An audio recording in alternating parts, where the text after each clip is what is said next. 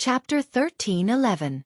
Niu Jinda turned his head and saw Niu Jianghu running towards them with only one leg. Behind him, there were also a few young maidservants with red faces following closely behind him. Niu Jinda scolded them. Don't run around if your leg is not good. What if you make Fengzi worried? It's okay. I want to see Fengzi's courtyard.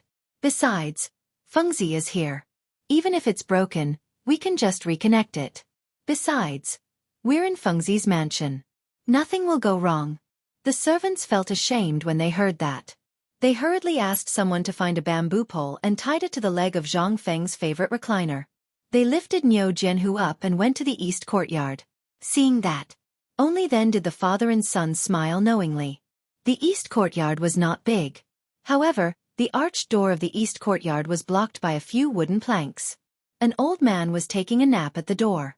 However, when the old man heard the clamor, he didn't wake up from his stupor. However, after glancing at the few of them, he continued with what he was doing, not even sparing them a glance. He had been in Zhang Feng's mansion for a month. During this month, everyone in the mansion knew about this place. No one dared to barge in. Therefore, he thought Niu Jinda and the others were passing by and going to the pavilion in the middle of the lake. However, he was wrong this time. Niu Jinda and the others went straight to the old man. When they saw that the old man was still taking a nap, the servants were annoyed. Hey, old man, open the door. Master's guests are going to the courtyard. The old man woke up with a start. He rubbed his sleepy eyes and carefully whipped Niu Jianghu. After making sure that master was not around, he changed his position and continued to take a nap. Niu Jinda was put in a difficult position. It was not easy to solve the problem in front of him. He did not expect that the old man here would be so difficult to deal with. The servant also seemed to feel that he had lost face. With a cold face, he glared at the old man and said, "Old master, I've received orders from the master to bring the honored guest. Ask old master to personally tell this old man.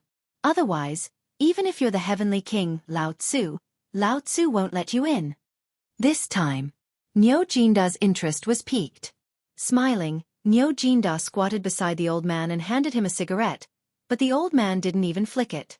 Niu Jinda still squinted his eyes and just changed his posture. The corner of Niu Jinda's mouth twitched in anger. This plan didn't seem to work. Sigh. Grandpa, Fengzi is busy with the autumn planting on the mountain now. If it weren't for something, Fengzi would have come down with me. Do you know why I came here directly this time? Why? The old man's interest was also piqued. He wanted to see what kind of lie this guy was going to weave. Back then, Fengzi had said that other than him, no one was allowed to enter. What was this? This was an order. This old man had lived for more than half his life. What kind of battle had he not seen? Just this? He wanted to lie to him? This was all rubbish. He had played with the leftovers. After all, he had been at the bottom for his whole life. If he couldn't learn this, he could only starve to death. Niu Jinda was also in a dilemma. Why was this old guy so stubborn? Out of desperation, he was about to use force. After all, this was the last step. However, at this moment, Niu Jianghu sighed sadly and said, "Aya, Fengzi, you should come back. Look at how we've been bullied when you weren't at home. If others were to know about this, they would think that everyone in your residence is such a bully. And do you have to do this? In order to let the people of the world have enough to eat, you don't even want your home? We just listened to you and came back to the East Court to get some things. Look, what are these? I told you to come back, but you didn't listen. Now this is great." Hearing this, Niu Jinda's eyes turned and said, "Isn't that so? This kid even said that there's something in the East Court that can comfort the people of the world and asked us to come and see it." Sigh. Fine. Let's go. We don't have this blessing, son. Hearing this, the old man finally opened his eyes. He was a little hesitant. It was reasonable to say that Zhang Feng had told them more than once before. This was a secret that ordinary people were not allowed to disclose. Moreover, in the family, only the 3 old men and Zhang Feng knew about this. But now, how did the 2 of them know? If they continued to make trouble like this, what would happen? Hurriedly, the old man sighed and said, "Forget it, I'm just going to do something. It's not like I'm not letting you in. Do you have to do this? Also, The thing that you said is related to the safety of the world's people is not here. There are only some precious flowers and plants. If you're talking nonsense, I'll report it to the family head. This time, everyone couldn't help but be stunned. Instead, they felt that there was something shameful in this courtyard. At this time, Niu Jinda was even more certain that there must be some secret in this courtyard. However, at this time, it was accidentally exposed by him and his son. He hurriedly said, "Oh, this is not a joke. Don't think too much, this is a joke. Haha, joke. Let's go in and take a look. What's wrong with that?" Chapter 13:12. No way. However, the old man was very stubborn. He stared at the crowd indifferently and said, "Master said to let the two of you in, but he didn't say to let them in. Besides, if you step on the flowers and plants, you can afford to pay for it, but can they? Don't you see that even I don't dare to go in casually? Isn't it because I'm afraid of stepping on these things?" Niu Jinda slapped his forehead and said, Yes. Fengzi said that the reason why he didn't let us in was that he was afraid of stepping on the snow lotus that only exists on Tianshan Mountain. Fengzi also said that this thing was given to Xiaohu to treat his leg. I was in a hurry just now and forgot about it. Ha, sorry. Everyone. Niu Jinda clasped his fists. Only then did the crowd leave in shock.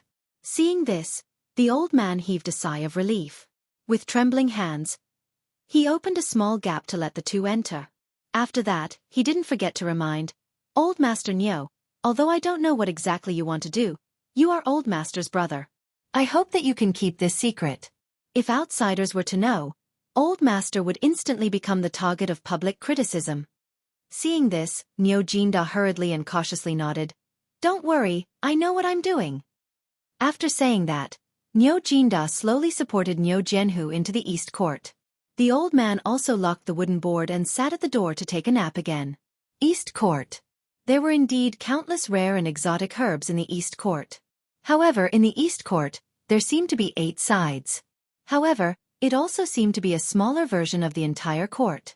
It was also divided into 4 areas: north, south, east, and west. These 4 areas were separated by waterside pavilions and flowing water. The entire East Court looked more elegant. However, in the depths of the East Court, there was smoke rising from time to time. This made Niu Jinda and Niu Jianhu look at each other and quicken their steps. Previously, they had only vaguely guessed. However, after talking nonsense just now, they did not expect this old man to be really afraid. That was to say, the secret of this court was really the cultivation location of the thing that could multiply the production? With this thought in mind, the two of them couldn't help but speed up. Although the east courtyard wasn't big, the winding paths and waterside pavilions allowed the two of them to vaguely see through the gaps between the bamboo forest and the rare herbs. But a moment later, the two of them finally walked out of the garden. What entered their eyes made them flabbergasted. In the innermost part of the innermost row of houses in the east courtyard, where the sun shone the brightest, there was a straw shed that did not fit in with the environment. It attracted their attention. On one side of the straw hut, a large stove was burning fiercely. A pot of water was boiling in the pot, and steam was rising in spirals. However, the 2 old men seemed to be used to this. Instead, they were squatting in the corner, smoking and chatting. At this moment, an old man turned his head and saw Niu Jianhu in a white robe. He hurriedly became alert and asked, "Who are you? Who let you in?" As they spoke, the 2 old men hurriedly picked up the grass on the ground and desperately tried to cover something behind them. The sharp-eyed Niu Jinda instantly noticed the wooden trough behind them, as well as something he had never seen before. It was as tall as a chopstick. Niu Jinda was secretly shocked. This wasn't wheat. What was this? But this wasn't the time to think about this. He smiled and said, "Don't worry, we are Fengzi's brothers. This time, we came on Fengzi's instructions. We didn't come for any other purpose. We just came to see that thing." Niu Jinda pointed to the thing behind them. The 2 old men looked at each other and hurriedly said, "What is it?" "There's nothing here except flowers and plants. You can go." Phosphate fertilizer. Fengzi is not free. He asked me and my father to see the phosphate fertilizer so that we can go back and tell him about it. Niu Jianhu's voice made the 2 of them let down their guard.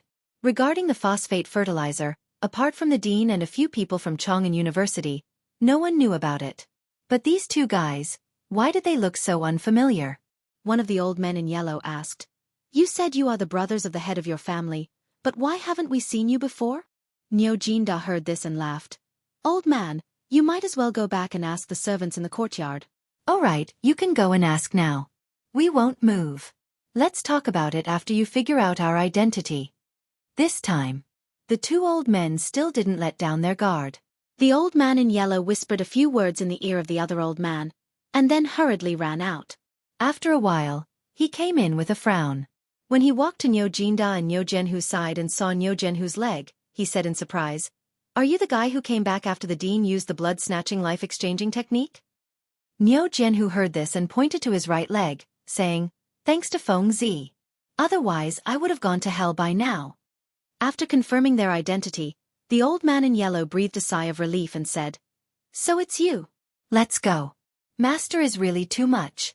He personally said that except for him, no one is allowed to come here. Why did he go back on his words? Chapter 13:13. At this moment, he was no longer on guard. Niu Jinda returned to his normal self. He chatted with the two old men and smoked. He didn't mention that matter at all. After seeing that the two old men were almost fooled, Niu Jinda looked curiously at the thing covered by the thatch and asked, Old man, what is this? Oh, this is... One of the old men was about to say something, but he was bumped by the yellow-clothed old man, and his voice was cut off. This made Niu Jinda a little disappointed. But at this moment, the yellow-clothed old man said, This is something that the old master got from a merchant in the western region. The old master didn't say what it was. He just asked us to take care of it carefully. It's been a month, and this thing has only grown to this extent. While speaking, the yellow-clothed old man carefully lifted a potato sprout. Niu Jinda and Niu Jianghu immediately surrounded him. After looking around, they really couldn't find what this thing was. Anyway, this thing was definitely not food. They couldn't help but feel a little disappointed. But he inadvertently saw a little white thing on the wooden trough. Niu Jinda asked, This thing, has it always been phosphate fertilizer? The yellow-clothed old man nodded and then shook his head. No, this phosphate fertilizer was made by the old master a few days ago. It was only used a few days ago. Then may I ask, old man, is this thing a medicinal herb? The potato sprout was green and had a dark green color. However, his strange appearance was somewhat similar to those of those exotic plants and medicinal materials. As for food, forget it. They were also experienced and knowledgeable people. When had they ever seen such food? They were a little disappointed. The yellow-clothed old man took advantage of the situation and said, Yes, I heard that this thing seems to be a kind of medicinal herb, but the old master didn't say what it is. When we picked the yellow leaf before, we tasted it. It didn't have much taste. It was sour and numb. Niu Jinda was surprised when he heard that. Seeing that, the old man carefully squatted in front of the exposed potato sprout and looked at it again and again. Finally, he picked a slightly yellow leaf at the bottom and handed it to Niu Jinda, saying, You don't believe me? Have a taste. Niu Jinda really didn't believe it. He took the potato leaf and tasted it. It was really a little numb, and there was a bitter taste. What kind of food was this? This was clearly a medicinal ingredient, all right? Niu Jinda couldn't help but feel a little disappointed. He also wanted to leave. After all this time, what kind of secret did this kid have? This trip could be considered a waste. When the time comes, if that brat knew, he would fly into a rage and dig a hole in his nose. But what else could he do? Niu Jinda, who was once again disinterested, chatted with the two old men for a while before he got up and left. After Niu Jinda and the other man left, the two old men heaved a deep sigh of relief. After looking at each other, the yellow-clothed old man hurriedly said, I keep feeling that something is wrong with this matter. You keep an eye on it. I will immediately go up the mountain to ask about the situation. All right, go and come back quickly. I'm afraid that I won't be able to deal with those two if they come back later. Just now, the old man had almost told them about the potatoes. If the yellow-clothed old man hadn't reacted quickly enough, he would have died.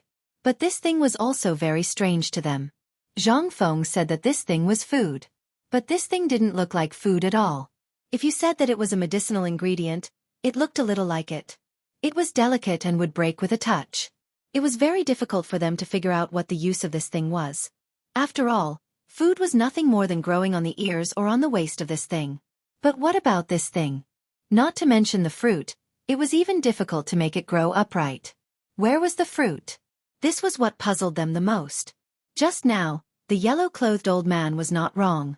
Therefore, the yellow-clothed old man tore off a piece of potato leaf and let the old bull taste it. This leaf was still in Niu Jinda's hand at this time. He also couldn't figure out what this thing was. If he said that the two old men were lying, it was not to the extent that he had seen many Zhuang family, whether it was in the Tang dynasty or in the extraterritorial region. But there was really nothing that was exactly the same as this thing. Most importantly, this thing didn't look like food at all. Could it be that we made a mistake? Niu Jinda sighed and looked at Niu Jianghu. Niu Jianghu glanced at the big leaf in Niu Jinda's hand and said, "Why don't we go to Lord Feng's mansion now?" "No." Niu Jinda shook his head and said, "Now is not the time. We can go to Old Hei's mansion in the evening and ask. If we go rashly now, do you think that group of old guys will say anything? Then what should we do?" Niu Jianghu was also in a dilemma. Niu Jinda stopped and looked at the gurgling water. Suddenly, he smiled and said, "It's okay. You go back to the mansion now and plow all the fields in the mansion that can be cultivated. Also, take out all the savings in the family and buy land for me. If it's still not enough, go and borrow some for me." Niu Jinda stared at the flowing water with shining eyes and said excitedly, "I have a feeling that something big is going to happen this time. The more fields we have, the better." Chapter 13-14. In Duke Liang's mansion. At this time, several people began to tremble violently. It was as if they were drunk and had a headache. This was because they were so excited. After knowing what happened on the mountain yesterday, they couldn't wait to go home and take out all their savings to buy land. This time, Zhang Feng was really generous. Not only did he really use the phosphate fertilizer for the autumn planting, but he also tinkered with something that could produce phosphate fertilizer without being poisoned. The most important thing was that the method of selecting seeds was simply unheard of. If this thing was really as Zhang Feng described, then with the phosphate fertilizer, the yield per mu could reach 1,000 caddies.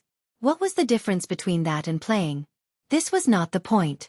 The point was, at this time, they were all urgently selling the excess land in their hands. Everyone couldn't help but have an impulse to beat themselves to death. They also had an impulse to beat Feng Xianling to death.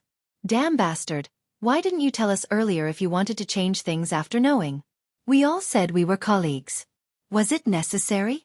But Feng Xianling seemed to enjoy the atmosphere at this time. He said with a smile, Everyone, don't be impatient. I believe that the Emperor will summon us tomorrow. It's not too late to go back and arrange everything tonight. You've been sitting here for 4 hours. If you don't eat before leaving, wouldn't it be said that I, Feng Xianling, don't know the ways of the world? Come on, prepare the banquet." Wait. Zhang Sun Wuji was the first one who couldn't sit still. After all, he had the most land here. This time, if the emperor really knew about this, once he came to find them, he would definitely take back part of the land. After all, he had complained about this to Empress Zhang Sun yesterday. What if the empress had really said something to the emperor last night? Then now, how could he sit still when he thought of this? Feng Xianling and the others naturally knew about this. They smiled and said, "This is easy. Someone, quickly bring me a brush and ink."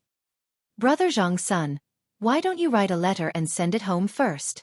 Isn't it the same?" Zhang Sun Wuji thought about it and agreed. He sat down with a clear conscience. When everyone saw this, they picked up their brushes and ink and sent a letter back to their families. Just as everyone was preparing for the banquet, there was a sudden commotion at the entrance of the Duke Liang's mansion. A moment later, Feng Xuanling's servant hurried into the living room. Feng Xianling frowned slightly. "Didn't I tell you? I have important matters to discuss with the dukes. Can I not disturb you?" "Master, His Majesty. His Majesty is here." "What?" Hearing this, everyone stood up in unison. He looked at the servant in shock. When Feng Xianling heard this, he asked in disbelief, "Are you telling the truth?" "Yes." Now little Gizi's father-in-law is at the door. He said it himself. This time, everyone couldn't help but change their expressions. "What should we do?" The few of them couldn't help but wonder why the emperor came here at this time. However, there was no need to think about it. It must be because of this matter. They didn't dare to delay. They hurried out of the living room and went to the yard to meet the emperor. When they arrived, Li Shimin, who was wearing a purple robe and waving a folding fan, had already entered the mansion. When they saw this, they hurriedly bowed. Li Shimin said lightly, "That's enough.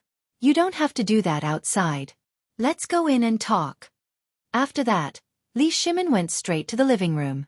As soon as he entered the living room, Li Shimin couldn't help frowning slightly. He asked, "Looking at the smoke and dust in the room, you seem to have been here for a long time?" As he spoke, Li Shimin took out a white object from his bosom under the astonished gazes of several people, and hung it on his mouth and ear. They had seen and heard of this thing. This thing was called a mask. It was made by Feng Zi. It was also because of this thing that the extraction of phosphate fertilizer was faster. It wouldn't poison people. Li Shimin looked at everyone. After sitting down, he waved his hand and said, "Sit down." After they sat down, Li Shimin looked at the cigarette butts all over the floor. He originally wanted to smoke, but after thinking about it, he didn't. He asked, "I think you all should know what happened on the mountain, right?" They didn't know what to say. They just giggled. How could Li Shimin not know? He just sighed and said, "Originally, I wanted to reduce your burden when I came back this time. Last night, the Empress told me that you were under too much pressure and asked me to reduce your burden." Zhang Sun Wuji's face froze. He didn't dare to speak. Speaking at this time was completely asking for death. How could Li Shimin not see through their thoughts? There were no fools here.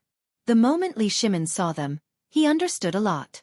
At this time when he saw their expressions, how could he not know that they knew everything? Alas! Forget it, forget it. Let's talk about this matter. Minister Feng, what do you think of this matter? Also, I heard from Feng Zi that you went to the field outside the city to eat soil with him. Is this true? Chapter 13:15. It was inevitable that Feng Xianling would be embarrassed to talk about this at this time, but Li Shimin did it on purpose. He was a little angry about it. After all, such a big thing had to be hidden from him. How many things did he not know? Moreover, he had bumped into him today, causing his wishful thinking to fall through. How could he not vent his anger? Feng Xianling and the others were very clear about it. At this time, hearing the emperor's question, he had to say, "Your Majesty, I was going to report it to Your Majesty. But on the one hand, the ceremony is coming soon, and Fengzi is just talking about it. So, I didn't take it seriously. I thought that after everything was clear, I would report it to Your Majesty. We have come here precisely to discuss this matter. After all, this matter concerns the fate of my great Tang, and any mishap would be a disaster for the people of the realm. After all, although I heard my son speak of this matter last night, it is simply too absurd. Thus, this old subject has come today to ask my lords about it. But I didn't know that you didn't return to your mansion last night because of other things." Feng Xianling also cried out in grievance. What else could Li Shimin do? He could only twitch his mouth. "Well, it's true. When I was on the mountain today, I saw Fengzi do it myself. But at this time, the food is not enough. If we really do the seed selection at this time, the people will inevitably have a shortage of seeds. You all know the situation of my treasury. So, my dear ministers, I'll leave this matter to you." What could they say? They couldn't say anything. As long as the emperor didn't take back their fields, this was the lightest punishment. Li Shimin asked at this time, "Minister Feng, I want to ask you. Fengzi said that the soil was sour. Tell me, is what Fengzi said true?" Feng Xianling nodded. He recounted his conversation with Zhang Feng that day, the difference between the two soils after tasting them, and the new type of irrigation that Zhang Feng had mentioned. If Feng Xianling continued to hide the truth, then he would be the one who didn't know how to appreciate favors. After all, at this time, the emperor did not pursue the matter. He just wanted to ask about the situation that day. Who knew what that brat Zhang Feng said to the emperor on the mountain? After Feng Xianling finished speaking, everyone was stunned. Photosynthesis, irrigation in water, pesticides, and so on. These were all like heavenly books, leaving everyone dumbfounded. Only Li Shimin, who had a rough understanding of the situation, felt that it was very interesting. However, although Li Shimin still looked normal on the surface, his heart had long been set off a monstrous wave. What is this? This was the mountain river map that Fengzi had drawn for him. At first, when Zhang Feng said it on the mountain, although he felt it was a little unbelievable, he still didn't dare to believe it. But now, at this time, combined with what Feng Xianling and Feng Yai had seen and heard, Li Shimin couldn't help but believe it. Dear ministers, today Fengzi said that as long as we have a bumper harvest this autumn, the Tang dynasty will basically never enter an era of famine again. Do you believe it? Several people were silent. They didn't dare to make a decision easily. After all, this matter was too big. Li Shimin waited for a while. Seeing that no one spoke, he lit a cigarette. His hands trembled, and he didn't mind the smoke in the room. He slowly and fiercely smoked the cigarette. Today, when I heard for the first time that the grain that was originally 5 dam per mu could be increased to 10 dam per mu, I really wanted to. After all, you have seen that after years of war, not to mention the people, even the national treasury is empty at this time. Empty? Why do you think I want to go up the mountain every day? Do you know how long I sleep every day? Less than 3 hours. Every night, I would dream of thousands of wronged souls grabbing me and asking for a bite of food. I also dreamed that my brothers who had died in the war were questioning me why I didn't let their families have enough to eat. I am ashamed to face them. Only at Fengzi's place can I have a moment of peace and relaxation. But today, Fengzi told me that the prosperous era I dreamed of is at my fingertips. At this time, I am very doubtful whether this is a dream or real. Li Shimin spoke very calmly. However, everyone lowered their heads in shame. Even Yu Qigong and Chang Yaojin's shoulders were trembling slightly. But they still didn't dare to speak. After all, they had dreamed of what the emperor dreamed of. Li Shimin sighed again, looked at Wei Zhang and said, Prime Minister Wei, can you wake me up again? Tell me, is this true? Wei Zhang also choked. He knelt on the ground excitedly and cried, Your Majesty, all of this is true. This is true, not a dream. The good days of the Tang dynasty are coming. Chapter 13:16. Silence. A deathly silence. It was so quiet that a pin drop could be heard in the spacious living room. Everyone was waiting and pondering. But no one spoke. The sun was setting in the west, and they sat there until it was time for the lamp to be turned off. Li Shimin came back to his senses. Looking at the moonlight that lit up the whole hall, he said slowly, What's wrong? This is a good thing. Why do you all look so sad? I'm hungry. Prepare the food. His words were like an amnesty for everyone, and they all heaved a sigh of relief. And Feng Xianling hurriedly shouted, Come on, prepare it quickly. Forget it. I want to eat a bowl of noodles, a bowl of sour soup noodles. Sour. At this time, everyone wanted to vomit when they heard this word. But the emperor was here, and because of the darkness, Li Shimin didn't notice the strange expressions on everyone's faces. After a while, the lamp in the living room was finally lit. At the same time, a bowl of noodles with a strong sour smell was served. Li Shimin looked at the noodles and waved his hand. Come on, let's eat. This is good food. Back then While Li Shimin was recalling the good things of the past, on the other side, Niu Jinda and Niu Jianhu also quietly appeared at the gate of Feng Xuanling's mansion. Originally, Niu Jinda wanted to let Niu Jianhu go back, but this guy quickly went back to deal with the matter and then turned back. Niu Jinda had no choice. After all, they were already here. He had to take him with him and show off by the way. And also at this time, Xiao Gizi whispered in Li Shimin's ear, Your Majesty, General Niu is here. Li Shimin was stunned. Sure enough, he just remembered that Niu Jinda didn't seem to come this time. He asked in surprise, Isn't Niu Jinda recuperating? What is he doing here? When he asked this question, they couldn't help but be shocked. This old thing came this time. Could it be that he had also heard some rumors? Everyone's guesses were actually quite unreasonable. After all, the guards on the mountain were all veterans under him and Yu Qigong. Li Shimin also found it interesting and asked, You're saying that Niu Jianhu is here too? Little Gizi nodded in disbelief and said, Your Majesty, yes, and I walked over. At this moment, everyone in the hall was dumbfounded. They all knew about the matter of a cow breaking a tiger's leg. But how long had it been? Half a month? He could walk now. Even if a godly doctor had descended to the mortal world, he wouldn't be able to do that, right? Li Shimon's interest was also piqued. He asked, "Are you sure he walked over like a normal person?"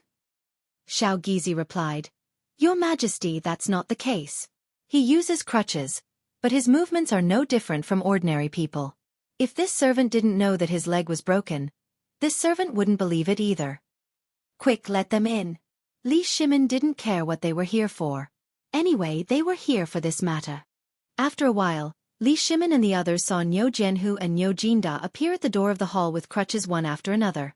"Niu Jinda and Niu Jianhu pay their respects to your Majesty." "Rise, Jianhu. Come forward quickly and let me see your leg." Li Shimon was completely attracted by Niu Jianhu's leg at this moment. How could he remember anything else? Niu Jianhu heard this and looked at the other dukes in the hall.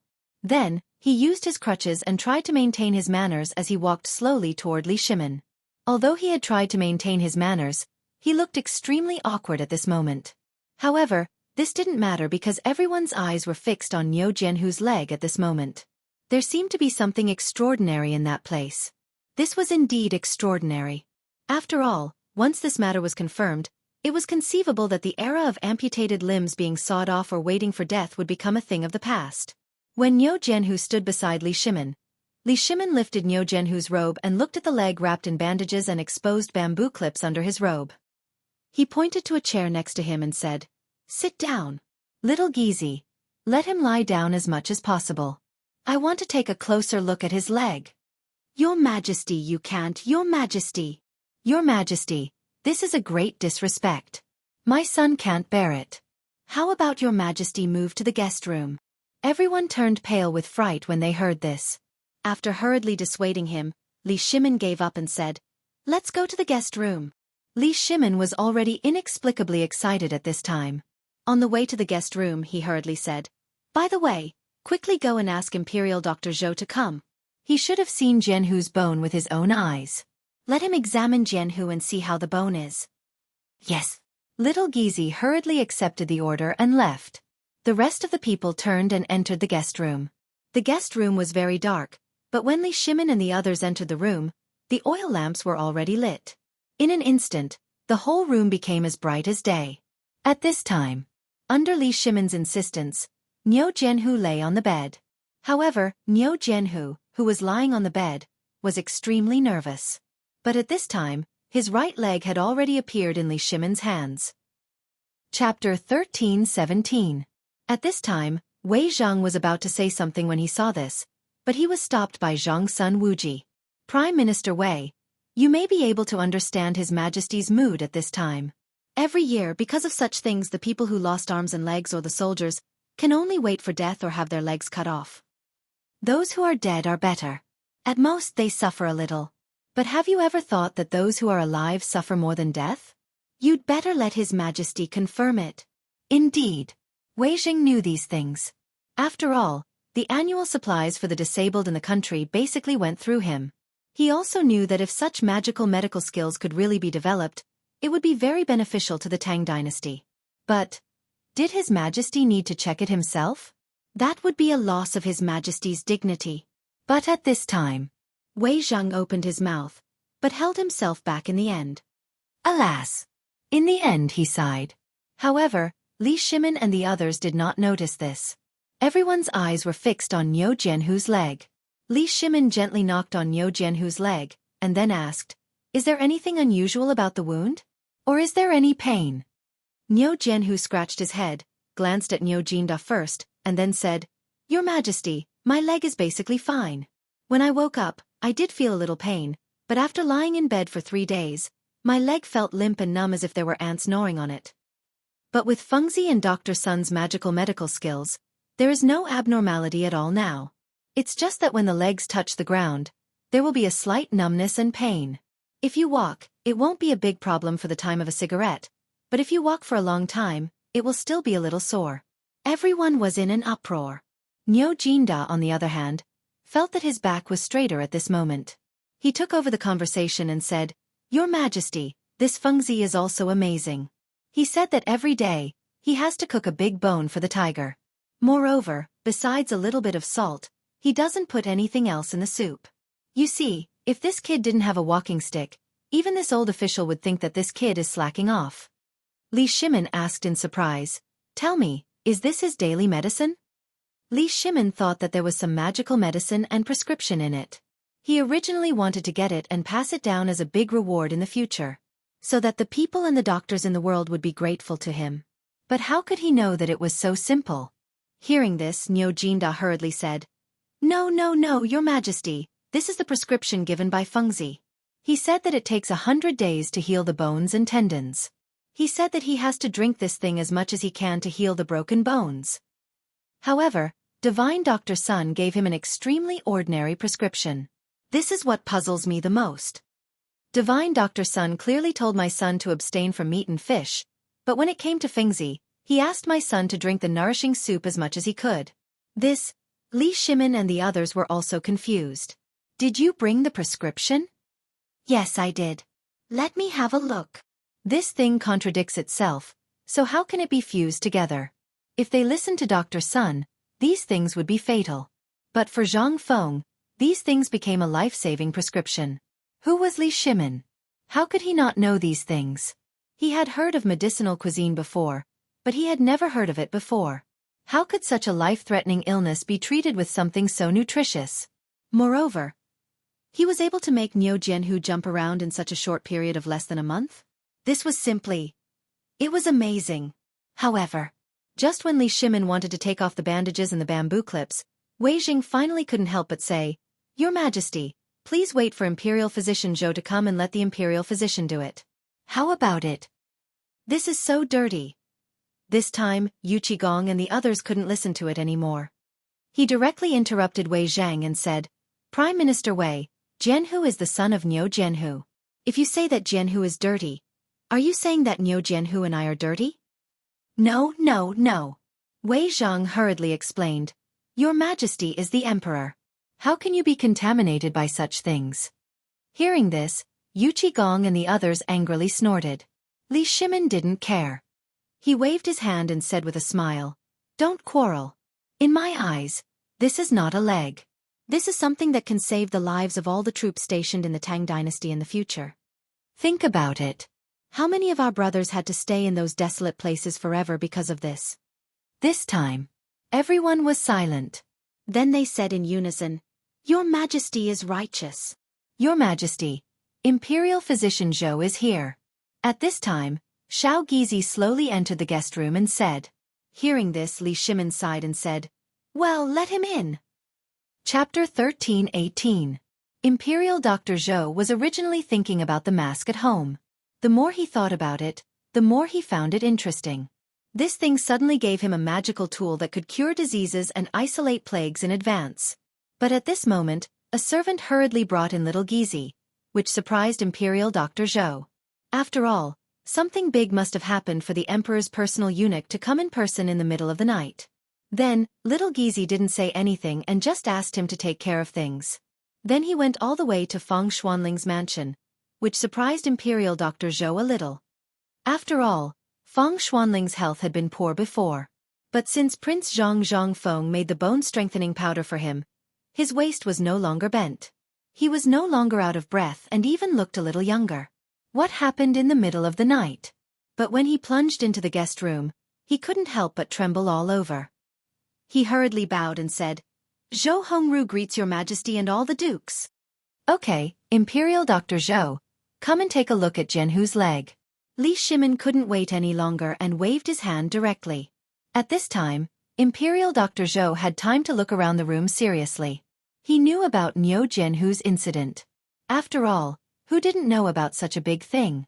Moreover, this matter had alarmed all the great Confucians of the medical world of the Great Tang, but the mountain was too heavily guarded, and no one was allowed to go up. They could only send letters to Divine Dr. Sun to ask for advice. But, even so, everyone wanted to know whether Niu Jianhu's leg was really broken and exposed on the street or it was a lie. After all, the bone was crooked and exposed. Moreover, it had been exposed for 3 days. Even if a pig's bone had been exposed for such a long time, it would have rotted long ago, let alone a living person's leg. Although he had witnessed everything with his own eyes and participated in it, even so, he still felt that it was a dream. In the blink of an eye, almost a month had passed. Since Niu Jianhu returned to the mansion, there had been no news about him. This made everyone mistakenly think that it was a rumor. Even he felt that all of this was fake. However, was this fake? No, this was real. At this time, how could Imperial Dr. Zhou still care about his identity? He knelt beside Niu Jianhu's bed and carefully removed the layers of gauze according to Niu Jianhu's instructions, revealing rows of bamboo clips. At this time, although there was some blood in the gap of the bamboo clip, there was a strange smell like wine in the blood. Imperial Dr. Zhou couldn't help but ask, "What is this?" Niu Jianhu scratched his beard and said, "You've seen this before. It's alcohol. Fengzi said that we have to make some every day. He said that it's sterilizing and disinfecting. I don't understand. You're an imperial physician. Tell me, what is this magical thing? Why does it smell like wine? If it weren't for Fengzi's strict order not to drink, I would want to try it." Imperial Dr. Zhou's face turned black. How would he know what this thing was? But Li Shimin didn't think so. After all, Imperial Dr. Zhou had witnessed the healing of Niu Jianhu's leg with his own eyes. Wasn't this thing something that he had to study every day? He asked, "Imperial Dr. Zhou, I also want to know what this thing is." This. Imperial Dr. Zhou was in a dilemma. How would he know what this thing was? Even if he had heard of alcohol, how could he have a chance to get a little bit of it? But at this time the emperor asked so. If he dared to say that he didn't know, that would be the consequence. He was clear. He hurriedly said in a cold sweat, "Your Majesty, this alcohol. I'm also studying it. It's a good thing. As General Jianghu said, this thing can disinfect and sterilize. Without this thing, I don't think brother whose leg would have recovered so quickly."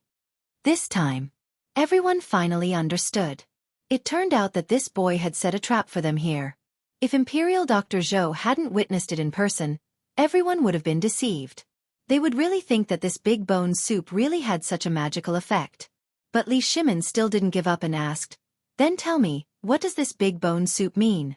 Why didn't Fengzi prescribe him any medicine, but let him drink this thing every day? God F*** King knows this. Damn boy, why did you do this?" Imperial Dr. Zhou wanted to cry but had no tears.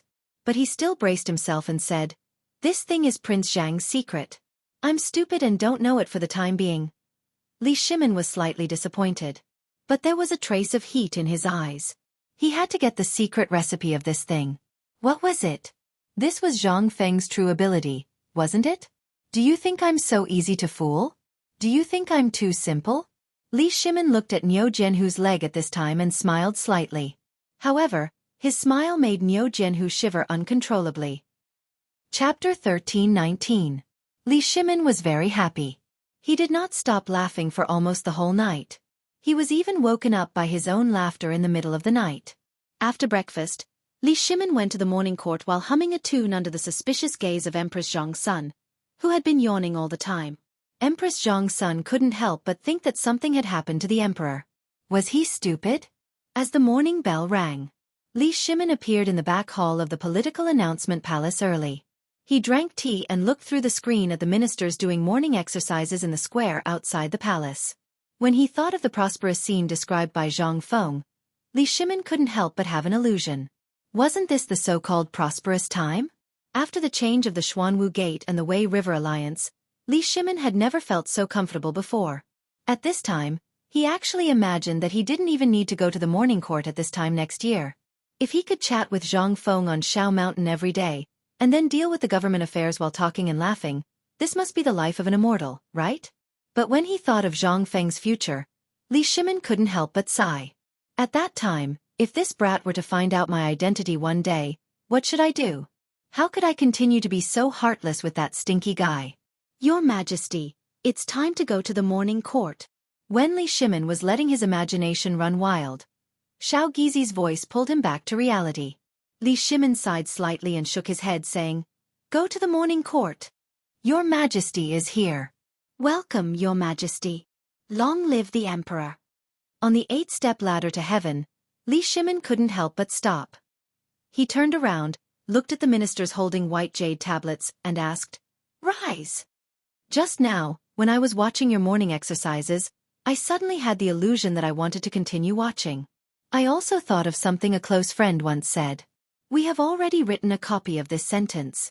Little Gizi, bring it up. Li Shimin waved his hand.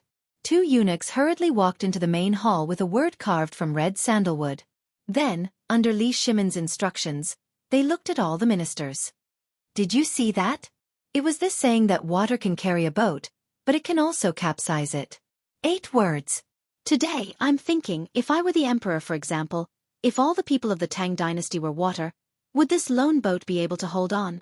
None of the ministers knew what the emperor wanted to say. But to be able to be here, which one of them was easy to deal with? The moment they understood this, many ministers hurriedly knelt and turned pale with fright. Your Majesty, we don't dare to say this. Our Tang dynasty will always be strong, and you are the emperor. How can you be a lone boat? It must be a big boat that stretches as far as the eye can see, Your Majesty. Li Shimin waved his hand. Indeed, if this small boat goes against the current, it will definitely capsize one day. That's why I need a group of helmsmen, and you are my helmsman, the helmsman of our Tang dynasty. We obey the emperor's order. Everyone loudly said in unison. No one understood what the emperor wanted to do. Even Wei Zhang and the others didn't know what the emperor wanted to say today. Li Shimin waved his hand and said, Later, Minister Feng, you are responsible for asking the Secretariat and the Ministry of Works to make 100 copies of this calligraphy and give them to each of you. Before, everything in our Tang dynasty was proceeding in an orderly manner, and we could even see a trace of a prosperous era. But it was an insignificant drought. Who would have thought that such a plague of locusts would break out? And there was such a serious famine after the plague of locusts? Although this matter has passed, you should have seen that the Achilles heel of our Tang dynasty is food. You should have heard about what happened to General Niu earlier, right? Someone deliberately embezzled the ironware that the people urgently need for autumn planting. What is this? Although it seems to be targeting the people, in fact, each of you here has at least hundreds of acres of fertile land in your family, right? This time, Wei Zhang and the others seem to have realized something. But at this time, even he dared not say anything. If the emperor used him as an example, then. So at this time, they all closed their mouths tightly and pretended to be contemplating. Li Shimin glanced at the crowd and then said, The night before the autumn planting worship ceremony, Empress Zhang's son received several people who wanted me to take back the fertile land that I had previously rewarded. I won't name names here because I know your pain. But today, I will give you one more chance. After I finish this matter, if anyone still wants to take back the land, I don't care who it is, I will allow it. At this time, everyone was dumbfounded. At this time, the fertile land had long been a sore point for all the ministers. But why did the emperor say such inexplicable words as soon as he came to court today? At this time, an old minister in a purple robe stepped forward and said, Hi Kong Ingda, have a report to the emperor. Li Shimin smiled slightly. He waved his hand and said, My dear minister, don't be impatient. Wait for me to finish, okay? Chapter 1320. Who was Kong Ingda? He was an important official of the Shandong landowning households in the imperial court. He was deeply trusted by Li Shimin, but because of the mysterious hand behind the scenes in the current situation, Kong Ingda became suspicious. Li Shimin could not help but be slightly wary and suspicious of Kong Ingda. He hadn't said anything yet, but Kong Ingda had already jumped out. What did that mean? It meant that he was guilty. However, Li Shimin wasn't in a hurry. He wanted to bait slowly. Li Shimin looked at Kong Ingda lightly and said with a smile, Mr. Kong, this matter is related to your lives. Do you want to wait for me to finish speaking and then talk about it, or do you want to talk about it now? Kong Ingda hesitated. He still wanted to say something, but at this moment, Feng Xianling interrupted Kong Ingda and said, Kong Kong. Kong Ingda glanced at Feng Xianling and sighed. He didn't say anything. Li Shimin glanced at Feng Xianling and said, Fine, you go first. After that, Li Shimin sat on the dragon throne and narrowed his eyes. No one knew what he was thinking. Kong Ingda saw this and said, Your Majesty, I want to impeach a few people. Hearing this, everyone was in an uproar. Li Shimin seemed to have predicted this. He waved his hand and motioned for Kong Ingda to continue.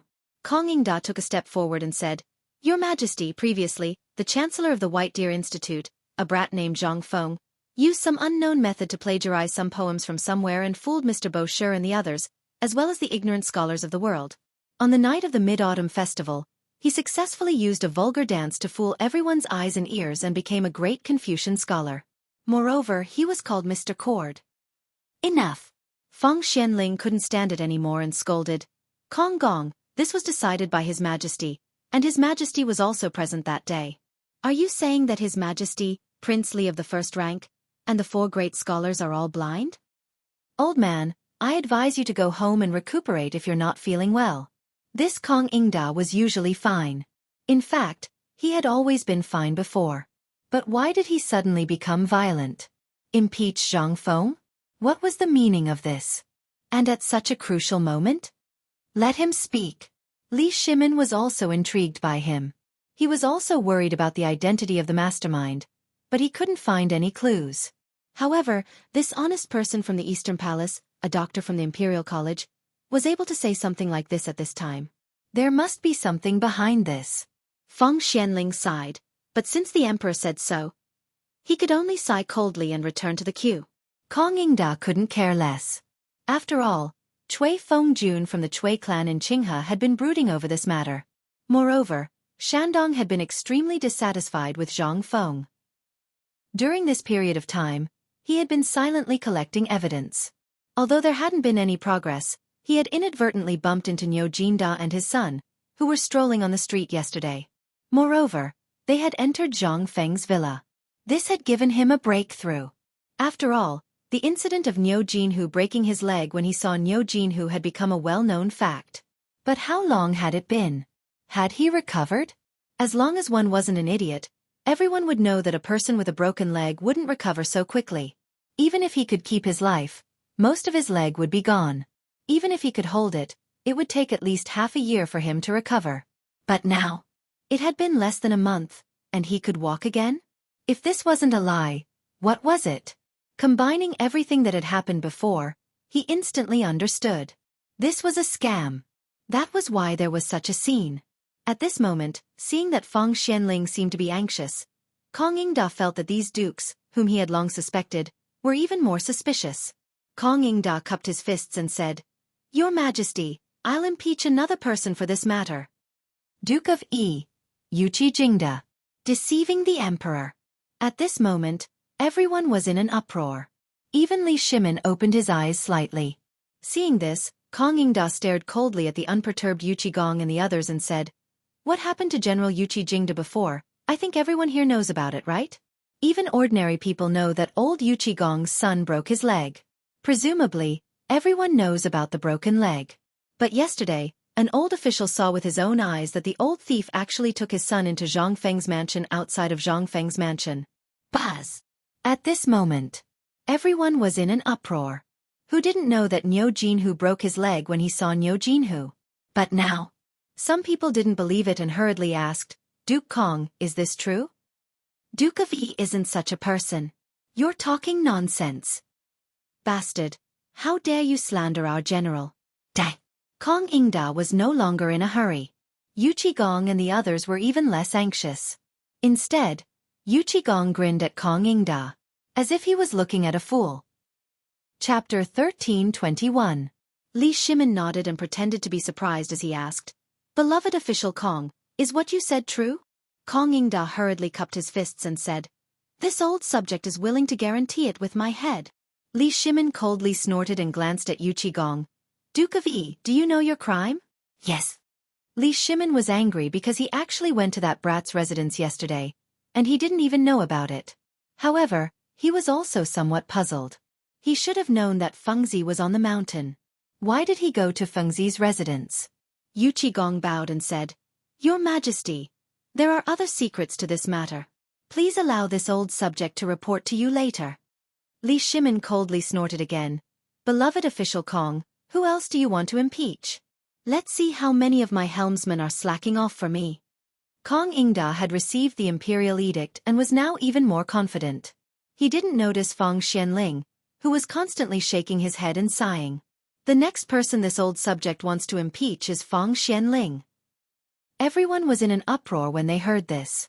Not even Master Feng was let off?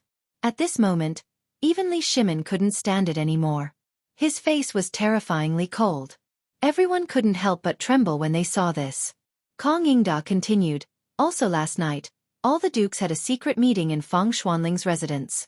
Moreover, Fang Xuanling's residence has been wantonly purchasing land during this period of time, even borrowing money to buy it. Not only that, all the dukes who participated last night also wantonly purchased land last night and this morning. The third person this subject wants to impeach is Imperial Physician Zhou of the Imperial Hospital. As we all know, this white thing can only appear in funerals, but since Imperial Dr. Zhou went to the Crown Prince's mansion a few days ago, his mouth has been covered with this thing.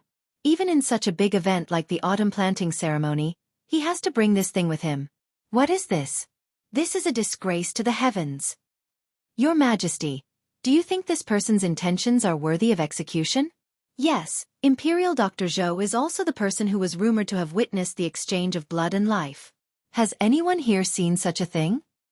Even the four great Confucian scholars and divine Dr. Sun are deceiving the people of the world at the same time. This old subject would like to ask, what crime do you all commit? As a general of the Tang dynasty, you, Jinda, don't think about the national affairs. Instead, you conspire with those people to deceive the whole world. What crime do you think you deserve? I heard that you went to Mount Longsho and were mysteriously poisoned. May I ask if the poisoning was fake and the crime was covered up? This time, even Wei Zhang couldn't stand it anymore. He looked at Kong Yingda coldly and said, Kong Yingda, have you caused enough trouble? Kong Yingda was stunned. He looked at Wei Zhang in surprise and said, What's wrong, Prime Minister Wei? Are you angry from shame? Although you usually have an upright image, the old man saw it clearly last night. Wei Zhang sighed and said, Kong Yingda, since you have seen it, don't you think of something? How can you make such a fuss here? This matter. At this time, it had already caused an uproar in the court. Kong Yingda represented the power of Shandong, and what he said was too shocking. But who were Wei Zhang and the others? They were all the favorites of the current emperor. At this time, all the ministers shrank their necks and didn't dare to speak. Some of them even kept silent, only hoping that Kong Yingda wouldn't bring trouble to himself. At this time, Li Shimin just looked at them coldly. He also wanted to think about what Kong Yingda wanted to say.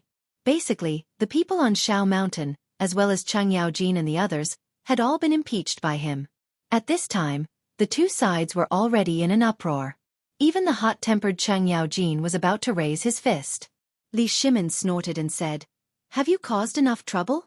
In an instant, everyone quieted down, but Li Shimin suddenly stood up and slowly walked down the 8-step stairway to heaven. He looked at the crowd and said, What Kong Yingda just said, we basically know about it. But the cause of all this seems to revolve around White Deer College's Jianghu. I would like to ask all my beloved subjects, which of your manners has a child in White Deer Academy? Those who are, step forward. In an instant, after a short moment of hesitation, more than 30 to 40 people stood to the side one after another. Then, Li Shimin took out a piece of white paper from the table and asked, We are asking, who is using this piece of white paper? Stand to the left of us. At this time, almost everyone in the court stood to the left of Li Shimin.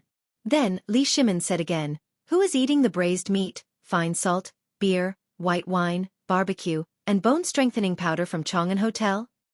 At this time, the entire hall instantly became silent. Li Shimin stared coldly at Kong Yingda and said, Kong Yingda, on our table, there is still the memorial you gave us yesterday. It seems that thing is also a piece of white paper? At this time, Kong Yingda faintly felt that something was wrong. His face suddenly turned pale. Li Shimin clasped his hands behind his back and stared at Kong Yingda, saying, Then we are asking you, are you still satisfied with the bone-strengthening powder? Are you still satisfied with the white wine, beer, barbecue, and braised meat? How much of the banknotes in your pocket and the fine salt in the kitchen do you still have? We can tell you that these things were all made by Zhang Feng and Lord Zhang's son on the mountain. And we have tacitly approved of these things. Are you going to impeach us next? Yu Qigong couldn't help but shout, How dare you, Kong Yingda, do you know your crime? Chapter 1322. Kong Yingda panicked. He was aware of all these things. It was rumored that what happened on the mountain was approved by the emperor and arranged by the crown prince. He even knew about the imperial edict last time. But he always thought that it was the young masters who fooled the emperor, and that the emperor should be displeased with it. Besides, there was nothing on the mountain that was taught by sage Confucius. Kong Yingda hastily withdrew a book from his pocket, and then he knelt down and said, "Your Majesty, this is what I obtained from White Deer Academy. It's something called a textbook that they teach, and practically every single one of the 3,000+ students on the mountain has one. Please have a look, Your Majesty." Li Shimin didn't even look at the booklet. Kong Yingda panicked and said, "There are many things in this textbook that go against the teachings of sage Confucius. In particular, there is a sentence in it that says the emperor is as guilty as the common people if he violates the law. This is an affront to the emperor's grace. Besides, he is a viscount and the head chancellor of the two academies. But he dared not to attend such an important event as the autumn planting ceremony. This is contempt for the emperor's power. Your Majesty. Your Majesty, think about it. In today's world, who can let a broken bone stand on the street? Besides, there is also the blood-exchanging technique. This is simply witchcraft. Your Majesty. Enough! Kong Yingda, are you still so stubborn? Feng Xianling was so angry that his whole body was trembling. How can you be so blind to such an obvious thing? Can't you see it clearly? Does it even need to be said? How can you be so foolish at this critical moment? Feng Xianling could roughly guess the emperor's intention at this time. He also knew about the invisible black hand that shrouded the Tang dynasty at this time. But how could he know that the emperor would jump out at this critical moment? After all, he had some interactions with Kong Yingda in the past, so he couldn't bear to do it. But at this time, seeing that Kong Yingda didn't know what was good for him, Feng Xianling couldn't help but get angry. This was clearly the instruction of the Shandong nobles. Otherwise, no one would say anything about him. But today, what was going on? How dare he be so bold? Could it be? What did Yu Qigong do in Fengzi's mansion yesterday that this old man saw? Feng Xianling couldn't help but glance at Yu Qigong, but when he saw that Yu Qigong's expression remained unchanged, he frowned slightly. Seeing this, Li Shimin shook his head and said, "After all, what Confucius said is for the sake of the Tang dynasty. This is understandable. But let me ask you, do you have any evidence?" "Yes." When Kong Yingda heard this, he immediately said, "As long as the emperor lets Niu Jianhu, Imperial Dr. Zhou, and the imperial doctors examine Niu Jianhu's legs in court, everything will be clear at a glance." "Good." Li Shimin nodded and asked again, "Minister Kong, have you thought it through?" Kong Yingda represented the Shandong nobles. Li Shimin didn't want to drag the Shandong nobles to the opposite side so quickly, so he warned him. However, Kong Yingda seemed to have gone crazy at this time. He said with certainty, "I have thought it through." When Li Shimin heard this, he sighed and said, "Since that's the case, summon Imperial Dr. Zhou and the imperial doctors of the Imperial Hospital to the palace. Summon Niu Jianhu to the palace. Today, I'll let you have a look." This time, even Li Shimin couldn't save Kong Yingda. Feng Xianling couldn't bear it. He sighed heavily and said nothing. After all, he asked for it. After a while, Zhou Hongru led a group of imperial doctors of the Imperial Hospital to the palace in a hurry. They knew about this on their way here.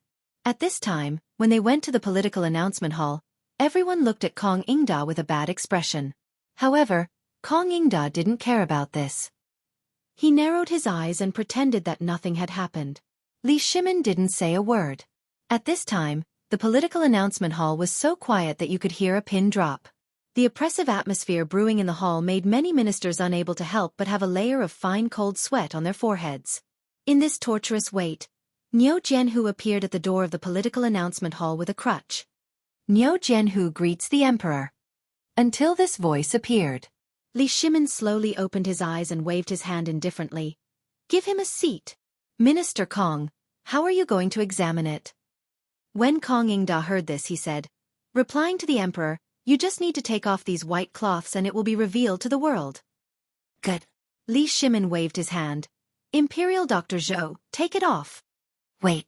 Kong Yingda hurriedly interrupted Li Shimin's words and said again, in order to prevent them from acting, this old minister thought. Li Shimin waved his hand impatiently. "Then I'll let you take it off personally, how about it?" How could Kong Yingda do this? Looking around, he pointed at one of the backup imperial physicians who belonged to the Kong family and said, "Let him do it." Li Shimin didn't want to look at Kong Yingda. He waved his hand and the imperial doctor of the Kong family hurried to Niu Jianhu's side.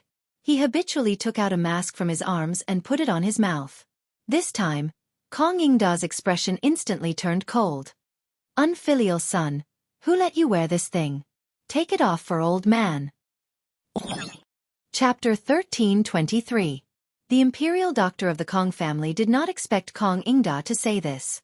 He glanced at the emperor and saw that the emperor closed his eyes and ignored this matter. Moreover, he was an imperial doctor, so he knew something about it. He quickly whispered, Kong Darren, this thing is a mask. It can effectively infect the textile virus. Infect what? This is just a leg injury. How can it be contagious? Give it to old man. Cough cough, Kong Darren, aren't you too meddlesome? This is the rule of my imperial hospital. Old man thought, you are not allowed to intervene in my imperial hospital's affairs, right? Could it be that you, Kong Darren, want to replace me? Enough, remove it for me. Li Shimon's cold voice made Kong Ingda behave. However, the imperial doctor was extremely aggrieved. He looked at the angry Kong Ingda in front of him and said, Kong Darren, you can ask around. Now all the imperial doctors in Chang'an City are using this thing. While speaking, the imperial doctor did not say anything. He quickly began to remove the bandage on Niu Jianhu's right leg. The bandage was very particular about the removal method. However, since Imperial Dr. Zhou saw Zhang Feng's magical method, he practiced with this thing every day after returning to the Imperial Hospital. Over time, the people in the Imperial Hospital knew about Zhang Feng's treatment of Niu Jianhu. They also knew about this operation. Everyone was curious about this bandage. There were so many ways to wrap it. At this time, the young Imperial doctor simply could not do anything to the bandage that was wrapped around Niu Jianhu's leg like a fish scale. However, under everyone's surprised eyes, the young imperial doctor skillfully pulled out a needle from the side and gently and quickly removed the bandage. This time, all the ministers were curious. After all, this was the first time they saw this thing. It took a lot of time to wrap the bandage. Niu Jianhu was also a little angry at this time. He also cooperated with that person's actions. After about a meal, the bandage was finally removed. In an instant, the dense bamboo clips and brand new bamboo clips appeared in front of everyone's eyes. The bamboo clips were boiled in water and the stubble was still brand new. At this time, Kong Ingda was even more certain of his idea. It was obvious that it was just done. At this moment, the officials looked at Niu Jianhu and Niu Jinda in confusion. They were not fools. Naturally, they could tell that it seemed to have been put up last night. Besides, didn't Kong Ingda just say that Niu Jianhu and Niu Jianhu went to Feng Xuanling's mansion in the end? Could it be that they had created this in Feng Xuanling's mansion? This was a great crime of deceiving the emperor. But when everyone looked at the emperor, they found that the emperor's expression remained unchanged. What was the meaning of this? At this time, the young imperial doctor glanced at Kong Ingda. After all, Kong Ingda was his elder. Although he was an elder, he was also from a side branch. However, because of Kong Ingda's status in the court, his status in the family had also risen. Moreover, he was able to come to the imperial hospital because of his relationship with Kong Ingda. However, Kong Ingda glanced at him coldly. It was this glance that made the young imperial doctor somewhat unable to bear it. But at this time, the emperor was also present. If he went too far, he would be dragged into the water.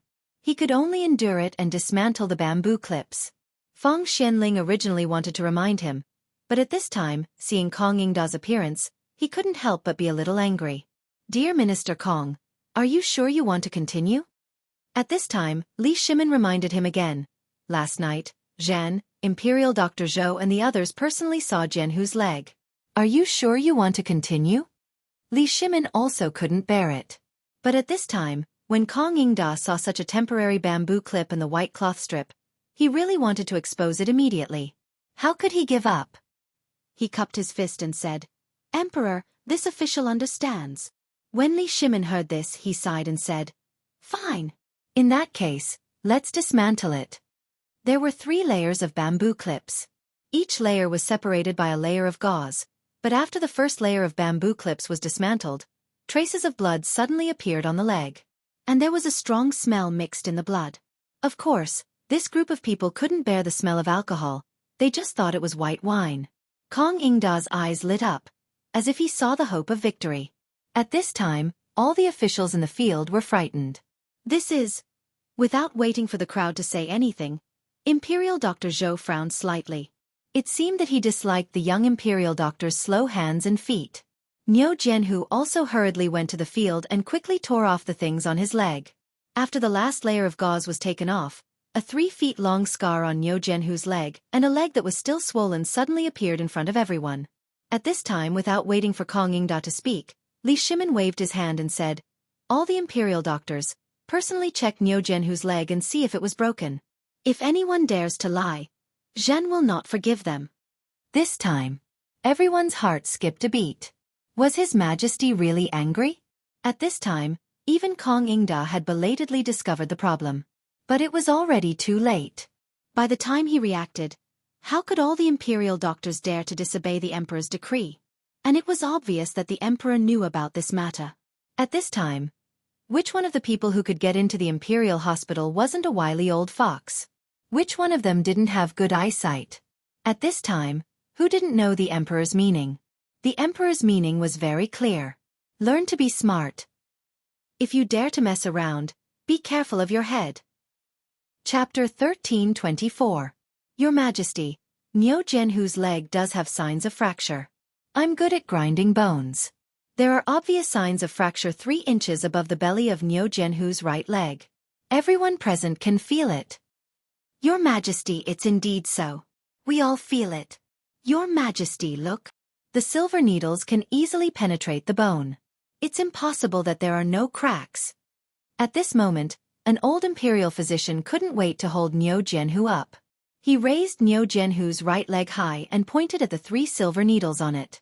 As he spoke, he pulled the 3 silver needles back and forth in Jianghu's grimacing mouth.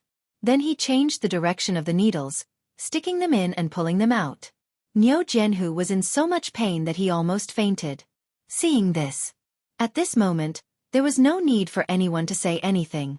Li Shimin waved his hand and said, "Okay, bandage him." Dear Minister Kong, do you still think that his broken leg is fake? If you still think his leg is fake, do you want me to break your leg now and let Zhang Feng fix it for you? What else could Kong Yingda say at this moment? He had already collapsed on the ground and fell into a daze. He was already in a daze at this moment. He couldn't figure out why. How could a broken leg recover so quickly?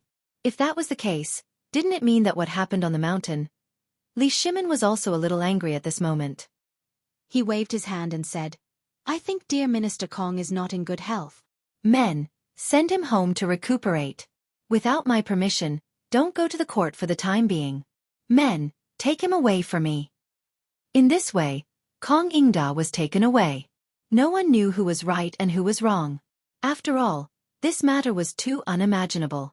Who would have thought that Zhang Feng's medical skills were so amazing that a person with a broken leg could walk with crutches in less than a month? This was simply a fantasy story, all right? But at this moment, it really happened in front of everyone's eyes. Everyone had no choice but to believe that it was true. Most importantly, many of them were very doubtful when they didn't see it in person today. But now, everyone's heart began to burn, as if they had seen something extraordinary. Li Shimin didn't give them too much time to think. After all, he had given them enough time before, and today's morning court had been long enough. Li Shimin said lightly, "You all saw what happened today, right? As for the mask, I believe that as long as you have been to Chang'an, you should be able to see it. Even I am using it now." What Minister Kong said earlier about General Niu going to look for an iron mine is something that General Niu is doing for the common people. However, as for the matter of him being poisoned, Niu Jijia, you should say it yourself. Hearing this, Niu Jinda bowed and said, "Your Majesty, I saw that the autumn planting season was coming, and the people in Chang'an were seriously lacking in ironware and other farming tools. Therefore, I wanted to share your burden and went there. But I didn't expect that I didn't know the iron mine. By chance, I got a mysterious thing and got poisoned." After Yu Qigong recounted everything in detail, Li Shimin said, "However, I know that this thing of yours, is it something that the boy named Zhang Feng on the mountain came up with?" Li Shimin didn't want to draw Zhang Feng out. But, at this time, the situation was not optimistic. The autumn planting couldn't be delayed any longer. And if the phosphorus fertilizer and seeds were delayed, how could it be promoted? Therefore today, Li Shimin had already pushed everything to Zhang Sun Wuji, as well as that old Li. He, on the other hand, had removed himself completely. After all, although he didn't want to hide his identity, it wouldn't be good if he exposed Fengzi like this. However, this matter must be spread out. Thinking of this, Li Shimin said, "Yesterday, I also went to Minister Feng's mansion. And it was because of this. Minister Zhang Sun and the others, in order to solve the food shortage problem, actually used some unknown method to create something called fertilizer. Of course, I heard that this thing was also created by Zhang Feng, right? How could Zhang Sun Wuji not know the emperor's meaning?" He hurriedly replied, "Replying to your majesty, it is indeed like this. This matter was told to this lowly official by a merchant surnamed Li. I heard that this brat named Zhang Feng has developed a fertilizer that can double the yield of all the fields. Moreover, I've carefully investigated White Deer Academy, and I've indeed discovered that one of the textbooks in the academy is something called physics. So I've made a bold decision and tacitly agreed to this research." Li Shimin heard this. He nodded and said, "Minister Zhang Sun has done well. This is a great merit that will last for 1,000 years. Minister, think about it. What do you need? I will reward you one by one." Reward? They wanted fields. But would the emperor give them? And most importantly, they wanted food. But the national treasury was even poorer than them. What did they want? Money? Forget it. They had a lot of that stuff too. Zhang Sun Wuji pretended to be righteous and selfless as he said, "To be able to share your majesty's burdens is this subject's duty. How would I dare to ask for any reward?" Li Shimin heard this and nodded with a smile. "Since that is the case, when this thing is really created, I will reward you all together." Li Shimin waved his hand and said, "Give the order to reward Chancellor Zhang Feng of White Deer College with 100 mu of fertile land." Chapter 1325. Today's morning court session lasted for 6 hours. By the time the court session ended, everyone was already dizzy from hunger. However, the court session this time caused ripples in the hearts of all the officials, especially after they learned that Zhang Sun Wuji had mentioned that Mr. Li had a close personal relationship with Zhang Sun Wuji. Moreover, the emperor really knew about Zhang Feng's matter. This was what shocked all the officials the most. Previously, they had vaguely heard from the imperial astronomer that the North Star had descended in Chang'an City. Moreover, they were all officials in the court. How could they not know about the matter in a small place like Chang'an City? Especially after the barbecue and beer were served, everyone heard a name. Zhang Feng. Previously, they had only vaguely guessed this. However, now that the emperor had vaguely mentioned it, and Zhang Sun Wuji had said it in the court session today, everyone was enlightened. Everyone was instantly enlightened. This man was none other than Zhang Feng. No wonder the emperor valued White Deer College so much. This was the real North Star descending. And this time, the most important thing that could benefit all of them was not the white paper, nor the braised meat, nor the new dishes, but the miraculous knowledge of White Deer Academy that Zhang Feng had created, as well as the miraculous medical skills that they had now. Furthermore, there was the land that the emperor had bestowed upon them previously, which had caused them so much pain. Today, if it weren't for that damned Kong Ingda, the emperor would probably have taken back some of their land without them knowing. However, Kong Ingda was a good person. He had helped everyone. As for himself, he was willing to be driven back by the furious emperor. No one would feel comfortable if this happened to him. After all, this was the emperor's private matter. The emperor was also a human and wanted to have some private property. Moreover, the emperor had originally wanted to take back some land from everyone. However, with Kong Ingda's interference, everything was ruined. It would be strange if the emperor wasn't furious. Therefore, the emperor decided to tell him about it directly. At this time, everyone was so excited, but the emperor had also given a strict order. If anyone dared to wantonly hoard land, all of their land and property would be confiscated. Although this only started after today's morning court session. Anyone could see that the emperor was favoring Zhang Sun Wuji and Feng Xianling, but what could they do? After all, he was a duke and had put in a lot of effort into this matter. If it weren't for them, they would still be worrying about the land in their hands. At this moment, all the officials were happily returning home to digest the good news. In the imperial study, Yu Qigong and the others were in trouble. Especially Yu Qigong. They watched the emperor slowly eat and drink. They were so hungry that they swallowed their saliva, but what could they say? He didn't even dare to fart. They all knew what the emperor was feeling at this time. They also knew why they were here. Let alone speaking now, anyone who farted first would be the target of the emperor's wrath. The emperor was waiting for this.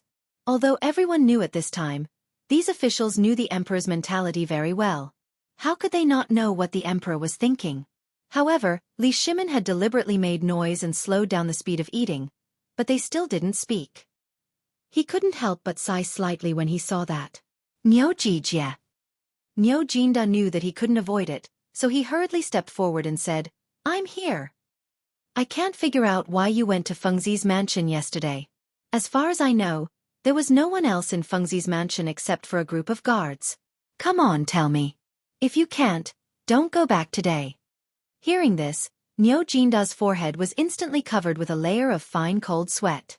Feng Xianling and the others glanced at Niu Jinda curiously and didn't say anything. It wasn't that they didn't want to say it, but they didn't dare to. This was also the reason why they were confused. After all, it was reasonable to say that there was a problem with this matter. You clearly knew that Zhang Feng was on the mountain, and with your means, you should have known that we were here. But you didn't go anywhere, but directly broke into Zhang Feng's mansion. It was impossible not to be suspicious. And the most infuriating thing was, you motherfucker, you even let Kong Yingda grab hold of your weakness. Why did you bring your stupid son out for a stroll when you had nothing better to do? Did you not feel comfortable lying at home? Now you feel better, right? Niu Jinda regretted it very much. But now that it had happened, it was nonsense to say anything else. He could only say helplessly, "Your Majesty, I'm innocent." Li Shimin was so angry that he almost laughed. At this time, you still want to play dumb? It's because of you, old bastard, that my plan is all ruined. Li Shimin chuckled coldly and said, "Then tell Zhen, where exactly are you being wrongly accused? If you can't give me a reason, then I really want to hear a few sounds in As Imperial study today." Chapter 13:26. In an instant, Niu Jinda couldn't stay calm. What was he doing? Hearing a sound? Swish. Niu Jinda hurriedly knelt down and said, "Your Majesty, yesterday this old subject originally wanted to take my son to thank Fengzi, but after thinking for a long time, I couldn't think of what to give to Fengzi. However, when I turned my head, I saw the Guangong Tu that your Majesty rewarded me, so this old subject." Niu Jinda spilled the whole story of how he went to Zhang Feng's residence yesterday, as well as why he went there and what he did there. The sound really scared him. After all, being hit by a plank was also a sound. The head falling to the ground was also a sound. He couldn't tell what the emperor was thinking, and this time the emperor was really angry. What's more, Kong Yingda, this old guy, basically exposed everything. No one would feel good if this happened to him. At this time, he didn't know whether the emperor was really angry or something else. This was what scared him the most. At this time, Li Shimin heard this and said with some surprise, "You mean, you extorted the Guangong Tu that you have been hanging at the gate?" "Yes, that's right. This is a life-saving grace. Moreover, it saved both our lives. But this old minister can't think of what to give. Money? That's too cliché. You can say that it's something else. There's nothing that Fengzi would like. So I thought about it and gave it to Fengzi. After all, Fengzi is a good brother, and this painting is suitable for him." Li Shimin was a little dizzy. He was thinking about taking advantage of this opportunity to get the Guangong Tu back. Now, it was in Fengzi's pocket. It was completely impossible to get it back now. He could only sigh and say, "Fine, fine. You gave it to him, but why did you give him this thing? And the most important thing is, why did you go to his mansion? You didn't really go there to give this painting to Fengzi, did you?" Feng Xianling and others were a little bolder at this time. Seeing the emperor's tone soften a little, they plucked up the courage to look at Niu Jinda with doubts.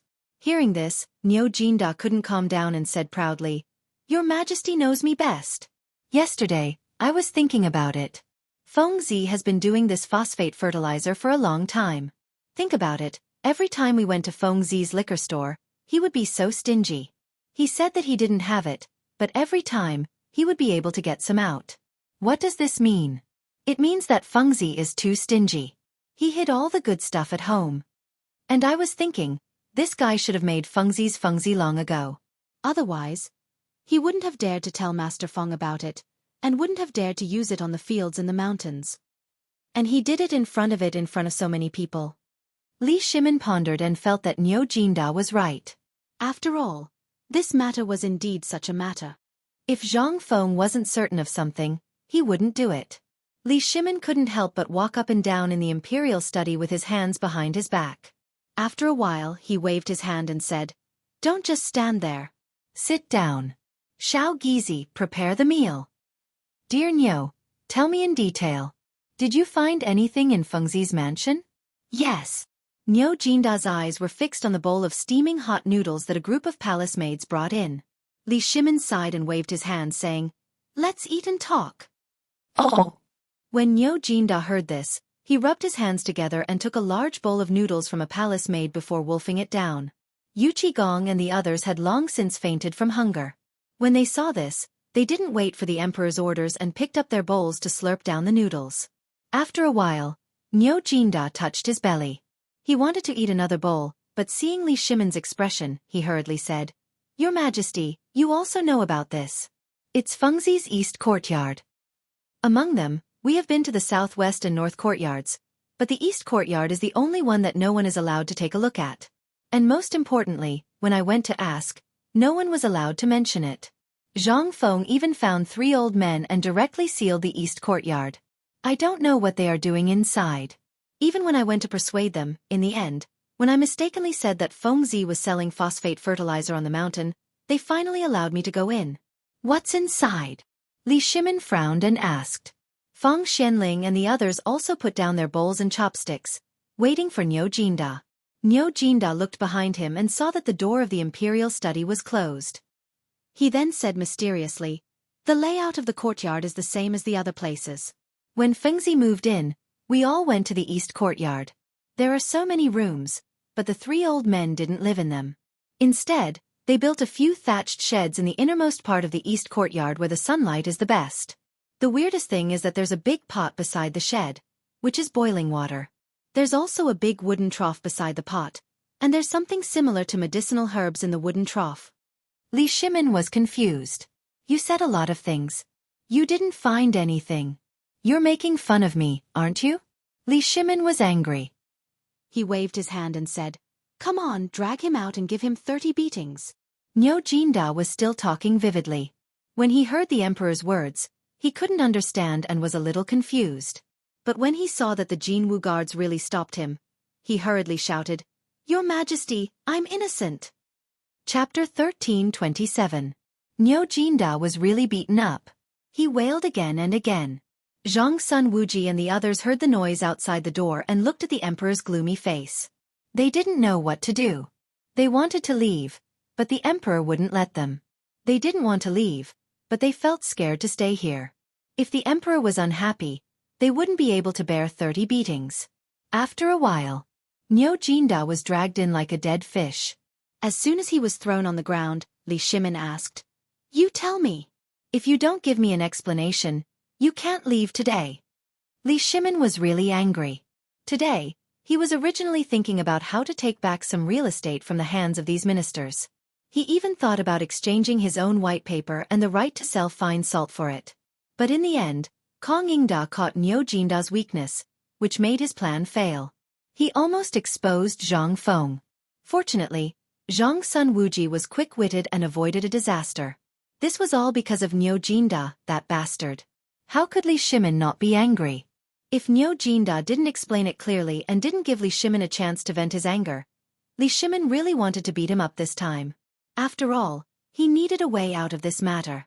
Niu Jinda was already scared at this time. He hurriedly said, "Your Majesty, take a look at this old official's thing first, and then I'll explain it to you." While speaking, Niu Jinda stood up shakily, took out the potato leaf from his arms, and handed it to Li Shimin with both hands. Li Shimin wanted to be angry at first. But after seeing the potato leaf, he frowned slightly. He had seen a lot of precious things in the imperial garden, and most of the things in Zhang Feng's courtyard had been through his hands. How could he not know these things? But at this time, the thing in Niu Jinda's hand surprised Li Shimin. "This is the thing that the 3 old men were secretly fiddling with?" Right. Niu Jinda hurriedly said, "Your Majesty, those 3 old men, One was guarding the door, and the other two were squatting beside the wooden trough. When this old official went there, these two old men desperately tried to block this thing. This old official also spent a lot of effort to get this thing, and most importantly, this thing was watered with phosphate fertilizer. That's it? Zhang Feng, that bastard. Did he experiment with phosphate fertilizer on this thing? This thing doesn't look like anything.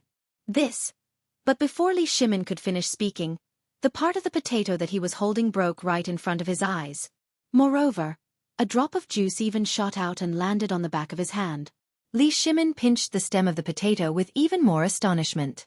In that instant, that delicate and fragile feeling made him feel curious. What is this?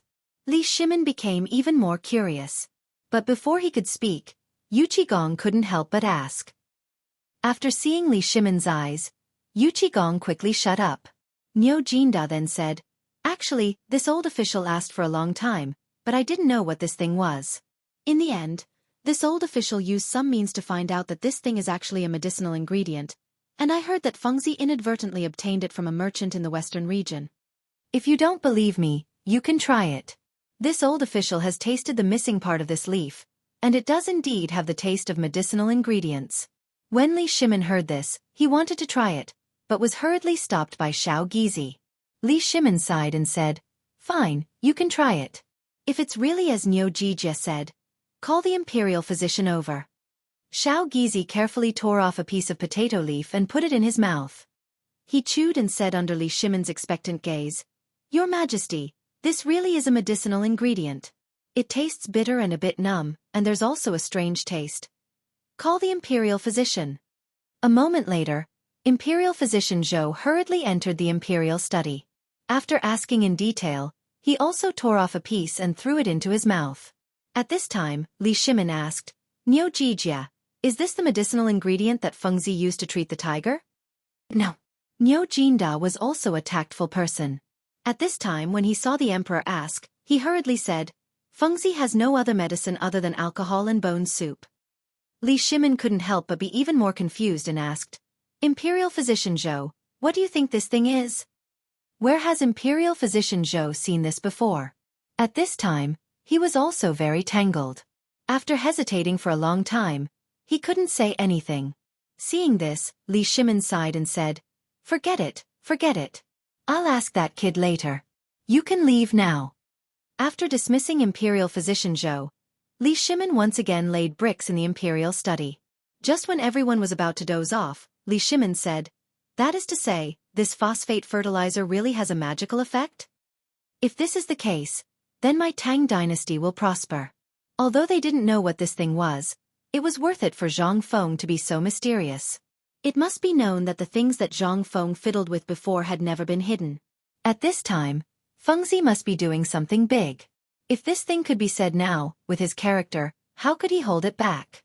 If he didn't say it now, and it was so mysterious, it meant that this thing was enough to shock the world.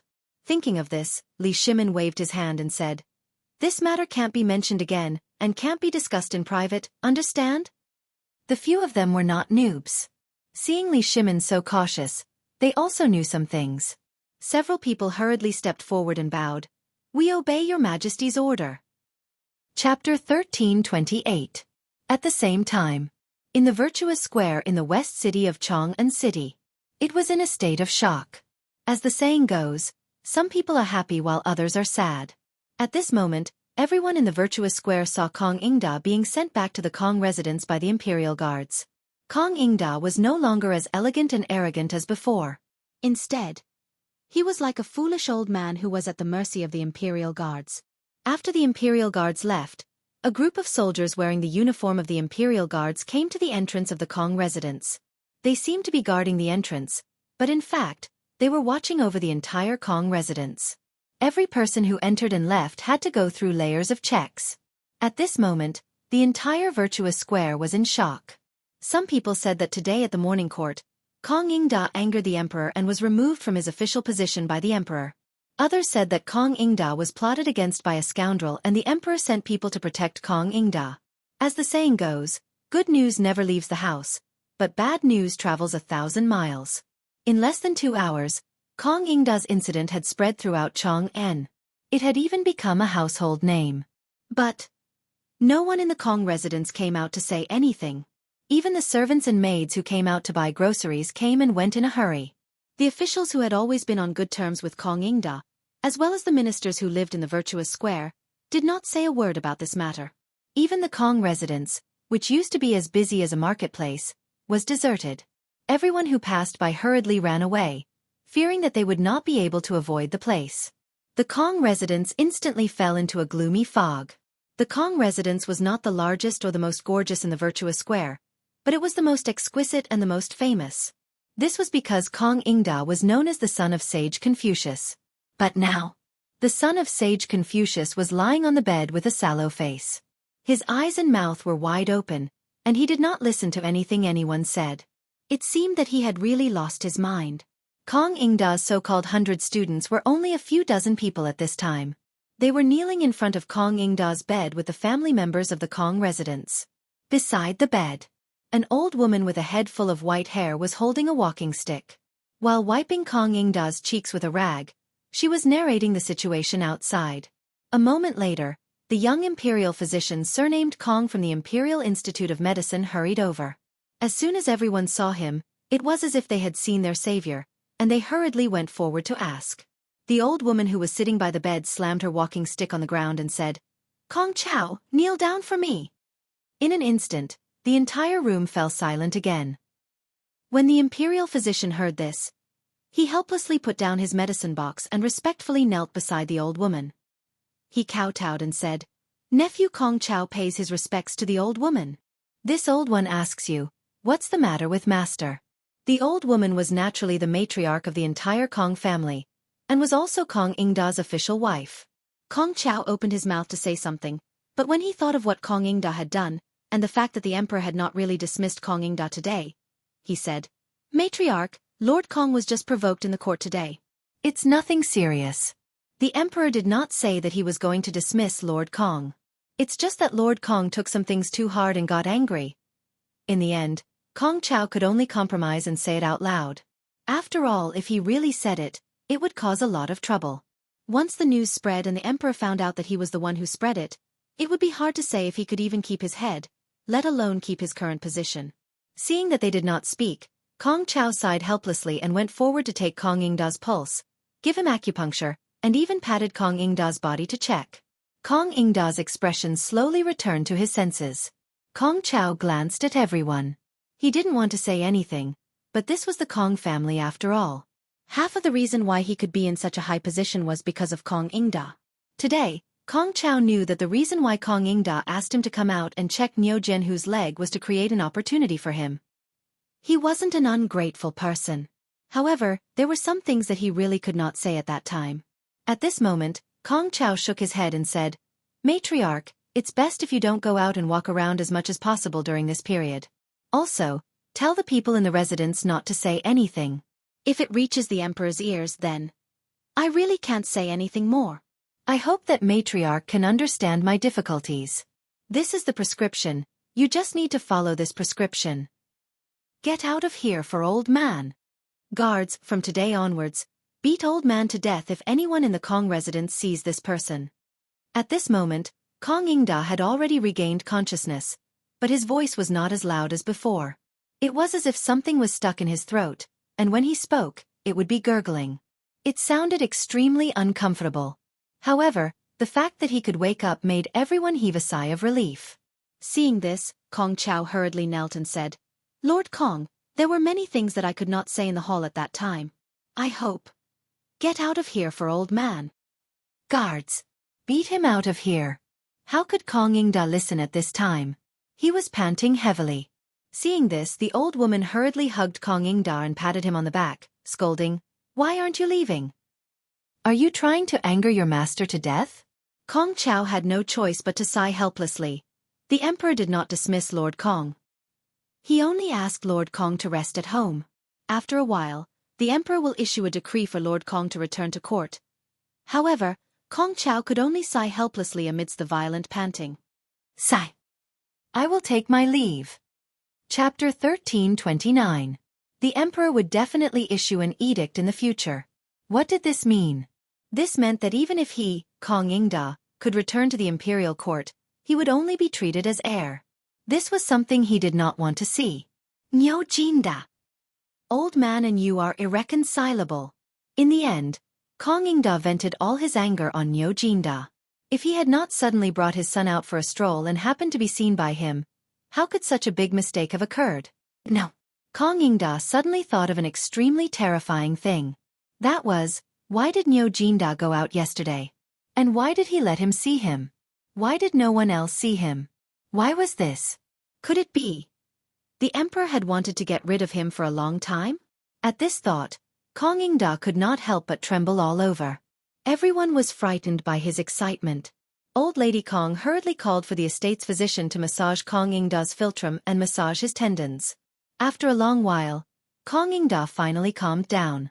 Looking at the room full of crying people, Kong Yingda angrily waved his hand and said, "Old man is not dead yet, and you are all crying at his funeral?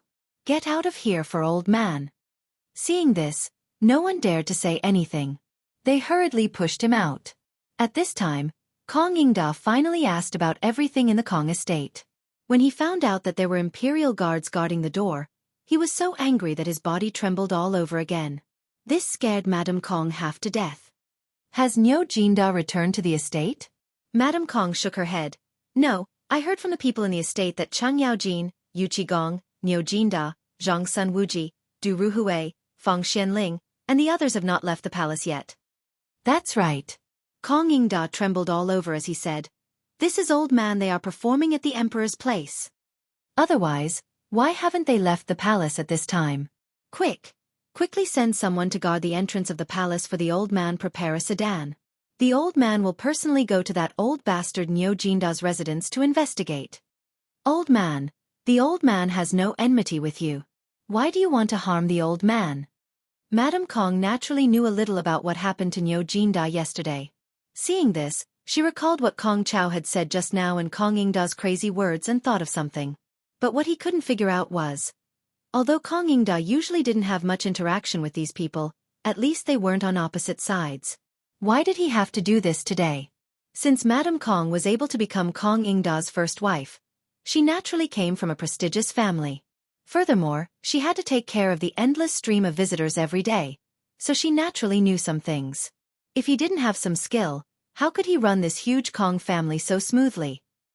But what he couldn't figure out was that this Niu Jinda, as well as all these things, seemed to revolve around an unknown but well-known person in Chang'an, Zhang Feng. At the thought of this, Madame Kong hurriedly comforted him. "Master, please don't be impatient. Let me arrange for someone to go to that deserted mountain to take a look. After we figure out the truth of this matter, we'll discuss further, okay?" Hearing this, Kong Yingda's eyes instantly burst with a touch of excitement. "Madam, you're really the old man's good wife. How come the old man didn't think of this?" While speaking, Kong Yingda didn't even put on his clothes. He was about to rush out of the door with his shriveled ribs naked. As he ran, he shouted, "Someone come prepare a sedan. Quickly prepare a sedan for the old man." "Master." Madame Kong was also anxious. She hurriedly pulled him back and said, "Don't worry, take care of your body." At this time, there are still imperial guards outside the door. The emperor and everyone else are watching the mansion at this time. If you go out, then our Kong family will really be exterminated. Besides, the emperor is angry at this time. And since that damn Zhang Feng dared to do this at this time, what does it mean? It means that he has already made a plan. Think about it, Master Cui. Think about it carefully. In an instant, Kong Yingda was stunned. As the most authoritative person in Shandong, he naturally knew a little about some of the things that happened around the emperor. Previously, the emperor targeted Guanlong, and suddenly seemed to have reached some kind of agreement with Guanlong's people. Then, the Wang clan's people suddenly ignited the iron ore supply, and all of these things. At this time, Shandong had already faintly sensed that a pair of invisible big hands were controlling everything. At this time, the emperor was tentatively trying to find that pair of big hands. At this time, Kong Yingda was so excited that he actually understood everything. But he never thought that the emperor and that guy named Zhang Feng's hands would actually touch here. Could it be that he's testing me? When he thought of this, Kong Yingda immediately calmed down. Madame Kong quietly sat on the chair. When she saw this, she breathed a sigh of relief. She quickly lit a cigarette for Kong Ingda and handed it to him. However, when Kong Ingda saw the cigarette, he was no longer as reluctant to part with it as before. Instead, he was extremely disgusted and hid the cigarette away. From now on, in the entire Kong family, everything related to that guy is not allowed to touch, or else you will be punished according to the family rules. Chapter 1330. As the sky slowly darkened, Kong Ingda was still seated in front of his desk, frantically looking through several things. In order to placate the people in the estate, Old Lady Kong had left Kong Ingda's room early on. In truth, Kong Ingda wasn't looking at anything. Instead, he was looking through all the information his spies had gathered. He even gathered all the small and large matters that had passed through his hands in the last year. Although Kong Ingda couldn't find anything useful, this was precisely what left him perplexed. Because he couldn't find any records on Zhang Feng in the Liang province residence. Although there really was a Zhang clan in Phoenix Ridge, and they had indeed been caught in a landslide and drowned in the Qinling Mountains, no one knew where that Zhang Feng had gone. He had once heard the Crown Prince mention this Zhang Feng to Ho Junji, and it seemed that someone had brought a portrait of Zhang Feng to the Liang province residence and Phoenix Ridge. Although he could roughly confirm Zhang Feng's identity, there was still one point that was suspicious. How had Zhang Feng managed to escape? Moreover, who was that esteemed teacher of Zhang Feng's? Who had seen him? Who knew his name? Why didn't anyone know about his strange abilities before? And why had no one ever mentioned them in any of the secret and unofficial records? This was especially true for the matter of setting bones, the white paper, the cigarettes, and the fine salt. If such important matters were true, why hadn't there been a single clue? And even if they had come from another region, the Tang dynasty had been so prosperous, and there had been so many foreign merchants from the Han dynasty to the present. Why had no one brought these things to the Tang dynasty? Why did it have to be that brat Zhang Feng? This was the greatest question. Kong Ingda couldn't help but be even more curious about Zhang Feng's identity, and why Zhang Feng had chosen to stay in Mount Shao. He felt that this brat had chosen to stay in Mount Shao for some reason, and who was that merchant called Lao Li? Why couldn't he find anything in such a small place like Chang'an City? Logically speaking, if he had such a close relationship with Zhang's son Wuji, there should be some clues. But why couldn't he find anything? Why didn't he collect money? Why did he gather more than 3,000 students on the mountain? What was he trying to do? Moreover, the Crown Prince and the others were willing to stay on the mountain? What exactly was he plotting? Kong Ingda could not help but break out in a cold sweat as he connected all the incidents together. Then, he thought about what he had encountered. Kong Ingda felt that there was a shocking conspiracy going on. After all, if there was no conspiracy, why would everything be so coincidental? Most importantly, Zhang Feng's teaching theory was completely different from the traditional teaching methods of the Shandong landowning households. Could it be that Zhang Feng, that bastard, was targeting him for these things? In addition, if the emperor wants to find the person behind the scenes, does he want to start with me, Kong Ingda? Are the Shandong landowning households really soft persimmons? It would have been better if he did not think that way. Now that he thought about it, Kong Ingda instantly felt that something was really wrong. Especially when he encountered such a thing at this time, Kong Ingda could not help but think of more things. After all, such a thing had happened at this time. At the thought of this, Kong Ingda really could not sit still anymore. He took a deep breath and looked at the sky that was gradually darkening outside the window. He quietly put on his clothes and went to the door to take a look. When he saw that the manservant was dozing off at the door, he called out softly, "Dumbo Kong, come in and talk." Dumbo Kong was Kong Ingda's page boy, and also the manservant who was dozing off at the door. However, when he heard his master's call, he hurriedly wiped the saliva off his mouth and hurried into the study. "Master, shall I prepare some food for you?" Kong Ingda waved his hand and said, "There's no need. Quickly go and prepare some clothes for an old farmer and a mule for me." Dumbo Kong was instantly scared half to death and hurriedly said, "Master, what are you?" Kong Ingda glared at him coldly. "Why are you spouting so much nonsense when I'm asking you to do something? Don't spread this, or old man will break your legs." Dumbo Kong was so frightened that he hurriedly scrambled out. After spending the time it took to eat a meal, Kong Ingda, dressed as an old farmer, mixed in with a group of swill collectors from the back door of Kong residence and left his own residence. Kong Ingda stared ruefully at the imperial guards at the gates, but his eyes were also filled with boundless rage and indignation. Since when did he have to enter and leave his own house in such humiliation? It was all because of that damn Zhang Feng and that old bastard Niu Jinda. Having reached this point in his train of thought, Kong Yingda followed the group of people out of the city just as the gates were about to close. As soon as he was out of the moat, the drawbridge over the moat began to rise up into the air. A few commoners looked at the people among them and bowed slightly. Kong Gong, why don't we accompany you? These people had been shuttling through these places all year round and naturally knew who Kong Yingda was. Moreover, they only dared to take the risk because of Dumbo Kong's instructions. Otherwise, would they have dared to do something like that? It was something that could cost them their lives. After all, they had been illuminated by Kong Yingda over the years. It was only after Dumbo Kong repeatedly promised that no one else would know about it that they finally agreed. Nonetheless, after all, who was Zhang Feng? They knew better than anyone else. Zhang Feng was their great savior at the moment, and they did not dare to offend him so easily. Moreover, the news of Kong Yingda offending the emperor was spreading like wildfire in Chang'an today, which made them even more suspicious. Kong Yingda pulled out a huge stack of banknotes from his chest and gave them to them in every possible way before finally offering a fist-palm salute. This journey is fraught with danger, so we shall part ways here. Thank you for your trouble, and I hope that you can forget about what happened tonight. The old farmer could not help asking curiously, "Are you really going to Mount E?" Kong Yingda laughed bitterly. Yes. Chapter 1331. At this point, everything pointed to White Deer College. If he were to show even the slightest bit of fear at this moment, it would be fatal. Moreover, the Kong family no longer had a chance. Moreover, what choice did he have now? Kong Yingda glanced at Chang'an City under the night sky and walked slowly into the dark Shao Mountain without looking back.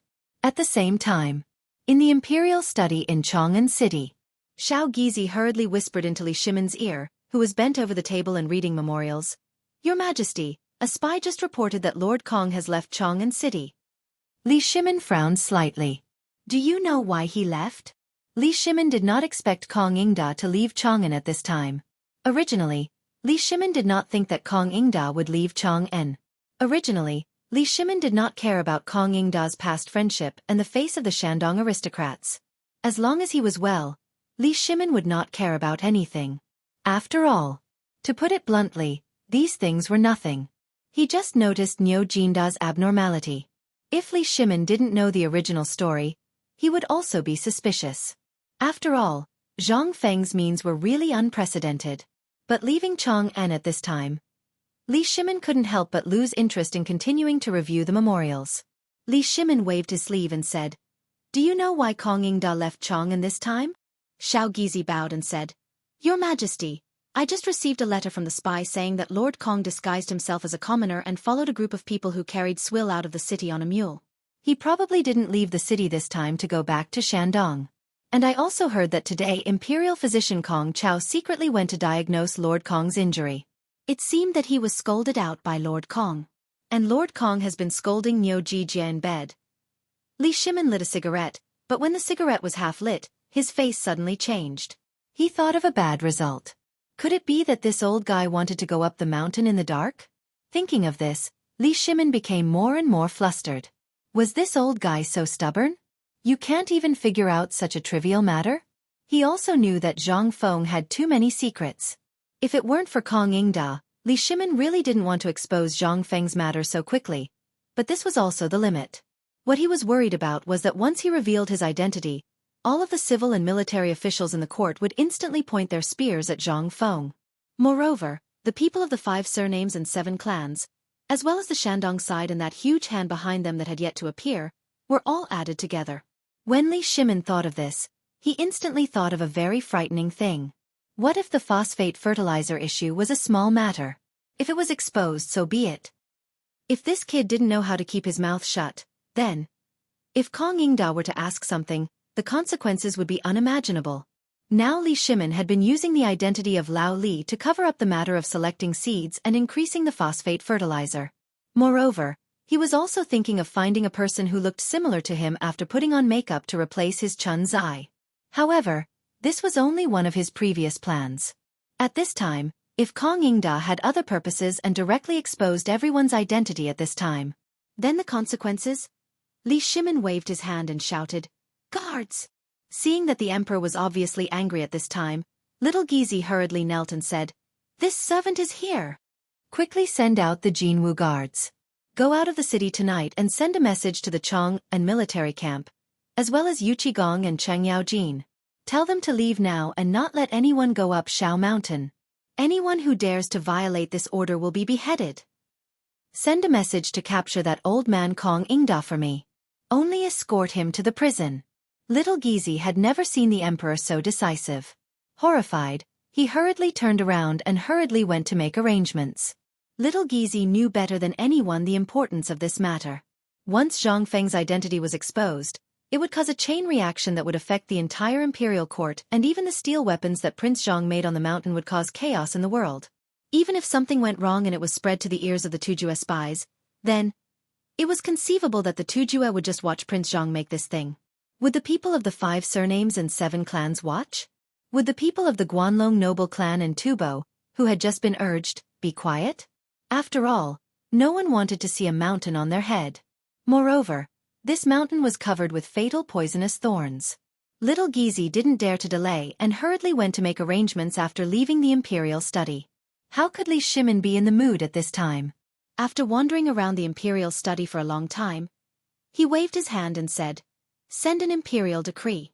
Zhang Sun Wuji, Fang Xianling, Du Ruhui, and Wei Zhang are to come quickly." A moment later, in the brightly lit imperial palace, an extremely tense atmosphere instantly fell into an extremely tense atmosphere. The imperial guards and Jianghu guards of the entire imperial palace were also issued in all directions, shuttling back and forth in the imperial palace and the streets of Chong, and before disappearing into the imperial palace and the alleys. However, everything seemed to be a little too late. At this time, Kong Ingda had already taken a document that he had made up and entered an inn in Shao Mountain Market. After entering, Kong Ingda took off the bamboo hat on his head and, like an old man in the fields, patted the dirt off his body and shouted at the waiter who was dozing off at the counter. "Waiter, a good room and a pot of good wine." Chapter 1332. Although the market on Pyrolite Mountain was built in a wide area beneath the mountain wall that led to and from White Deer Academy. In the beginning, this place looked very spacious and desolate. However, after more than 2 months of construction and an endless stream of businessmen found business opportunities, the houses and other things in the market square became more prosperous in Niu Weili's hands. If one did not know better, they would have thought that it was Chong and City. The cement road, which was originally wide enough for 3 carriages to drive side by side, was covered with a layer of rubber after the rubber factory moved to the mountain. Although it smelled a little unpleasant and sticky at first, it was very comfortable and soft to step on after it had dried. The houses on both sides of the street. Although Zhang Feng had renovated them twice, since Niu Weili came, the first row of shops, such as grain stores, pawn shops, restaurants, and other prosperous shops, were set up. Behind the 2 rows of shops, there were small paths like those in Chong'an City. Various snack stalls and markets were hidden in the small paths.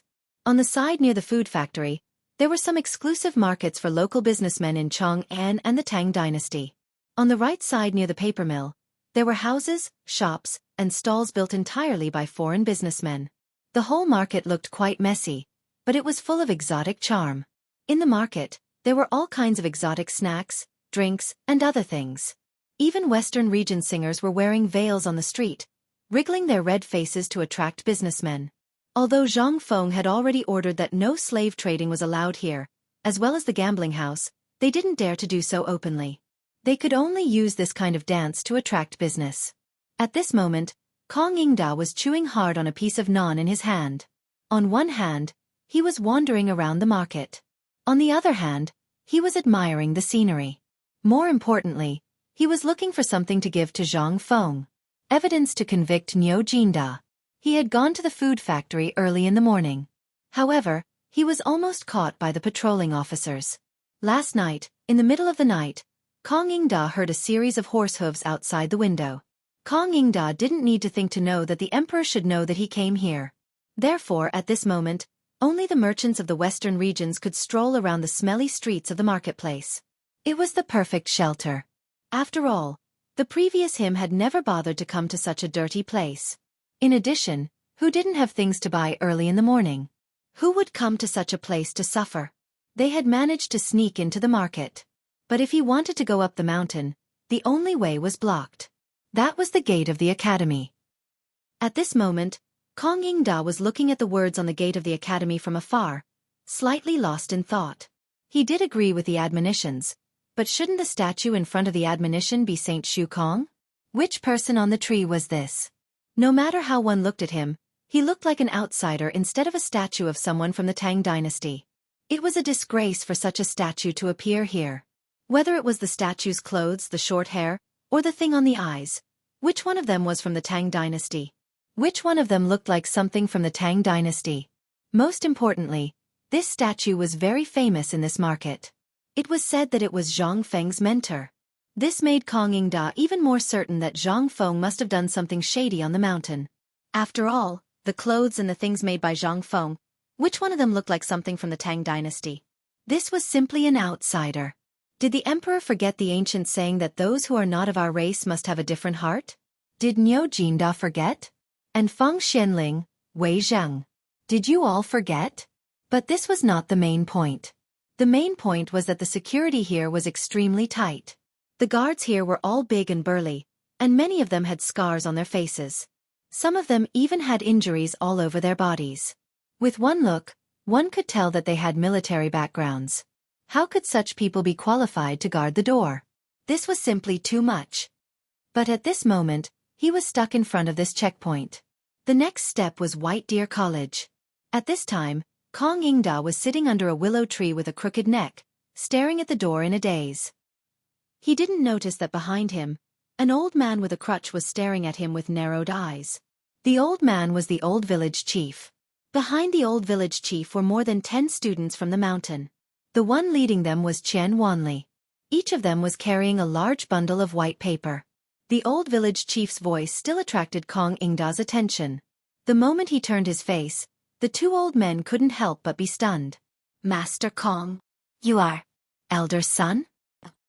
Chapter 1333. The old village chief's surname was Sunday. He was called Sun De Quan. In his early years, he had been eating in Chang'an City. He had inadvertently gone to Kong Yingda's mansion to do some work. Because of his straightforward nature and the fact that he had accidentally bumped into Kong Yingda took pity on him and asked him to bring his letter to the Chang'an local government. That was how he got his current position as the governor of Tonghui Lane. He was equivalent to the village chief of a small village. Although he didn't care much, he ran errands for the government and coordinated some trivial matters in the entire market.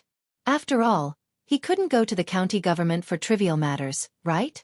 Wouldn't that tire the county magistrate to death? The monthly salary wasn't much, only 30 copper coins. However, this was considered a profitable business in Chang'an City. The key was that he didn't care about anything. He didn't have to pay taxes. The old village chief had always been grateful to Kong Yingda.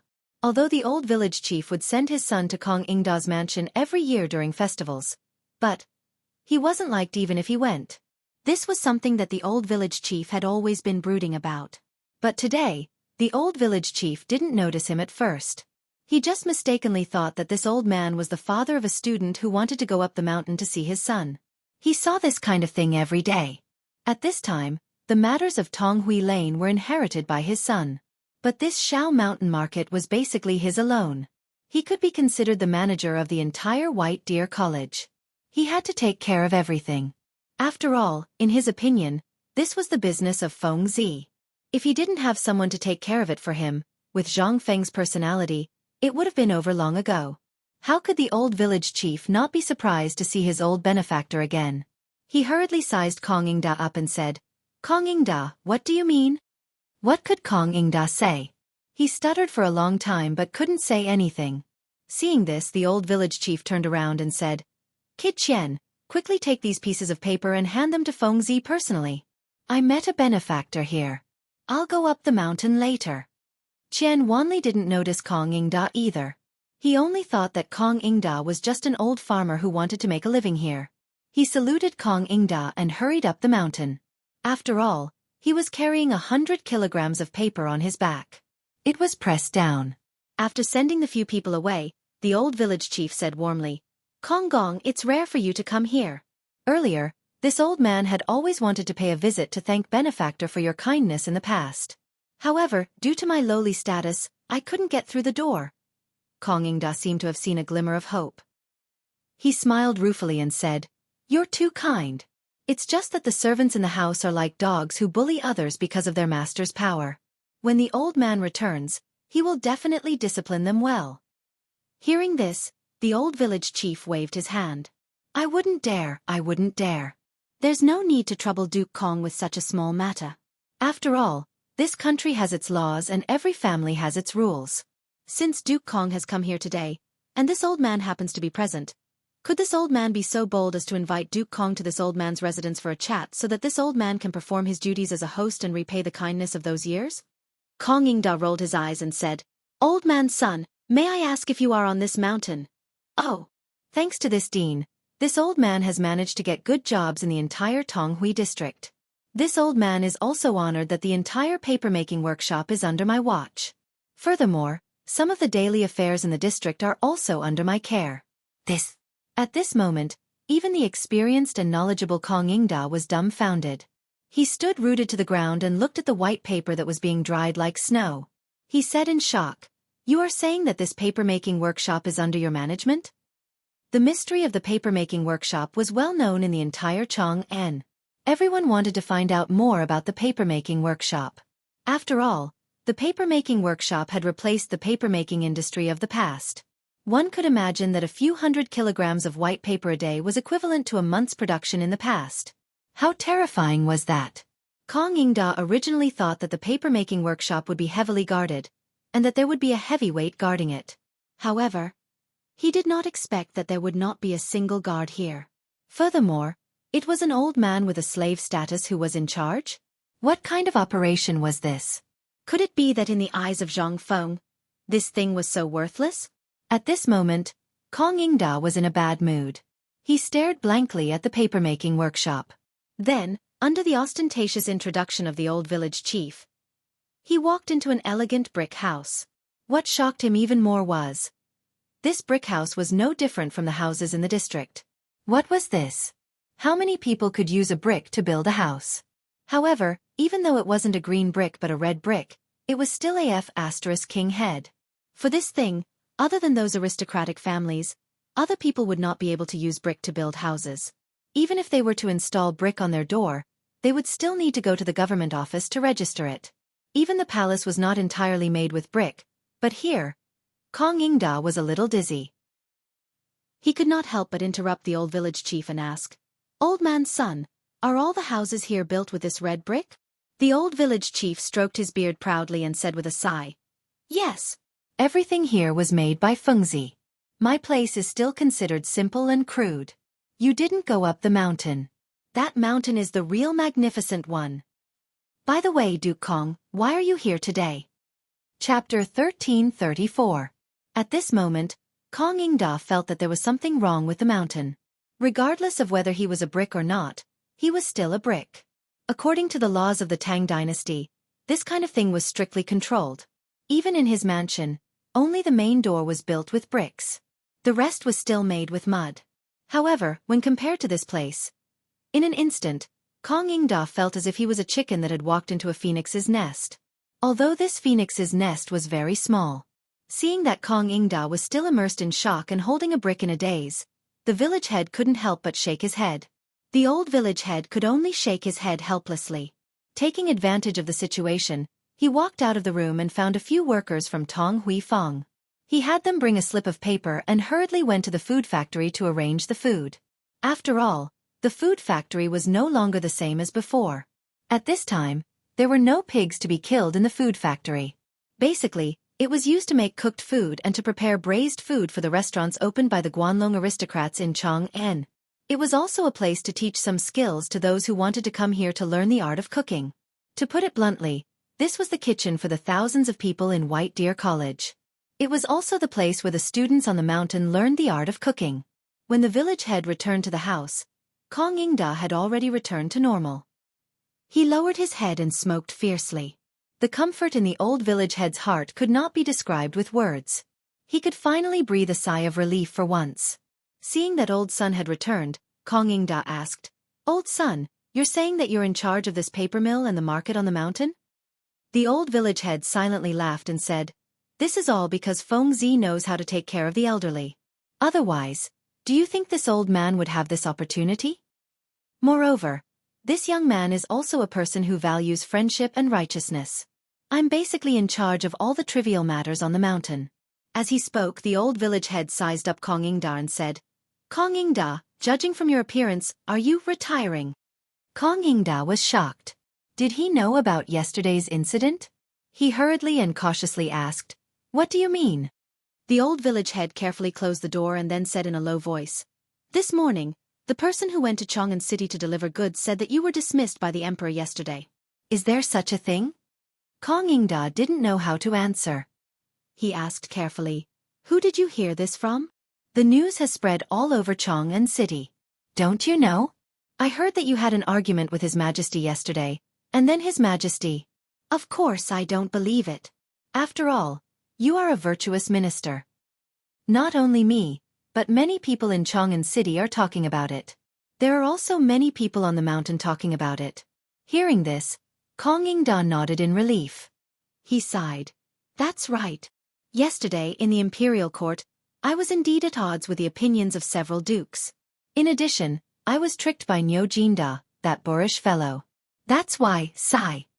The old village head's face darkened when he heard this. He scolded, "That old bastard, don't let old man meet him. If the old man meets him, he will definitely give him a good scolding. How can such a loyal person like Kong Gong be wronged like this? No, let's go. Kong Gong, come with me to the mountain. Today, I don't care about my face. I will definitely ask the dean to write a lawsuit for you in person to redress your grievances. Don't you know that the dean and Lord Zhang's son know each other? And you didn't see it last time. Even the Hongwen Guan, the Imperial College, Li Shaogong, Prince Li, and Duke Chen all came to the mountain, and the four great Confucians. Presumably, you came to the mountain this time for this matter, right? Or do you want to find a job on the mountain? Let me tell you, although this Feng Zi looks careless, he respects people with great knowledge like you very much. If you go up the mountain, Feng Zi will be so happy that he won't be able to sleep." The old village head boasted about Zhang Feng and was about to pull Kong Ingda up the mountain. However, Kong Ingda, who knew about this matter, came to find evidence. Why would he want to go up the mountain at this juncture? Moreover, with old man's son here, there would be no problem going up the mountain. Even in terms of safety, where could there be a safer place than here? Most importantly, who in the imperial court didn't know about the collusion between Duke Chen and the crown prince? How dare they come here? There must be a conspiracy behind this. Plus Li Shaogong. Who are you people? If this isn't rebellion, then what is? However, it was obvious that the old village head must know a lot of secrets. Therefore, Kong Ingda didn't want to go up the mountain. Instead, he patted the old village head and said, "Old man's son, calm down. Old man is tired. It won't be too late to go up the mountain after resting here for a while." The old village head finally reacted. He hurriedly asked, "Duke Kong, this time you are?" Kong Ingda nodded with a smile. "Forget about the matters of the government. This old man is already so old. I wish to find a quiet place to spend my remaining years in secret. I've long heard of the White Deer Institute, and thus, I decided to disguise myself and come here today to take a look. Although I haven't even ascended the mountain, the sight of the city square has already given me a fresh impression. This Zhang Feng is indeed a genius, and it seems like all of this is due to your efforts." The old village head laughed loudly and waved his hands. "You're too kind. All of this was done by Feng Zi. Let me tell you, Feng Zi is doing something big on the mountain right now. You mustn't tell others about it." Chapter 1335. That was what Kong Ingda wanted to hear. He hurriedly asked, "Old son, don't worry. I, Kong Ingda, am not that kind of junior. How can I do such a thing? Tell me, what is Prince Zhang doing on the mountain? Is he using the unprecedented teaching method again?" The old village head shook his head like a rattledrum. He didn't notice that Kong Ingda, the old fox, was tricking him. "Kong Ingda, you are wrong. Feng Zi has already handed over the teaching to the four great scholars. At this time, there are only a few small chores following Feng Zi. By the way, The boy surnamed Qian you saw in the market just now is Fengzi's student. Then Prince Zhang is. The old village head leaned close to Kong Yingda's ear and said mysteriously, "Didn't they just hold the autumn planting ceremony a few days ago?" During the autumn planting ceremony, Fengzi took some people up the mountain. I didn't know what they were doing, but yesterday I saw Fengzi with my own eyes. He was making something called phosphate fertilizer. And it's all done by those guys. They're wearing something called a mask. They don't even let others see it. It's quite mysterious. I wanted to go and take a look, but I was yelled at by Fengzi. He said that if you don't wear a mask, you'll be poisoned. Phosphate fertilizer? Hearing that, Kong Yingda couldn't help but frown slightly. Then, did Prince Zhang say what phosphate fertilizer is? "Oh, this?" I asked him. He said it was a good thing that could double the yield of the farmers in the field. Buzz! Kong Yingda's head suddenly exploded. He had heard that Niu Jinda had once gone to look for an iron mine and seemed to have brought back something. However, the dozens of people he had brought back were basically all dead by the time they returned. Moreover, he had fallen ill and said that he had been poisoned. Could it be? Was this what Niu Jinda was trying to get? Wasn't this thing poisonous? Why could it increase the grain yield? This was simply unreasonable, okay? Everyone knew that something watered with poison was also poison. Who dared to eat it? How could this thing become something that could increase their income? This is simply an attempt to exterminate the people of the Tang dynasty. What kind of vicious heart could do such a thing? Instantly, Kong Yingda was so angry that his entire body was trembling. "Old man's son, is what you said true?" The old village chief still didn't notice Kong Yingda's cold and angry eyes, saying without hesitation, "It's all true. And Fengzi has already planted a lot of them. The dozens of acres of experimental fields on the mountain have all used this stuff." This time, Kong Yingda was even more certain of his thoughts. There must be something shady going on this mountain. Otherwise it would be too bizarre. Thinking of this, Kong Yingda asked solemnly, "Old man's son, we've known each other for a few years, right?" The old village head didn't know what Kong Yingda meant. He hurriedly nodded and lamented, "This old man has been working in your residence for 3 years. Counting now, it's been 5 years. If it wasn't for that time." Before the old village head finished speaking, Kong Yingda said, "Then, have you ever seen this kind of thing? Although my Kong mansion is not as good as the Imperial Palace, I can still have a panoramic view of everything in the world. But today, you want to deceive old man like this. Forget it, forget it. I'll just pretend that I didn't see you today. I'm leaving." How could the old village head be Kong Yingda's opponent? At this time, he was even more confused. He hurriedly stopped Kong Yingda and said, "Mr. Kong, what do you mean?" Kong Yingda was so angry that he rolled up his sleeves and said, "You said that this thing is poisonous, but you also said that this phosphate fertilizer can double the income of the Zhuang family. Do you think that this old man has never farmed before and doesn't know these things?" This time, the old village head was anxious. He spread out his hands and said, No, that's not what I mean. Listen to me. If you really can't do it, you can go up the mountain with me to see their experiment. Then you'll understand." "Humph. You just said that it's poisonous. Now you're asking the old man to go. Are you trying to harm the old man? Forget it, forget it. Just pretend that old man didn't save you in the first place." After saying that, Kong Yingda was about to leave again.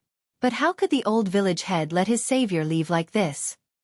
He hurriedly pulled Kong Yingda and said, "Mr. Kong, listen to me. That thing is indeed poisonous, but that's what they're doing now. I don't know where Fengzi got some strange transparent glass bottles from. After burning the powder of the ore in the fire, that thing turned into smoke. Don't you think it's strange?" Zhang Tai said with a smile. "That thing is indeed poisonous. But that's what they're doing now." Then it settled down in a jar filled with water along the pipe and became phosphate fertilizer. And I've seen this thing with my own eyes. It's really not poisonous.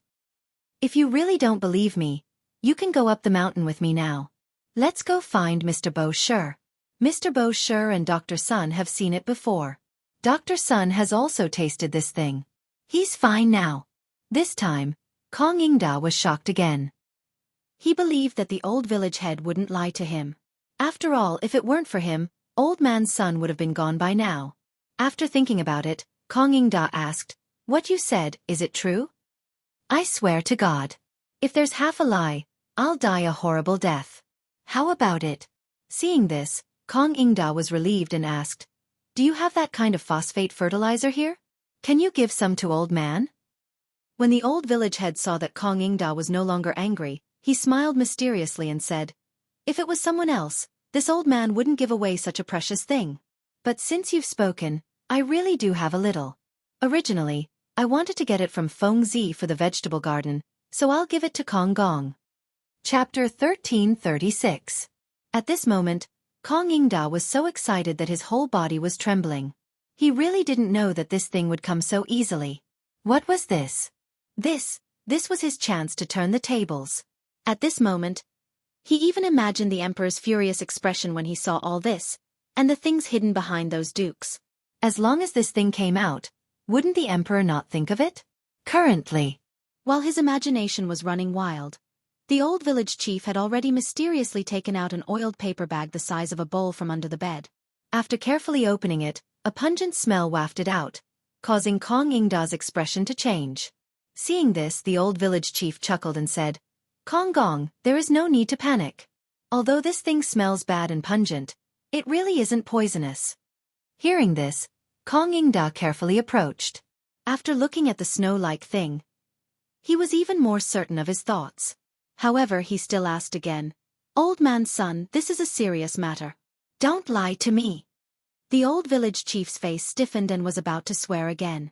However, at this moment, there was a knock on the door. It was the worker who brought in the food. The old village chief hurriedly wrapped the oiled paper bag and handed it to Kong Ingda to open the door. At this moment, Kong Ingda had obtained the evidence. How could he be in the mood to stay? He hurriedly clasped his hands and said, Old man's son, it's getting late. Old man's son still has to go back to teach the students. I will consider your matter carefully. After all, although the old man has been admiring the mountain for a long time, I still have to trouble you to deal with him for me. After all, I'm already so old. Hearing this, the old village chief was overjoyed and said, You're too kind. Why don't you come up the mountain with me now? It won't take long. Moreover, Feng Zi likes to make friends. That won't be necessary. I really have something to do. Farewell. Without waiting for the old village chief to finish speaking, Kong Ingda had already hurriedly walked out of the door. When the old village chief came back to his senses, Kong Ingda had already disappeared from the door. The old village chief looked at the table full of dishes and hurriedly shouted, Kong Gong, please eat before you leave. Meanwhile, Yuchi Gong had personally led his men to search through Mount Shao Market, as well as the surrounding areas. However, they still hadn't found a single trace of Kong Ingda. At this moment, Yuchi Gong and Cheng Yaojin were standing at the entrance of White Deer College in a daze. I say, old you, do you think this old man went up the mountain? Cheng Yaojin said with some uncertainty. After all, Zhang Feng had not been alerted to the current situation. If Kong Ingda were to find out about this, it would be troublesome if Kong Ingda were to expose their identities in a moment of desperation. Therefore, since last night, starting from Chang'an City, Cheng Yaojin and Zhang Wuji had carried out a carpet search. They basically plowed the grass within 10 miles from the city gate to any place, but they still couldn't find a single clue. Until now, the 3,000 elite soldiers didn't even blink their eyes. Moreover, they had just found out from the guards that an old man had brought the Imperial College's document up the mountain last night. As a doctor from the Imperial College, Kong Ingda was naturally capable of this. Moreover, the seal of the document was on him. Did this mean that Kong Ingda had already gone up the mountain last night while they were searching the perimeter? Most importantly, no one had expected Kong Ingda to be so fast last night. Moreover, he had sent a message back to the palace from Chang'an, and then the emperor had ordered, after all this trouble. The guards here changed shifts every 6 hours. This meant that when Cheng Yaojin and Zhang Wuji arrived, the guards had already changed shifts. Kong Ingda had also been let in by the guards who had changed shifts last night. However, it was only until just now, when the guards blocked the door again, that they realized. At this moment, the two of them looked at the mountain gate hesitantly. In order to alert the enemy, they had checked everything except the paper mill. Report. At this moment, a scout hurried over. Replying to the two sirs, last night when the inn in the market was about to close for the night, There was indeed an old man who checked in. Although he looked shabby, he was extremely generous and asked for a good room. Today, the old man left before dawn. Even his mule is still in the hands of the innkeeper. When the two of them heard this, they couldn't help but be surprised. They looked in the direction of the paper mill and the mountain again. At this moment, only these two places had yet to be checked. Gong asked uncertainly, "Old Hey, why don't I go up the mountain and you make a trip to the paper mill?" Chang Yaojin's head and waist were like a rattle drum when he heard this. "I'm not going. It's not like you don't know that the old village chief is a coward. Every time we go there, he takes half a day to let us in. Usually, he won't even let an outsider in. Do you think he will let Kong Yingda in?" Thinking of this, Gong felt that it made sense. At this moment, Kong Yingda's motive for going up the mountain was very clear. He was definitely going up the mountain to find something and definitely not to sightsee. Besides, although the paper mill was magical, it was only related to the paper-making technique. What else did the paper mill have? Other than paper, it was paper. Why would Kong Yingda come here? It was impossible just thinking about it. Finally, the two of them gritted their teeth and said at the same time, "Then shall we go up the mountain?" Chang Yaojin stroked his beard and waved his hand. "Surround the entire academy. We will go up the mountain to take a look." Chapter 1337. At this moment, there was no sign of Kong Yingda in the marketplace or anywhere else. This meant that they could lock onto Kong Yingda's location. After all, they had gone up the mountain. In addition to the people they had brought with them, there were only about 3,000 people. If they were spread out, there would be loopholes. Thus, Chang Yaojin's arrangement seemed the most reasonable at this moment. However, the two of them had missed out on the paper mill. The moment the two of them went up the mountain, Kong Yingda once again followed the crowd and entered the street where the Hu merchants were. He knew that at this moment, there would be many people looking for him. However, he did not know that in the entire marketplace, other than the main street, there was basically no sign of the Imperial Guards or the Chong'an garrison, let alone in such a suffocating place. Kong Yingda did not return to the inn to find a mule. Instead, he found a group of Hu merchants who were preparing to leave the mountain. He only paid 1 ingot of silver for them to put him into the compartment of a carriage. On the other side, as soon as Chang Yaojin and Li Chengqian went up the mountain, they ran into Li Chengqian, who was preparing to go down the mountain. Seeing this, Li Chengqian asked in surprise, "Uncles, what are you doing here?" The two of them were startled. Gong hurriedly asked, "Has Fengzi been with you all this time?" Li Chengqian did not know what Gong meant, but seeing his extremely serious expression, he hurriedly said, "Yes. We've been together since this morning, and Fengzi has been. Let me ask you, has Kong Yingda gone up the mountain?" Li Chengqian was instantly taken aback. He knew about Kong Yingda's matter yesterday, and he also knew about what had happened at the foot of the mountain. Now, he was going down the mountain to see what was going on. However, how could he have known that before he even went down the mountain, he would run into this matter? He hurriedly said, "I heard about this matter last night, and I also made arrangements on the mountain. I am going down the mountain for this matter. How could I have known that I would run into the two of you here? Could it be that Kong Yingda has not gone up the mountain? Or could it be that there has been a mistake? Is he trying to set up a trap and then take the opportunity to return to Shandong?" Gong and Li Chengqian's expressions changed greatly. Gong hurriedly asked, "Are you saying that Kong Yingda has not gone up the mountain?" "Why would I joke about such a thing?" This time, Gong and Chang Yaojin were in a bit of a predicament. Kong Yingda had returned to Shandong, but why would he appear in the market? But if you really want to go back to Shandong, you can talk to the emperor about it. After all, the emperor would allow it, so there was no need to be so sneaky, right? Most importantly, this matter was too inconceivable. Not at the foot of the mountain. Not on the mountain either. Even if you said you were going back to Shandong, you wouldn't have to set up a maze on the mountain, would you? Thinking of this, Gong slapped his thigh and said, "Not good. He must have gone to the paper mill. Let's go to the paper mill." Thinking of this, Li Chengqian and Chang Yaojin's expressions instantly changed. Kong Yingda came from a landowning household in Shandong province and was also a doctor from the Imperial College. White Deer College had a cooperative relationship with the Imperial College. If he came to the paper mill with documents, the old village chief in Wanli might not be able to stop him. Thinking of this, Li Chengqian also remembered that Wanli had gone up the mountain just now. He hurriedly shouted, "Quickly go down the mountain. I'll go ask that kid Wanli. An hour before you came, that kid came up the mountain." Originally, the old village chief also came with him. He said that he met an acquaintance. Thinking of this, Yu Qigong and Cheng Yaojin couldn't stand still. They rushed down the mountain as if they were flying. They didn't know that this old thing really knew how to hide. He actually hid in that place. Why didn't he separate just now? This was great. They were dead meat. While the two of them were lost in their thoughts, Li Chengqian hurriedly returned to the farm. On the second floor of the farm, Zhang Feng was discussing something with Wanli and the others. Seeing this, Li Chengqian hurriedly shouted, "Wanli, did you just say that the old village chief met someone?" Because the distance wasn't very far, and Li Chengqian's voice was very loud, everyone in the laboratory looked over at this time. This was the first time they saw Li Chengqian so panicked. Zhang Feng held the railing in surprise, looked at Li Chengqian curiously, and asked, "What's wrong with you? Were you chased by a dog?" Li Chengqian ignored Zhang Feng and continued to ask, "Tell me, isn't it?" Wanli was also a little confused. But he still nodded. "Yes, when we went up the mountain just now, we did see the old village chief meet someone." "Did you hear that? What's that person's name?" "I heard the old village chief call him Kong Gong."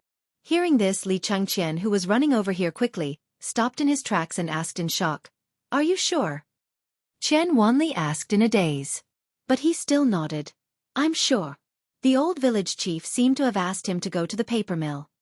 It was over.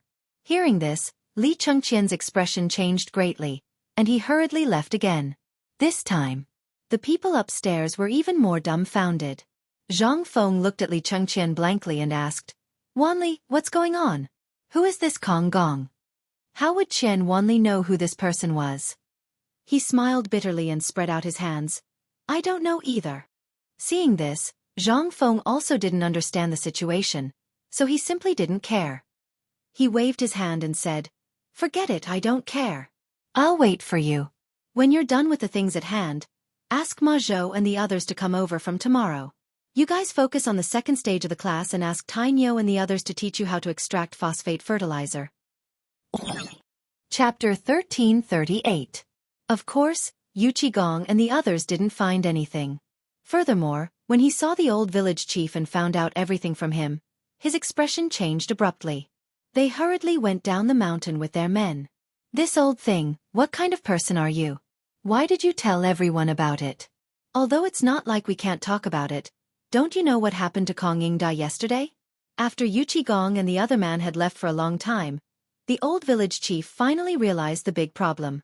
He pulled out his hair anxiously. "Kong Yingda, you old bastard, how dare you come to old man's place to harm old man? Boys of Tonghui Lane, go, go, go. Block Kong Yingda's door. Old man is going to give him dog shit." The old village chief told them the whole story while everyone was still in a daze. This time, everyone was completely stunned. Who was Kong Yingda? He was a third-grade official in the imperial court. Yesterday, he was dismissed by the emperor because he wanted to impeach Zhang Feng. Last night, he couldn't think about it and came to the mountain to look for evidence. They couldn't help but turn around and curse Yu Qigong and the other man. "You two bastards, why didn't you tell old man about what happened last night? How can you do things like this? This is simply preposterous. But what's the use of saying that now?" When the crowd angrily went to the sentry post on the mountain pass, they found that Kong Yingda had already left. This time, the people of Tonghui Lane, as well as the people who had been treated kindly by Zhang Feng, were all angry. They picked up their weapons and followed the old village chief angrily to Chang'an City.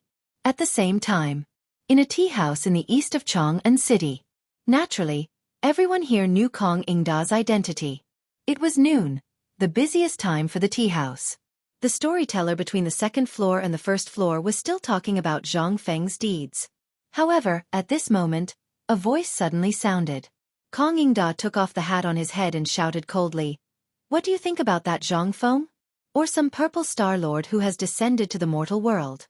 Why don't you take a look at this?" Kong Ingda's voice instantly angered everyone. However, the moment they saw that it was Kong Ingda, everyone's heart skipped a beat. Then they prostrated themselves on the ground. Even the officials and nobles on the second floor, as well as the nobles and aristocratic families, were somewhat surprised. Although Kong Ingda had been ordered by the emperor to recuperate at home, he was not removed from his official position as the message in Chong and said. Besides, he was a great Confucian scholar, so he deserved their respect. Kong Ingda didn't care about these empty words at this moment. He walked slowly to the storyteller's place between the second floor and the first floor as he took out an oiled paper package. Just now, I heard you say that the Dean of White Deer College, Chancellor Zhang Feng, and the great Confucian scholar of harmony, is Purple Star Lord who has descended to the mortal world? The storyteller was not surprised. He cupped his fists and said, That's right. This was divined by Master Yuan Tiangang himself. Kong Ingda nodded and slowly unwrapped the oiled paper package in his hand. He said, 3 days ago, I did have the same idea about this guy named Zhang Feng. He improved a lot of things in the Tang dynasty. First, he solved the drought in Longyu Road. Secondly, he solved the locust plague and the famine in Chang'an City after the locust plague. These are all his achievements. These are great things. The crowd did not understand what he was trying to say. These were all things that everyone knew. However, they still listened to him carefully. After all, this was a great Confucian scholar. It was rare to see a great Confucian scholar tell a story in person. Besides, they could see it today, which was enough to show off for the rest of their lives. However, at this moment, Kong Ingda changed the topic. However, this was 3 days ago. I think everyone knows that the Dean of White Deer College is proficient in medical skills. He even knows the blood-snatching life-changing method. He can even regenerate broken bones? Old man wants to ask, who has seen the blood-snatching life-changing method? However, the one with the broken leg is real. This old man saw it with his own eyes yesterday. Furthermore, during the morning exercises yesterday, I also heard about a huge matter. In an instant, everyone's eyes widened. Very few people knew about this secret. However, the people on the second floor knew about it. At this moment, someone wanted to stop Kong Ingda, but he looked like a mad dog. No one dared to say anything. They could only listen quietly. However, it was different for the people. The blood-snatching life-changing method was passed down from the mountain. No one knew whether it was real or not, let alone the regenerating broken bones. However, Kong Ingda said that the regenerating broken bones was real? Could it be that this was real? However, the crowd thought too much. At this moment, Kong Ingda waited for the atmosphere to rise a little before saying, Yesterday, Lord Zhang's son said in front of the emperor that Zhang Feng from White Deer College had developed something that could double the yield per move. What? Chapter 1339. Now, everyone knew how much grain could be produced per moo. The people on the second floor. Basically, each family had at least a few dozen moo of land, and the peasant commoners on the first floor also had more or less fields. Some of the fields were given to the big families to grow food, and then according to the harvest, the main family would give them some food. The slightly better off families also had 2 or 3 moo of land. This was their capital to live a peaceful life. However, they were not rich and did not have much grain. This year, they suddenly encountered a grasshopper disaster and a food shortage. How could they have any grain? They lived frugally for this autumn planting so that they would not starve like this year. However, this was only so that they would not starve. As for the people on the second floor, they were already in an uproar. They came here because they knew some things in the imperial court. Therefore, they wanted to ask if these things were true. However, before they could ask, they heard more explosive news. How could they not be excited? Although they did not dare to spread the news about Kong Ingda in the imperial court yesterday, they could still circulate it internally. Generously. The news of Kong Ingda sneaking up the mountain last night, coupled with Kong Ingda's current attire, made everyone on the second floor understand instantly. All of this was real. At this moment, a voice that Kong Ingda was familiar with came from behind a screen in a private room on the second floor. Duke Kong, is what you said true? Although Kong Ingda did not see the person, he could tell from the voice that this person should be the minister of Taichung Temple. However, due to the current situation, he did not dare to show himself. However, he could not suppress the desire in his heart. Kong Ingda did not speak. Instead, He slowly opened the oiled paper bag in his hand and placed it on the storyteller's table. In an instant, everyone's eyes were attracted by the snow-colored thing. This thing was whiter than the fine salt, and even whiter than the snow. In an instant, everyone was in an uproar. Kong Ingda pointed at the thing on the table and said, "This thing, I'm afraid everyone wants to know what it is. But please allow old man to keep us in suspense. We'll talk about this later. Let's talk about what everyone knows first. I'm sure everyone knows about the news that came from White Deer College a few days ago, 3 days after its opening, right? Someone was looking for an iron mine, but he accidentally found something poisonous, and dozens of people died. You all should have heard a bit of the news, right? Chang'an City wasn't big, so there were some things that couldn't be hidden even if one wanted to. Although Niu Jinda had walked around Chang'an City, many people had still seen him. In addition, the people of Chang'an City loved to wander around. Hence, everyone paid special attention to White Deer College. Therefore everyone knew about this matter. But he didn't know what Kong Ingda meant. As for the people on the second floor, they were silent. This matter hadn't stopped since yesterday's court session. Even though the emperor didn't mention a word about it this morning, there were still more people talking about it. The more the emperor didn't mention it, the more people suspected it. Could it be the thing on the table? Did Kong Ingda want to die? Everyone on the second floor changed their expressions. They hurriedly covered their mouths and noses, and even those who had masks put them on. This made the people on the first floor panic. Kong Ingda said calmly, "That's right. This thing is the thing that poisoned them to death." In an instant, everyone was in an uproar when they heard the truth. However, there were some people in the crowd who were meticulous. Seeing that Kong Ingda was fine even though he was so close to that thing and was facing it calmly, they couldn't help but ask in surprise, "Kong Ingda, you already know that this thing is highly poisonous. Why didn't you avoid it?" "I didn't avoid it. Old man knows that after today, old man won't be able to keep his head. In that case, why would old man care about it? As long as I can expose their conspiracy, this old man will pay a visit to His Majesty later and present this thing to His Majesty personally. I will tell His Majesty everything I saw on the mountain today. I believe that His Majesty will make a decision." "Kong Ingda, you're really careless. But was this thing really the poisonous thing? But didn't you just say that this thing will increase the grain yield? What do you mean?" "Yes. I hope you can explain it to me, Kong Ingda." Seeing this, Kong Ingda grabbed a handful of phosphate fertilizer and said, "This thing is called phosphate fertilizer. People on the mountain said that once this thing is applied to the ground, it will increase the grain yield. But think about it. If it's poisonous, even if it can increase the grain yield, so what? After all, this thing is watered with poisonous things. No matter how fat the banker is, it will still be a poisonous thing. Instead, it will harm even more people. Now think about it. If this thing is really implemented, what will it be? It will kill all of us. This thing, even if it can produce thousands of caddies per moo, do you think we can eat it?" Hua! Chapter 1340. At this moment, everyone in the tea house was aghast. Yesterday, there was news from the palace, as well as the servants in the residences of the princes, dukes and ministers. It was said that the news came from the political announcement hall that the dean of the White Deer Institute was researching something that could increase the supply of food. And the most important thing was, these things were said by the emperor himself. In the imperial court, Kong Ingda had been impeaching Zhang Feng and questioning Zhang Feng's shady dealings. In addition, he had heard that someone had broken his leg but was cured by Zhang Feng. But yesterday, he had miraculously walked around Chang'an and even went to Zhang Feng's residence. No one knew what he was doing, but Kong Ingda happened to see him. That was why the emperor was enraged at the end. Logically speaking, no one would believe such a thing. But who was Zhang Feng? He was the person who had solved the food crisis in Chang'an City when Chang'an City was short of food. It could be said that Zhang Feng had shouldered the lives of more than half of the people in Chang'an City at that time. Later, he had built an academy on the mountain and saved the lives of a large number of disaster victims. Moreover, he didn't ask for money and let these people work in exchange for food.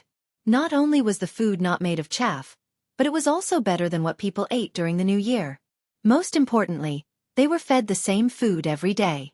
As a result, not only did the disaster victims not lose weight or starve to death in the past 3 months, most of them even gained weight. After that, Zhang Feng had built a market at the foot of Shao Mountain, built roads, and barbecued basketball. Which one of these things hadn't been done by Zhang Feng? What was this? This was the real benefit. What about you, Kong Yingda? With just a few words, they claimed that everything Zhang Feng had created was fake and that it was a ploy to harm everyone's lives. If Zhang Feng was really that kind of person, then why did Zhang Feng save them and give them food? Why is this happening? Do you have nothing to do? Moreover, you, Kong Yingda, did you do anything good when the people of Chang'an were suffering? You didn't even donate a little bit of food, and you didn't even give out a little bit of porridge at the entrance of the residence. The news spread like wildfire in Chang'an City. In less than 2 hours, the whole city knew about it. After all, this was something that concerned everyone's lives. How could they not be concerned? Therefore, at this time, there were two kinds of voices in Chang'an City. One was that he believed that Zhang Feng would not do such a thing, nor would he do such a thing. However, there was still a group of people who were unhappy with Zhang Feng and White Deer College. When they connected the dots, they instantly understood what was going on. Why did the emperor personally issue an edict for an academy? Why was White Deer College ranked higher than Imperial College?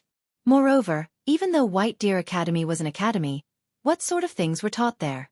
It was all things that no one could understand. Most importantly, the academy was not recruiting. However, even though the White Deer Institute had already opened its doors and was currently recruiting, the White Deer Institute did the exact opposite and stopped recruiting.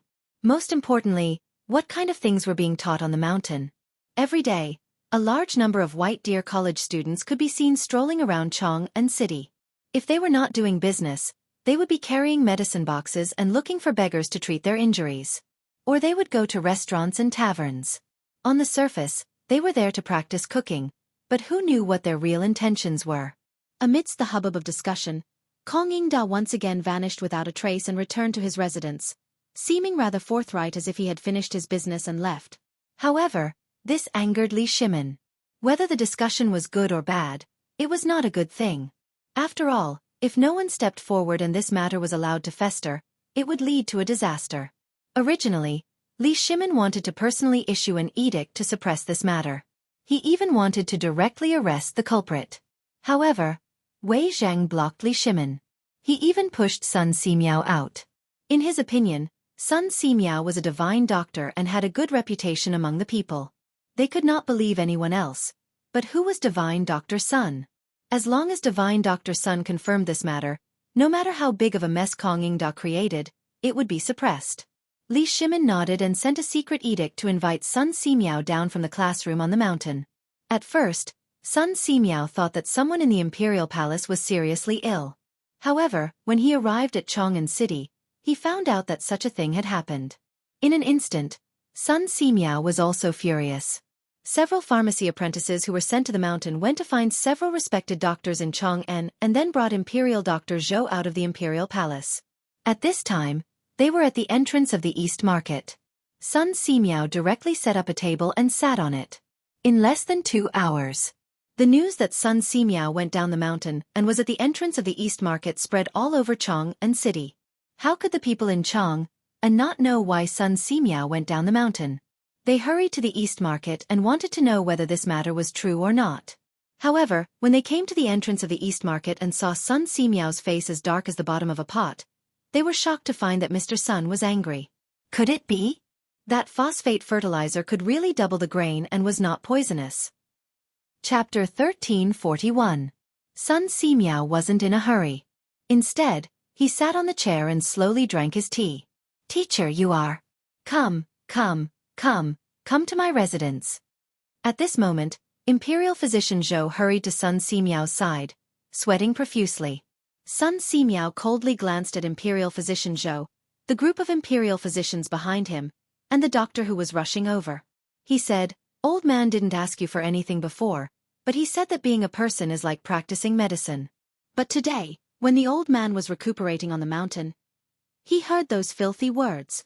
Hearing this, Imperial Physician Zhou and the others turned pale and bowed. They didn't dare to move. The onlookers, as well as the soldiers patrolling the streets, looked at Sun Simiao with reverence. They didn't dare to speak. After all, Sun Simiao's reputation was too great. Today, this old man is not here for anything else. I don't want to know who is the one who thinks that phosphate fertilizer is poison and wants to plant poisonous food to harm people. Who is the one who spread such rumors? Old man only has one thing to say. I'm sure all of you are more aware of what White Deer Academy is doing than this old man. Regardless of whether it's the rescue of the refugees or the opening of the market, we haven't collected a single copper coin from you. What is this? Do you really think that Prince Zhang is rich and overbearing? No. This is because Prince Zhang is kind-hearted. Otherwise, do you think he would spend so much effort? We are talking about the matter on the mountain. From the barren mountain until now, have you seen Zhang Feng collect a single copper coin from the students because of this matter? Where is your conscience? If it wasn't for Zhang Feng, think about it. Those pigs, chickens, ducks and locusts that made you suffer, would you be so comfortable now? Sun Simiao was furious. That brat Zhang Feng didn't care about his own life and went to research that phosphate fertilizer. Although he hadn't seen any results for the time being, he believed that the brat wouldn't do anything that would harm the heavens and reason. Otherwise, why would he make such an unnecessary move? Why didn't he just do it during the drought? Wouldn't it have been better if he had done it during the locust plague? There was no need to attract so much trouble, right? Moreover, Sun Simiao had experimented with the refined phosphate fertilizer before. In his courtyard, he planted a large number of herbs. Most of them were precious varieties, and some could be planted in large quantities. He couldn't bear to part with the precious herbs, so he used them on those herbs that could be mass-produced. Originally, those medicinal herbs were all yellowish. However, in less than 3 days after the phosphate fertilizer was applied, he suddenly discovered that these yellowish medicinal herbs seemed to have been injected with chicken blood. They crazily increased in size and had a dark color. Looking at the momentum, this year's yellow ginger field, which was only the size of a dustpan, was simply more terrifying than the harvest of 1 mu of land in previous years. How could Sun Simiao not be shocked? Before he could ask Zhang Feng for some phosphate fertilizer to apply to his medicinal herbs in the courtyard, he received a secret order from Li Shimin. This really made the old man explode with anger.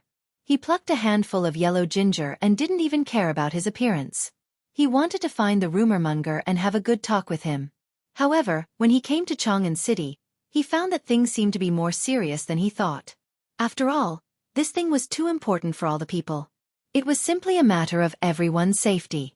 Although most of them believed it, they were led by those who didn't believe it. Although these people said that they believed it, who knew whether they believed it or not? Not to mention others. Even Sun Simiao didn't believe it when he didn't see the magical effect of the herbs he planted. At this time, after Sun Simiao vented his anger, he waved his hand and looked at the dozens of doctors who bowed in front of him. Some of you are disciples of the old man. Some of you have also received some guidance from the old man. Do you still know the character of the old man? Why did such a thing happen? What are you doing? Could it be that in your hearts, the old man is also the kind of person who deceives the world? When Imperial Dr. Zhou and others heard this, their faces changed instantly. They hurriedly said, "Master, what are you talking about?" When the rumor started to spread, we had already stood up, but we couldn't do anything. Sun Simiao looked at them coldly with his hands behind his back and said, "But you have no evidence. That is to say, even you don't believe that this thing is true?" Sun Simiao looked around and nodded. "I can't make a conclusion without seeing the thing itself." The old man didn't believe what Zhang Feng said before, but now the old man believes it. It turns out that all the compliments to the old man for so many years were perfunctory. Forget it. Today, since you want to know whether the phosphate fertilizer is poisonous, the old man will give you the answer. Pa! Sun Simiao angrily slammed the table. In an instant, the 2 children behind him quickly took out a lot of black things from the basket behind them and handed them to Sun Simiao. Sun Simiao raised the yellow ginger in his hand and said, "This thing, I believe you all know what it is, right?"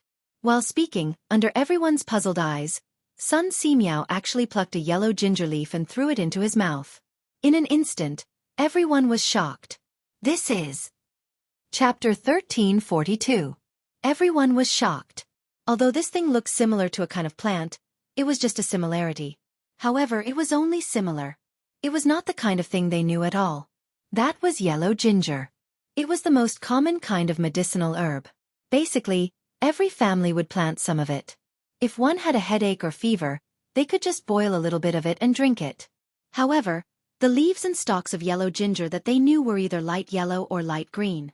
How could it be as green as this thing? This was simply a dark green color. What was going on? Imperial Dr. Zhou seemed to have thought of something. And this emperor was a little spicy. If Sun Simiao kept eating it, there would be a big problem. Imperial Dr. Zhou hurriedly stepped forward and grabbed Sun Simiao. He said anxiously, "Teacher, don't eat anymore. Your body can't take it." Among the onlookers, as well as some of the doctors Sun Simiao had ordered before, they were all crying and kowtowing on the ground, begging Sun Simiao to stop eating. What a joke. Those doctors were fine. If these people didn't stop it quickly, if something really happened today, not to mention the emperor's anger, even if they had an illness, they would still want to see a doctor.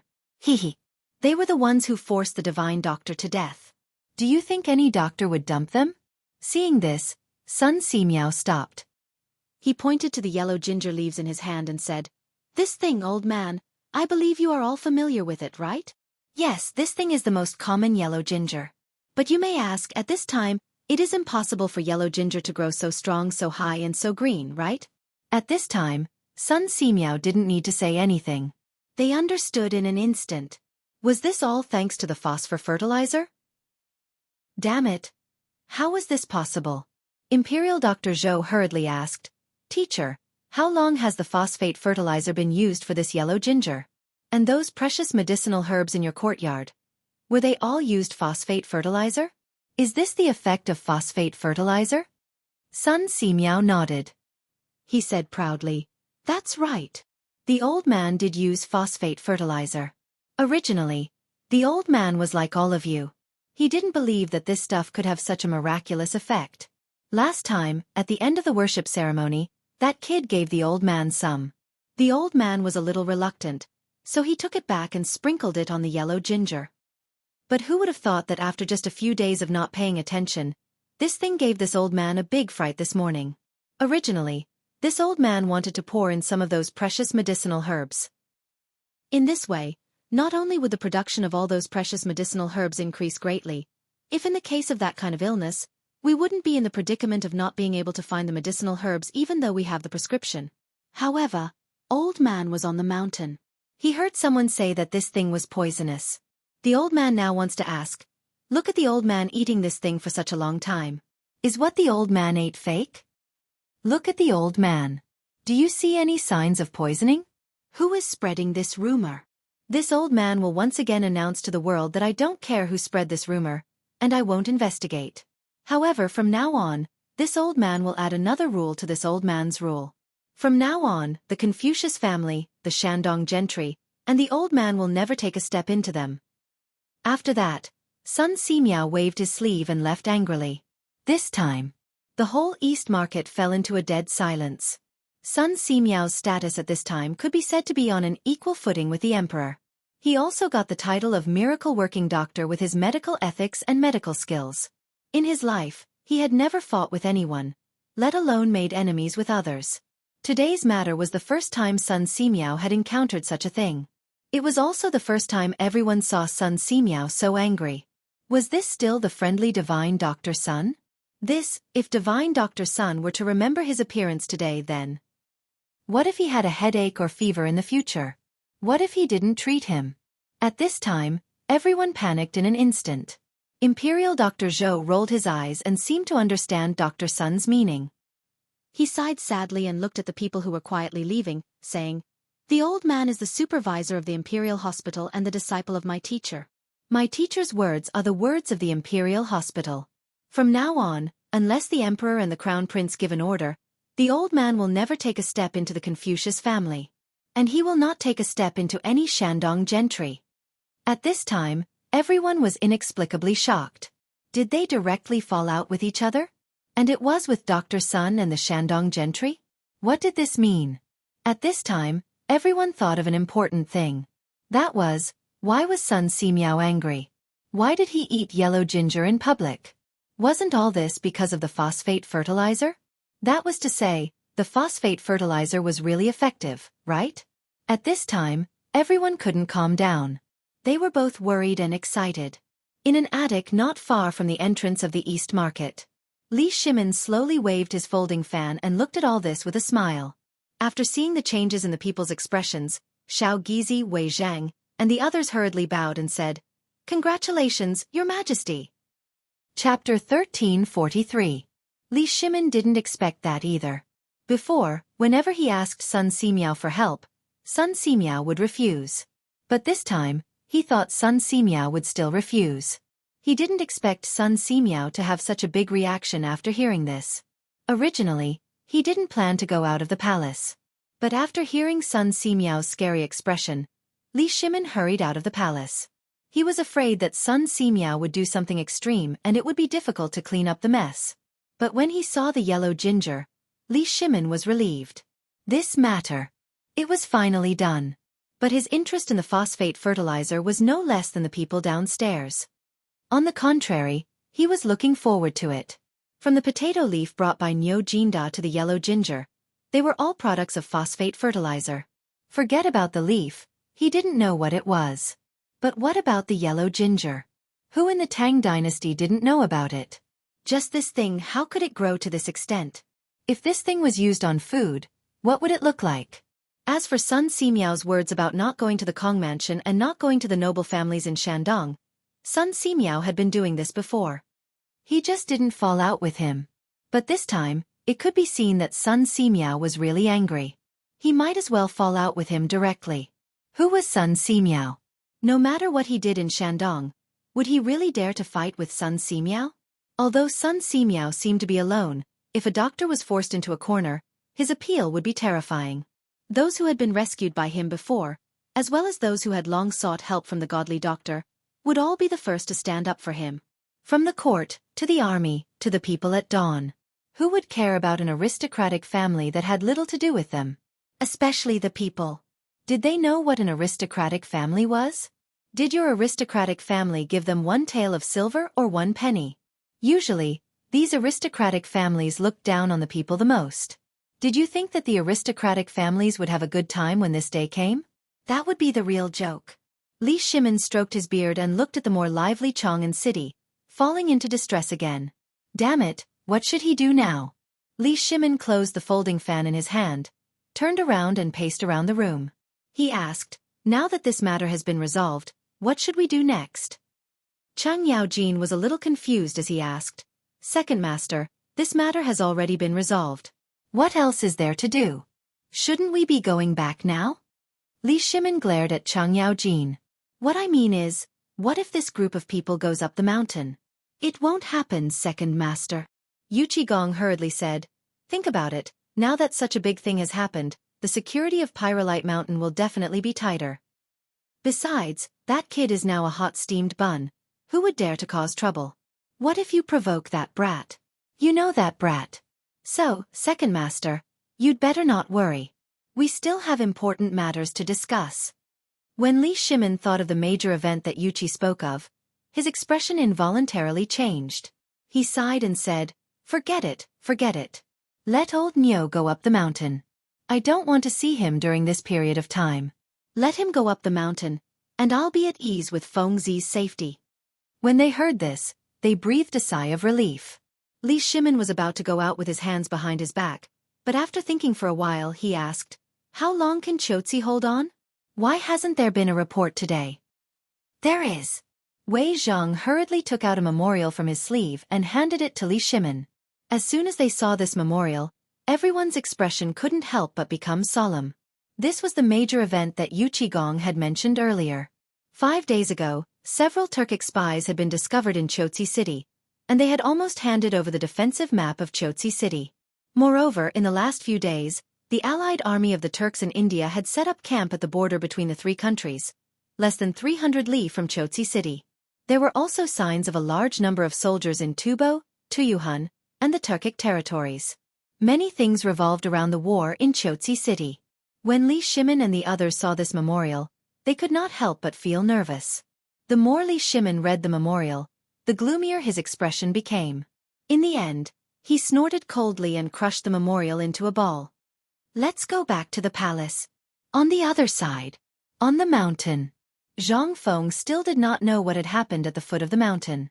At this moment, he was accompanying Jingshu and Zhang Yuyao as they watched the craftsmen installing the glass and trimming the flowers and plants in the courtyard. Today, Zhang Feng had just gotten some free time. When he heard that Arjunan had finished making the glass, Zhang Feng was very excited.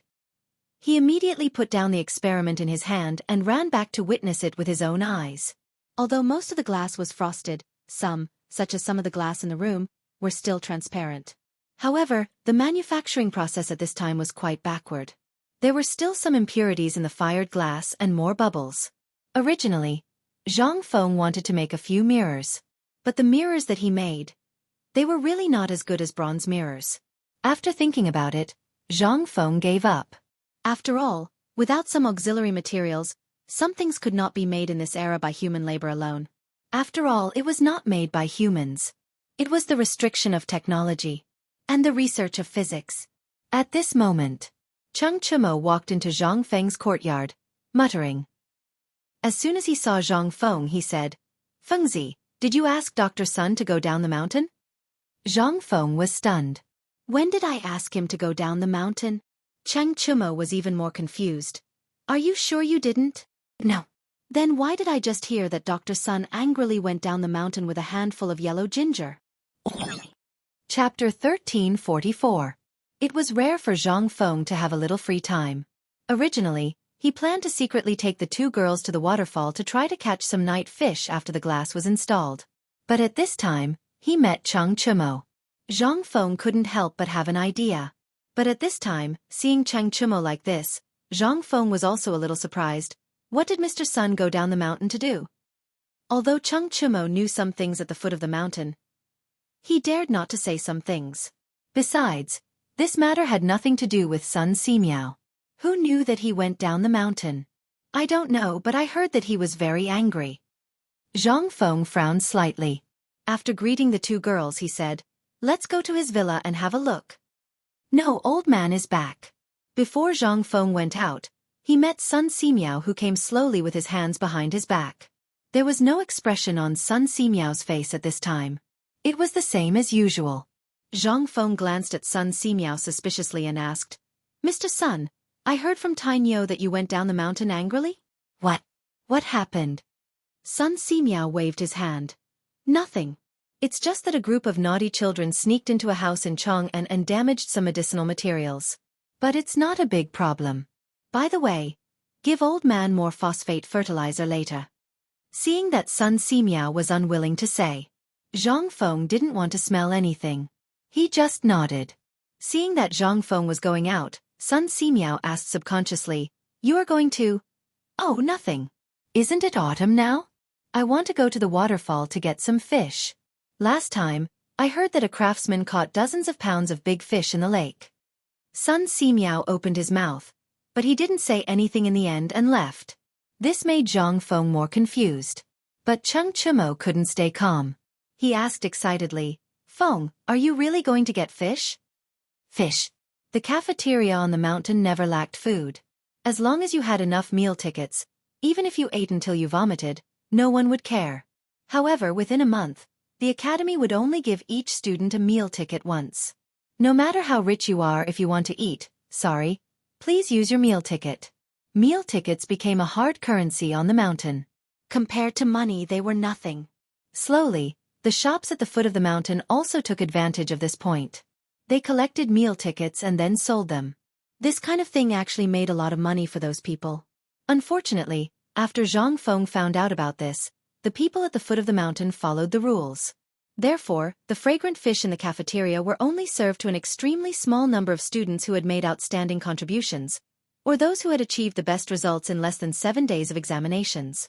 Only then would the academy reward them with meal tickets ranging from 100 to 100. But one had to know that eating a fish or a table of delicacies only required 10 meal tickets worth 5 taels, plus a meal ticket worth the same amount of money. In the face of everyone's doubts, Mr. Bo sure, there was only one sentence. Meat was for the capable. Why would you eat meat if you didn't have the ability? Wouldn't you feel ashamed? This time, Cheng Chimo and others were miserable. Every time they saw Zhang Feng, they would take advantage of him. They had no choice. Their 100 meal tickets and 100 meal tickets were always used up in less than 10 days. If they didn't take advantage of Zhang Feng, would they starve to death?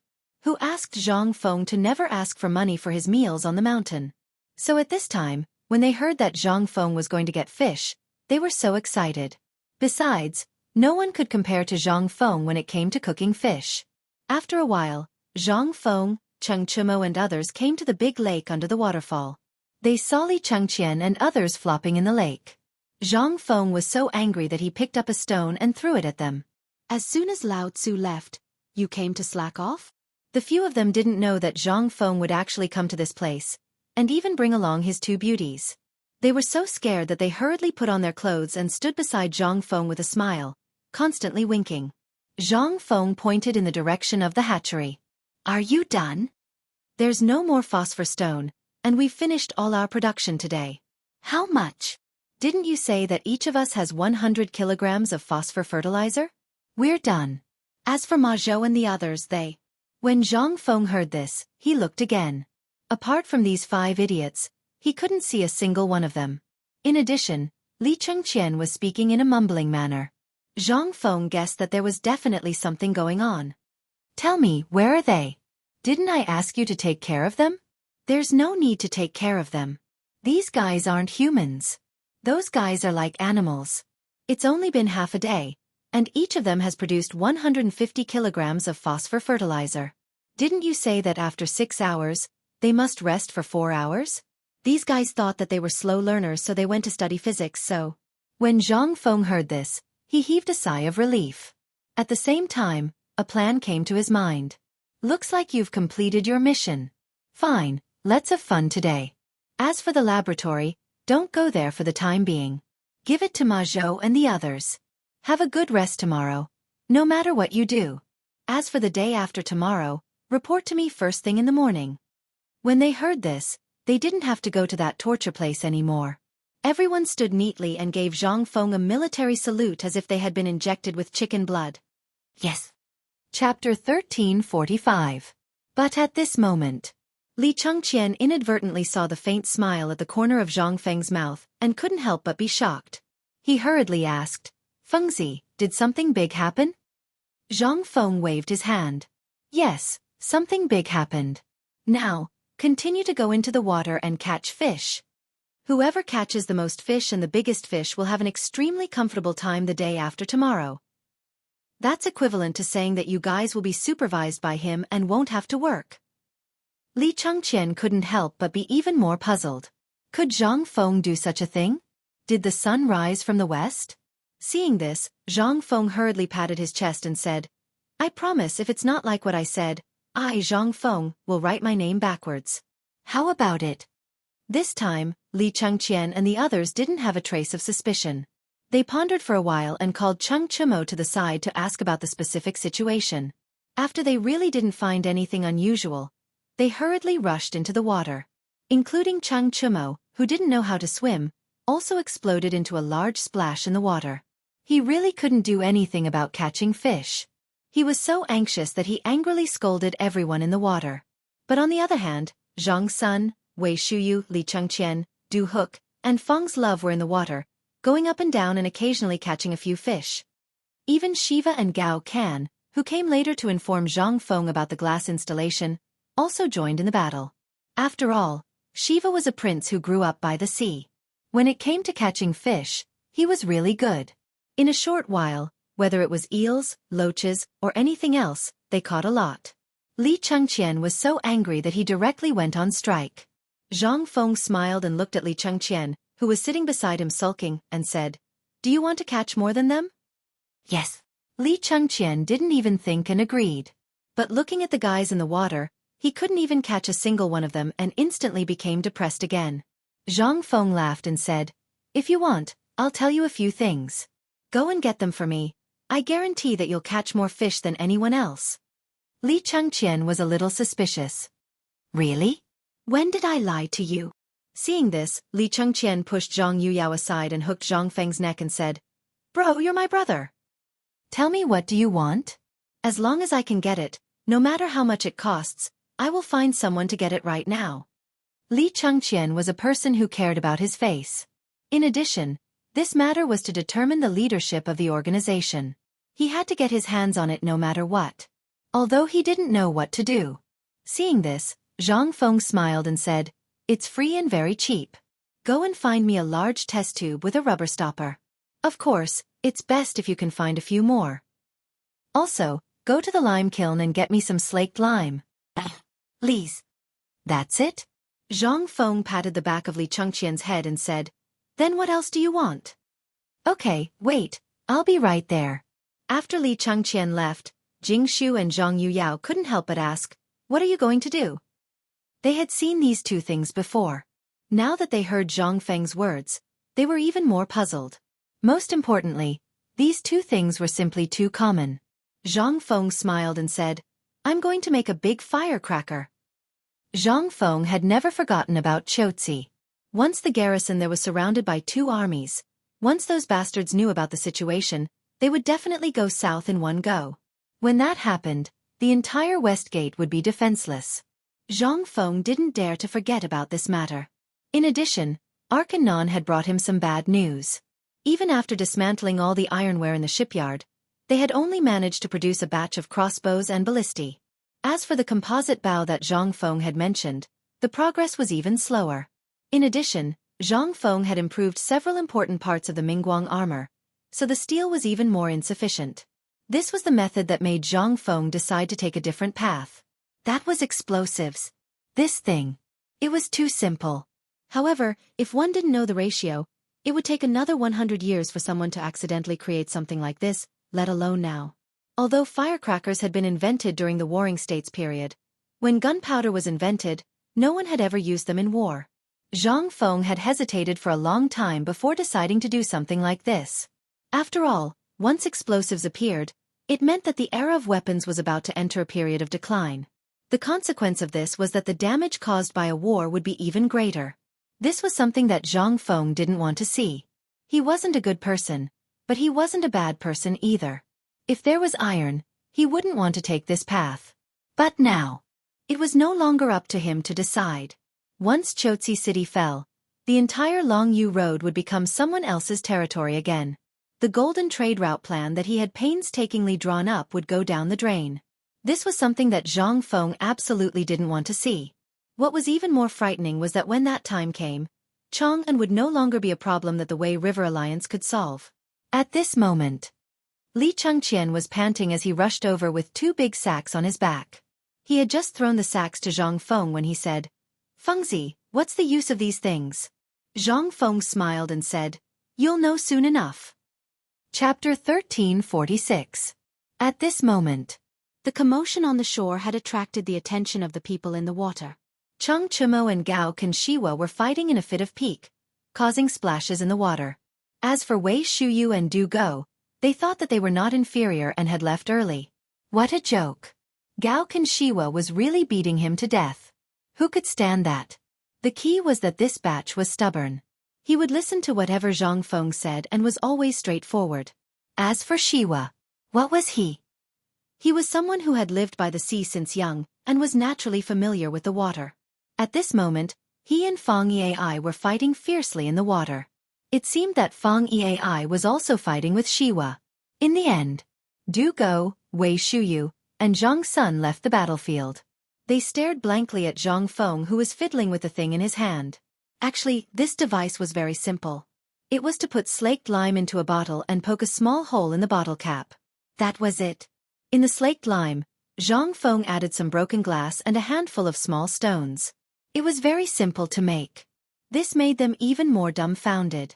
They knew about slaked lime, not to mention this test bottle. Every day, they would break a few of them. But at this moment, seeing that Zhang Feng was being so cautious, Zhang Sun was about to ask when Li Chengqian hurriedly stopped the two of them and let them watch quietly. No matter what Zhang Feng was doing now, it was a kind of knowledge. With Zhang Feng's temper, would he not tell them?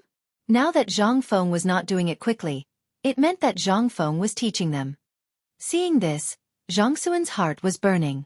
He squatted on the ground and started fiddling with it like Zhang Feng. But he was stared down by Zhang Feng. "Don't look at how happy I am fiddling with it. With your wet body, go away." If it explodes, someone will die. Zhang's son heard this and was confused. What? Explode? Someone will die. Just this little thing? Li Chengqian was also somewhat confused. However, due to Zhang Feng's current cautiousness, he hurriedly kicked Zhang's son Chang's butt, and even unceremoniously kicked this cousin of his to the ground. He hurriedly retreated a great distance. Feng Zi, are you sure this thing will kill people? Zhang Feng took the bottle and shook it. He glanced at them and said, when there's no water, it's fine even if you use it as a pillow to sleep, but you have to stop drooling. Just this? Hearing this, Zhang's son became bolder again. Zhang Feng was right. Before the lime came into contact with water, it was indeed fine. But in this small bottle, once it came into contact with water, it would expand. Hee. Zhang Feng ignored them and shouted into the lake. Come up, all of you. I'll let you guys see what it's like to catch fish. Gao Can and Shiva were the most obedient. After hearing Zhang Feng's words, they hurriedly went ashore. Only Cheng Chimo and Feng Yai flopped around in the water for a while before they came ashore with a big fish in their arms. At this time, the shore was already filled with big and small fish, flopping around on the shore. However, this was not enough to attract everyone's attention. Everyone's gaze fell on the 2 small bottles in Zhang Feng's hands and the 3 test tube bottles filled with lime on the ground. When everyone was ashore, Zhang Feng handed the test tube bottle in his hand to Gao Kansas. He pointed at the lake and said, throw it out. Throw it as far away as you can. It's best to throw these bottles into the water as soon as possible. No. Didn't you just say that this thing can't touch water? Yes, Feng Zi, you want to? Without waiting for Cheng Chumo and the others to finish their questions, Gao Can threw the experimental bottle in his hand and the 3 bottles on the ground into the water, almost into the center of the lake. The reason why Zhang Feng asked him to throw it was because he valued his strength. This guy. Just as everyone was puzzled, the bottles in the water emitted wisps of white smoke on the surface of the water, and then sank to the bottom of the water with a series of bubbles. Then there was no then. Li Chengqian was dumbfounded. He looked at Zhang Feng, who signaled the 2 girls to quickly cover their ears in confusion, and said, That's it? That's it? Zhang Feng nodded. However, he covered his ears with a smirk. Although everyone was puzzled, after seeing Zhang Feng's smirk, everyone's expression changed and they hurriedly covered their ears. This grandson is too insidious. We can't be fooled by him. Boom, boom, boom. Boom, boom, boom.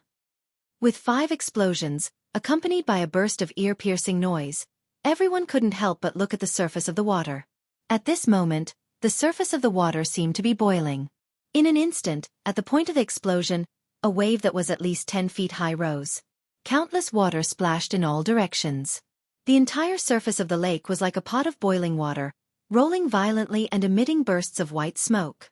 However, on the boiling surface of the water, a large number of fish floated to the surface of the water bit by bit with their white bellies facing upwards. This. Chapter 1347. The commotion here instantly alerted a large group of patrolling guards on the mountain. At this time, the Academy's guards had been renamed as security guards by Zhang Feng. Unlike the patrolling soldiers, they were no longer holding swords or spears in their hands. Instead, they were holding a kind of wooden stick called a baseball bat that was not thick at the grip but slowly thickened along with the handle. This was the right granted to them by Zhang Feng. It was also a symbol of status. A group of people waving their sticks ran over to take a look. After seeing Zhang Feng, they immediately shielded Zhang Feng and the 2 madams behind them. Only then did they glare at Li Chengqian and the others angrily. Until Zhang Feng said 3 times that he was fine. But in desperation, Zhang Feng could only let the security guard check him up and down. After making sure that he was fine, the security guard left resentfully. But when he left, he saw the warning eyes of Cheng Chumo and the others. Cheng Chumo was so angry that he wanted to go up and beat them up. But he did not want to leave now. After all, there were still important things to do. After the security guard left, Yu Shernan and the others also heard the commotion and came over. After all, the commotion that Zhang Feng had caused just now was not small. When the 5 of them arrived and saw the fish bobbing up and down on the surface of the lake, they asked in surprise, Feng Zi, what are you doing? Seeing this, Zhang Feng hurriedly bowed and said, I have nothing to do, so I'm preparing to experiment with a new toy. At the same time, I want to improve the food. When the few old men heard this, they glared and pointed at the fish on the surface of the lake. Don't tell us that you made all these fish? At this time, not to mention how many fish he made, the entire surface of the lake was densely packed with fish. How many fish were there?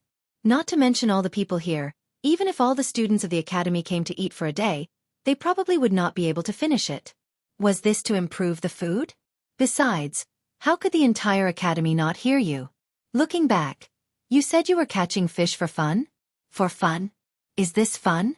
Ouying soon was trembling with anger and was about to curse when Zhang Feng hurriedly shouted, "What are you waiting for? Quickly go into the lake to catch the fish. Wait, I'll treat everyone in the academy to fish. What's more, it's an all-fish feast that you've never eaten before." Really? Are you serious? For Cheng Chimo and the others who were super gluttons, every new thing that Zhang Feng came up with was unparalleled in the world. Nowadays, fish was usually stewed in a pot or roasted over a fire. There was nothing else. Therefore, although there were so many fish that they could jump into your arms when you were washing your feet, there was no way to eat them. Moreover, they had more bones than meat. Who would eat them for no reason? But Zhang Feng was different. They had eaten it a few times in Zhang Feng's tavern. It was different every time. This was what surprised and shocked them the most. But this time, Zhang Feng actually said that he was going to treat everyone to an all-fish feast? Not to mention Cheng Chimo and the others who were excited. Even Yu Shernan and the others were salivating at this time. But when they thought of the serious matter, they called Zhang Feng to the jujube tree. Seeing that there was no one around, they asked solemnly, "Fengzi, what's the matter with the fish? Why did it become like this after hearing a few sounds? Even if Mr. Sun drugged it, it wouldn't be so powerful. How did you do it?" Zhang Feng chuckled. He pretended to be mysterious and said, "Please wait for a while. I'll give you an answer soon." They didn't understand what Zhang Feng was going to do, but they were still prepared to wait. Zhang Feng picked up the set of things again, but this time he was going to show it to them. So Zhang Feng only chose a thumb-sized test tube with a cork. After filling the test tube with lime and some sand, he pointed to it and said, "Dear teachers, watch carefully." While speaking, Zhang Feng threw the test tube in his hand into the water again. After experiencing everything just now, the test tube exploded again like a firecracker. Bang! With a small wave on the water, Yu Shernan and the others' faces changed instantly. This time, the experiment only used a small bottle the size of a thumb, but the power it caused greatly shocked the few of them. They could also imagine what had just happened on the lake. But it was also because of this that they looked so dignified. If this thing could be used here, then, what would happen if it was thrown into a crowd of people? Ouying Sun looked at Zhang Feng coldly and said, "Zhang Feng kid, tell old man, what is this thing you made? What's its name?" Zhang Feng was a little confused. "This is what fried fish. If you want a name, then you can call it water thunder." Water thunder. I think what you put in it is the lime from the mouth of the kiln. Can this thing make such a big noise? Zhang Feng knew that they would have such doubts. He didn't say anything. Instead, after Li Chengqian and the others fished out the fish, he called everyone over and said, "Actually, the principle of this thing is in the physics textbook I gave you before. The theoretical experiment of this thing is called atmospheric pressure and hydraulic pressure." Chapter 1348. This thing. Yu Shernan and the others were completely dumbfounded. That thing was indeed in the textbook written by Zhang Feng, but this textbook was divided into two parts. The first part of the textbook was only elementary physics knowledge, and most of it was mathematics knowledge. This was a course open to everyone. As for aerodynamics and the like, only Li Chengqian, Ma Zhou, and the others could learn it. Only those who had stayed in the academy for more than half a year and were talented enough were qualified to learn more advanced things. But as for what Li Chengqian and the others were learning now, it was not something that ordinary people could learn. As for the few of them, they really didn't know about it. At this age, who would be bored enough to study this brain-burning machine? But at this time, when they heard Zhang Feng say this again, Yu Shernan and the others really couldn't sit still. Without waiting for them to speak, Li Chengqian hurriedly asked, "Fengzi, this thing of yours, can it be made by the natural collision of water and lime?" "More or less." Zhang Feng nodded and said, "There is another layer of meaning. You have seen this lime before. The main thing is that it expands when it meets water, producing infinite tension. You all know about the tension, right?" Zhang Feng pointed at the limestone on the ground. He picked up a piece of limestone and threw it into the water. In an instant, a large piece of limestone emitted bursts of white smoke in the water. In front of everyone's eyes, it instantly grew larger. At this time, Zhang Feng said again, "Our glass bottle is only so big. This thing will expand infinitely when it meets water, and this bottle is a thing that restricts it.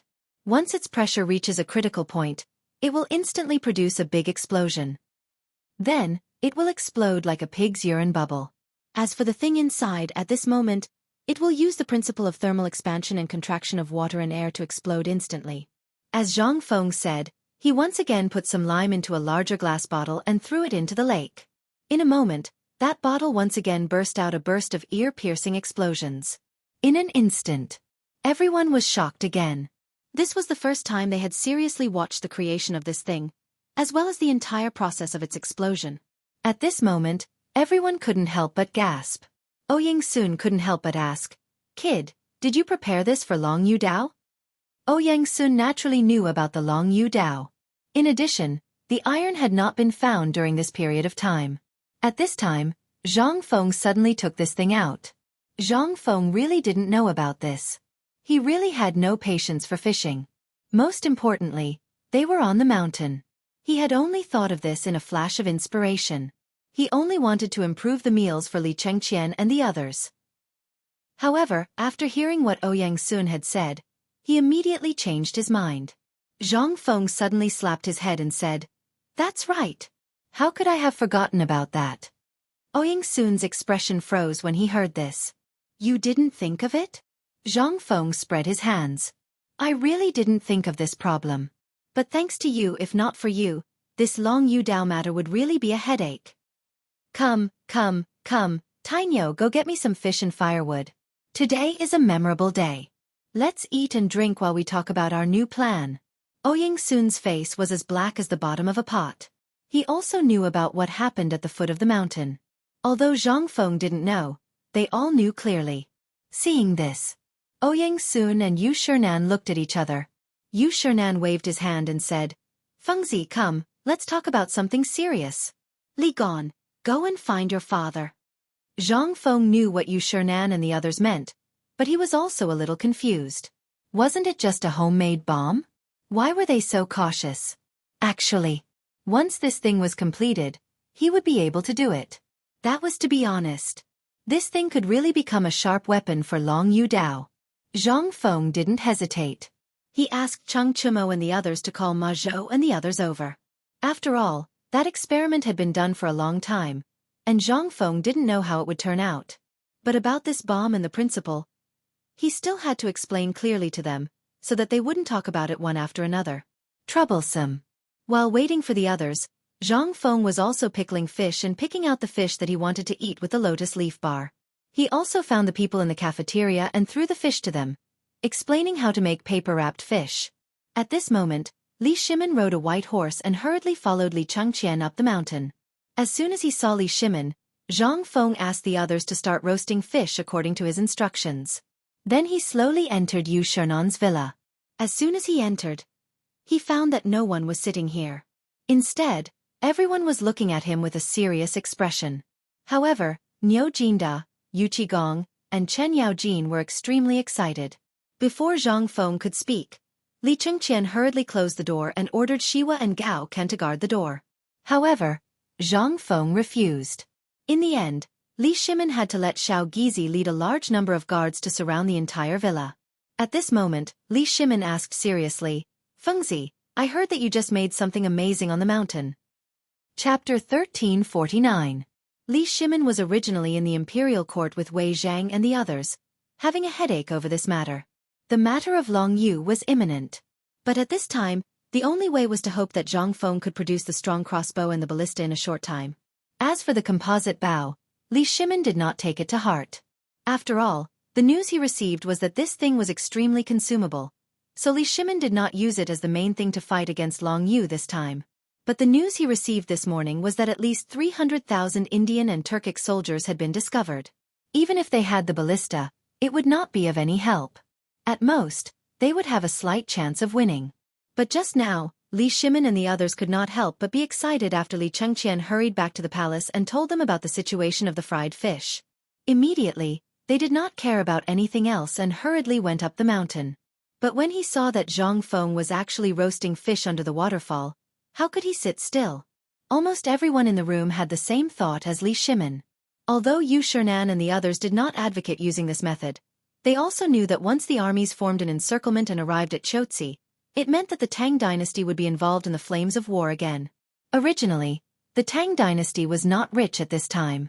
So at this time, when they saw Zhang Feng's thing and Zhang Feng's actions just now, they had the urge to beat Ouyang Sun to death. At this time, when they saw Li Shimin's situation, who dared to sit down? Zhang Feng saw that they were so cautious, and Li Shimin asked this question.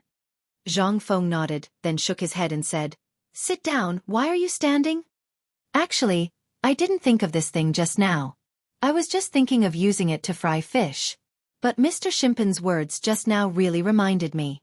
Yes, this thing can be used in the front line, but it's useless to have it now." Li Chengqian heard this and asked in surprise, "Why is that?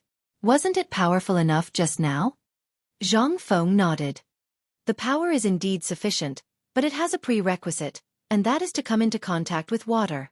Moreover, we can't control the process of him coming into contact with the water and the detonation process."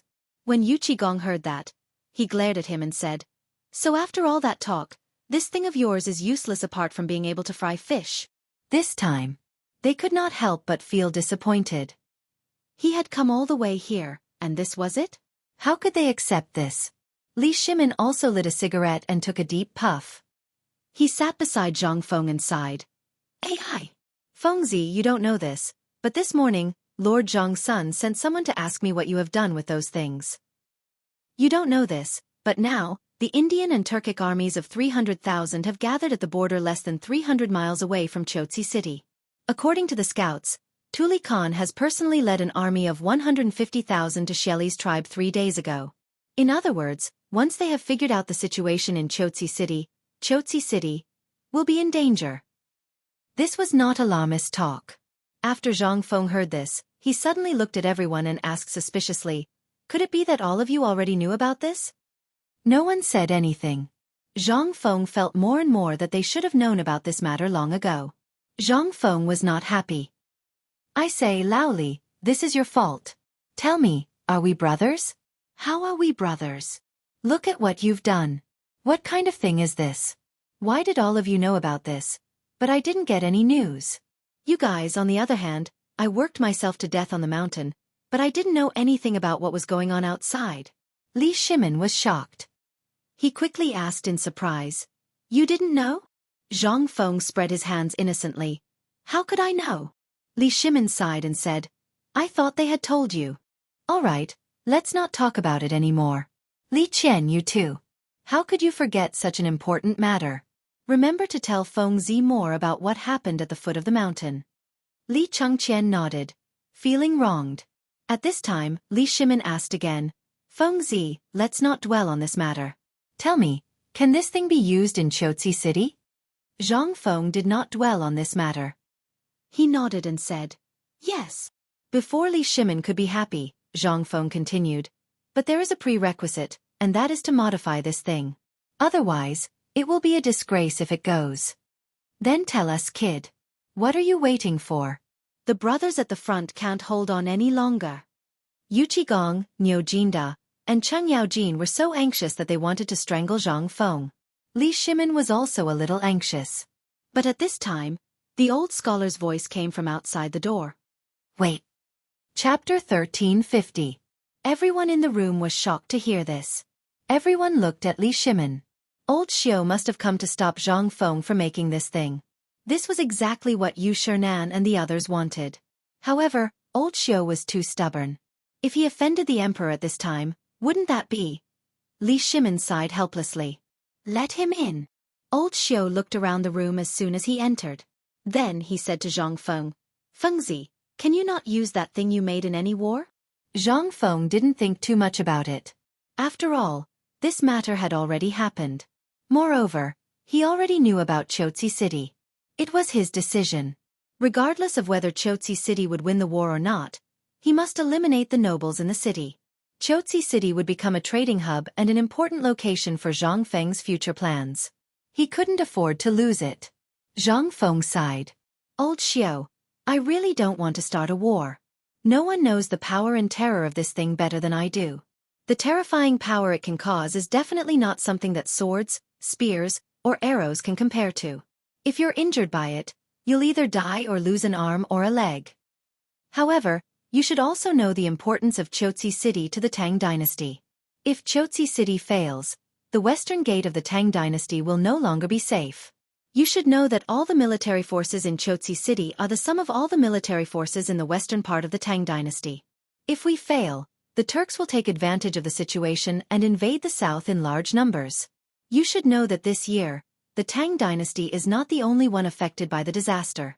The Turks in Tubo, India, are suffering from a more serious plague of locusts and food shortages. But only our Tang dynasty reacted the fastest. How could this not attract their attention? Li Shimin also sighed slightly. Fengzi is right. This morning, Lord Zhang's son brought His Majesty's message. Basically, this time, the Tang dynasty didn't take the initiative to start a war, but counterattacked. Once the Tang dynasty fails to win this war, Mr. Zihuai, just think about it. Peace in the world is nothing but empty talk.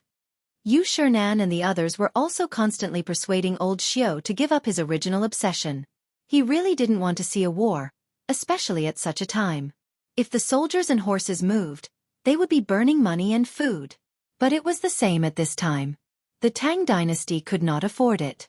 Coupled with the current situation in the Tang dynasty, once Zhang Feng appeared here, it would inevitably cause more danger, which was the last thing the old scholar wanted to see. But now, His Majesty had already said so. If he said anything else, he would be tactless. The old scholar looked at Zhang Feng and then looked at Li Shimin. In the end, he could only sigh helplessly. I've heard about that thing. It's too lethal. If word gets out that it was Fengzi who did it, have you thought about how the world and the person behind it would impeach Fengzi? How will the world view White Deer College? Brother Zihuai, why don't you listen to what Fengzi has to say first? Yu Shernan saw Li Shimin's face gradually turn gloomy and hurriedly pulled the old scholar to the side to sit down. Zhang Feng also saw Li Shimin's expression and was somewhat suspicious. Lao Li, this is His Majesty's matter. Why do I feel that you are more anxious than His Majesty? Li Shimin was shocked. He hurriedly said, How can I not be anxious? His Majesty already knows that you're tinkering with this weapon. He originally wanted to come and see you, but for some reason he couldn't come. Moreover, basically everyone in the imperial court knows about this thing. If Chotzi is defeated, then, think about it. You're a viscount and you'll be fine, but we'll all die. Do you think we should be anxious? Yu Shernan and the others heard this and nodded repeatedly. They completely ignored the old scholar's expression. Zhang Feng was also confused by these people's words. He hurriedly comforted them. Don't be anxious. It's just a small matter. Can't I take care of it? Moreover, this thing is actually everywhere in our lives. As long as we have enough saltpeter and gunpowder and enough manpower, I can get you a large batch in 3 days. Moreover, the power of this thing is definitely not inferior to the thing I threw at the waterfall just now. In fact, it's dozens of times more powerful than that thing. Yu Shernan and the others had seen the power of the homemade bomb that blew up Chotzi City. Although Li Shimin and the others had not seen it with their own eyes, they still knew a little about it from Li Chengqian's description. Now that they heard Zhang Feng say that the power of this thing was dozens of times more powerful than that homemade bomb, their expressions couldn't help but change abruptly. They all stood up and stared at him with burning eyes. Almost in unison they asked, Is what you said true? This thing can really do that? Zhang Feng was more speechless. But he still nodded. I guarantee it. The power and lethality of this thing is definitely something you've never seen before. As long as we have this thing as a trump card in Chotzi City, I believe that even if 1,000,000 soldiers come, they won't be able to do anything to us. Chapter 1351. Li Shimin's heart was burning with excitement. Yu Shernan and the others were also stunned by Zhang Feng's words. They had seen the power of that thing just now. How could it be used to stop an army of 1,000,000 soldiers? Was that a joke? However, What Zhang Feng said next made everyone's hair stand on end. Basically, the first part was about the power of gunpowder, and the second part was mainly about the effects and dangers of explosives. Li Shimin and the others felt as if they were listening to a book from heaven. They were excited, and confused at the same time. After a full hour, Zhang Feng finally explained the matter of the gunpowder clearly. Li Shimin said in astonishment, "So you've been talking for an hour. This thing you're talking about is actually a large firecracker?" Yes. Hearing that, Li Shimin was dumbfounded. He felt that he had been fooled by Zhang Feng. They all knew about the firecrackers, but they had never seen such powerful firecrackers before. But why did it become such a terrifying thing in Zhang Feng's eyes? It didn't make sense at all. Sigh. Li Shimin closed his eyes in pain. He sighed and said, "After all this time, this thing you mentioned is a firecracker." Zhang Feng nodded. "That's right. Isn't this a big firecracker? But do you really know anything about firecrackers?" Yu Qigong was unhappy when he heard that. His family owned a firecracker factory, so he knew a little about firecrackers. Seeing that this thing was actually a firecracker, he said, "Fengzi, after all this time, you're telling me that this is a firecracker? To be honest, my family owns a firecracker factory, but I don't think it's as amazing as you make it out to be. Are you setting off firecrackers for the two armies when they're facing each other?" Is this a joke? Zhang Feng chuckled and said, "I'm not joking. Old you, your family actually runs a firecracker factory. I'm just a newbie now. Go and find a firecracker. I'll give it a try now. Look at these firecrackers. What will the firecrackers you usually talk about turn into in my hands?" Yu Qigong was really excited. He hurriedly went out to look for firecrackers. After all, when Zhang Feng opened the sect last time, he had saved a lot of firecrackers. Looking for firecrackers at this time was just like looking for something. Not long after, Yu Qigong really did find a large basket of firecrackers. Seeing this, Zhang Feng could only bring them to the edge of the waterfall again. He asked someone to dig a big pit beside the waterfall, and Zhang Feng carefully connected the fuses of all the firecrackers together. Seeing that the pit was dug deep enough, Zhang Feng asked someone to throw the firecracker frames in. Then, he asked someone to fill the pit with stones and wood. Then, he took Li Shimin and the others to hide far away. He waved at Cheng Chumo, who was full of suspicion. Cheng Chumo calmly lit the torch in his hand with a match, and then threw it into the basket of firecrackers. Weren't these things just firecrackers? Who hadn't played with them when they were young? Was there a need to be so nervous? But before Cheng Chumo walked far, he heard a sound that made his scalp tingle. It exploded behind him. Boom! Out of instinct, coupled with his unstable footing, Cheng Chumo staggered and fell into the lake next to him. But at this moment, in the smoke and dust that filled the sky, pieces of gravel flew in all directions like a fairy scattering flowers. This time, everyone was dumbstruck. Even if they were still 100 feet away, they could still occasionally be hit by small stones. How far was this? This was 100 feet. Was this still the firecracker? Was this still the thing that looked ordinary in daily life? The power of this thing was really not a joke, was it? This time, everyone was aghast. They were stunned by this ordinary firecracker. "I say, Fengzi, are you sure this firecracker is really so powerful?" Li Shimin excitedly put his arms around Zhang Feng's neck and asked. In an instant, Zhang Feng's face suddenly turned pale. Li Shimin was so scared that he hurriedly let go of Zhang Feng. After a while, Zhang Feng came to himself. He looked at Li Shimin speechlessly and rolled his eyes, saying, "Why don't you say it properly? I just asked you a question. Why are you ready to murder me?" Li Shimin smiled. "Well, I'm just excited. By the way, tell me, can this firecracker really be used in Qiuzi City?" Zhang Feng rolled his eyes. "If you want to be funny, you can try to use the firecracker. But your idea is good. You can use the firecracker to confuse the enemy and then use the bomb. The effect will be better." Li Shimin and others were even more confused. "Tell me. Don't dilly-dally. Just tell me, is this firecracker okay? And, if it's not okay, what should we use to replace it? As long as you can tell me, I, Lao Li, will get it for you today." Zhang Feng sighed and said, "In fact, the things used are what the firecrackers need." "I don't understand. These are all things handed down by our ancestors. How can you forget all of them? Isn't this thing 1 nitrate, 2 yellow, and 3 gunpowder? Chapter 1352. Gunpowder. It was invented by alchemists as early as the time of Qin Shi Huang.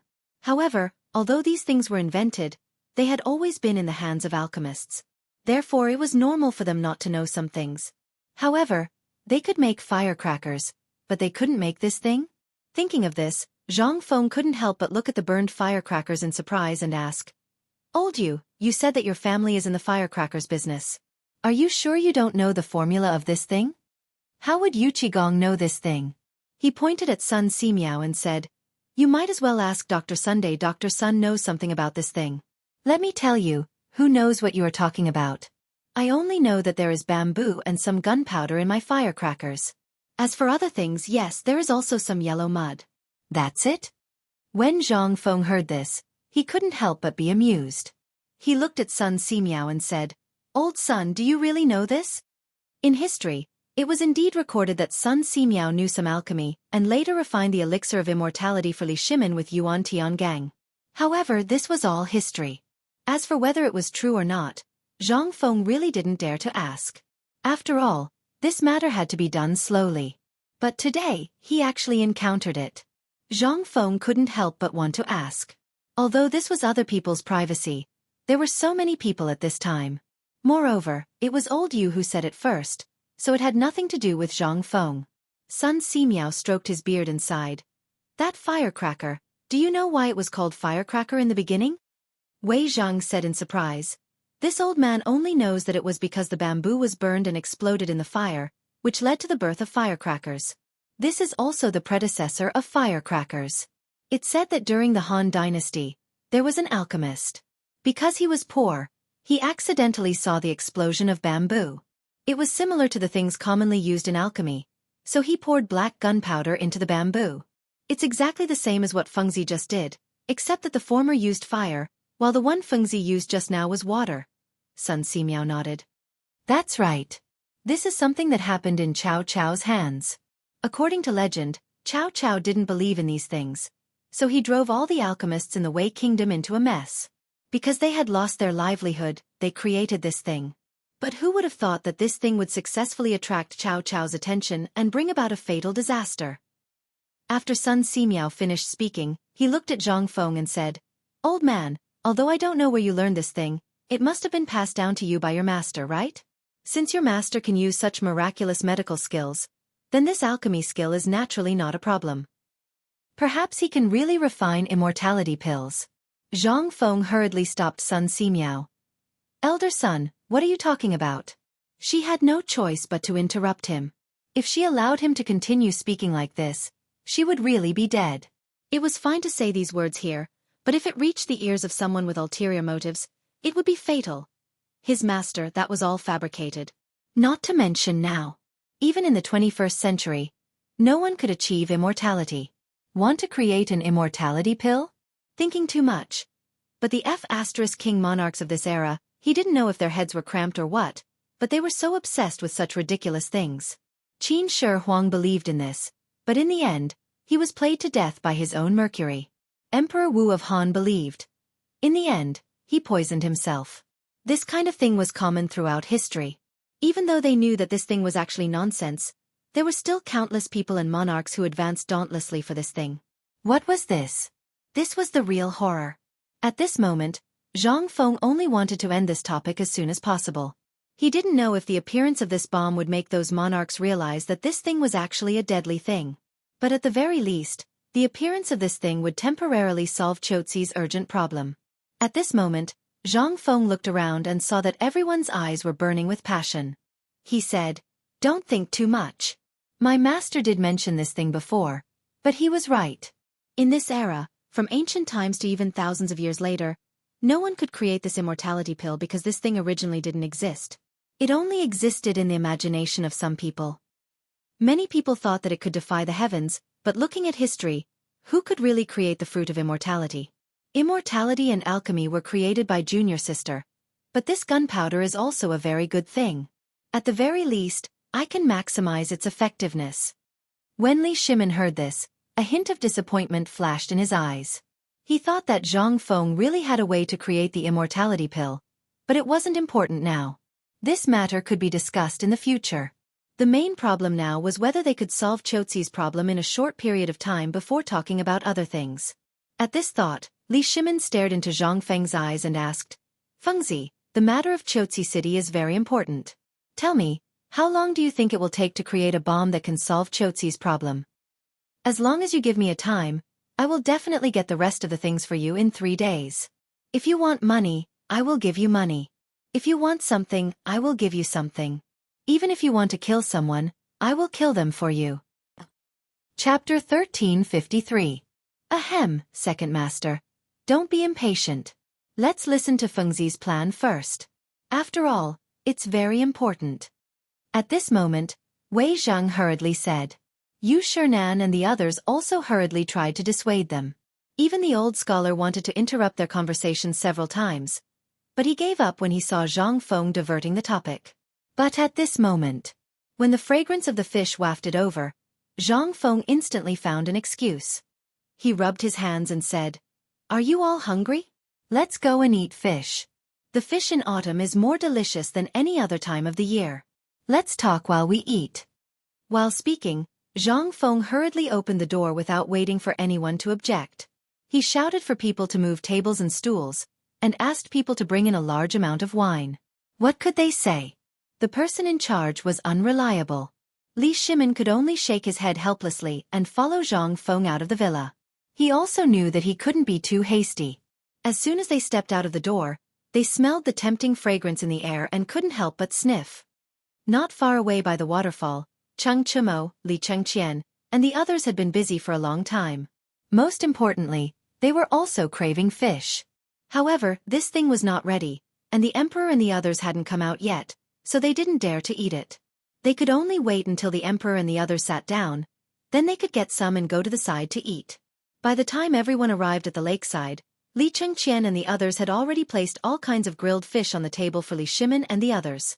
Zhang Feng had also personally rolled up his sleeves and taught Zhang Yuyao how to make braised eel under her insistence. Li Shimin and the others each had a fish wrapped in white paper in front of them. It was on a red-hot tile, giving off a tempting fragrance. Looking at Zhang Feng's busy figure, the old scholar called out, This brat, he didn't even tell me how to eat this. He's really reckless. Hearing this, Li Shimin shook his head slightly. I'm afraid this kid is giving us a difficult problem.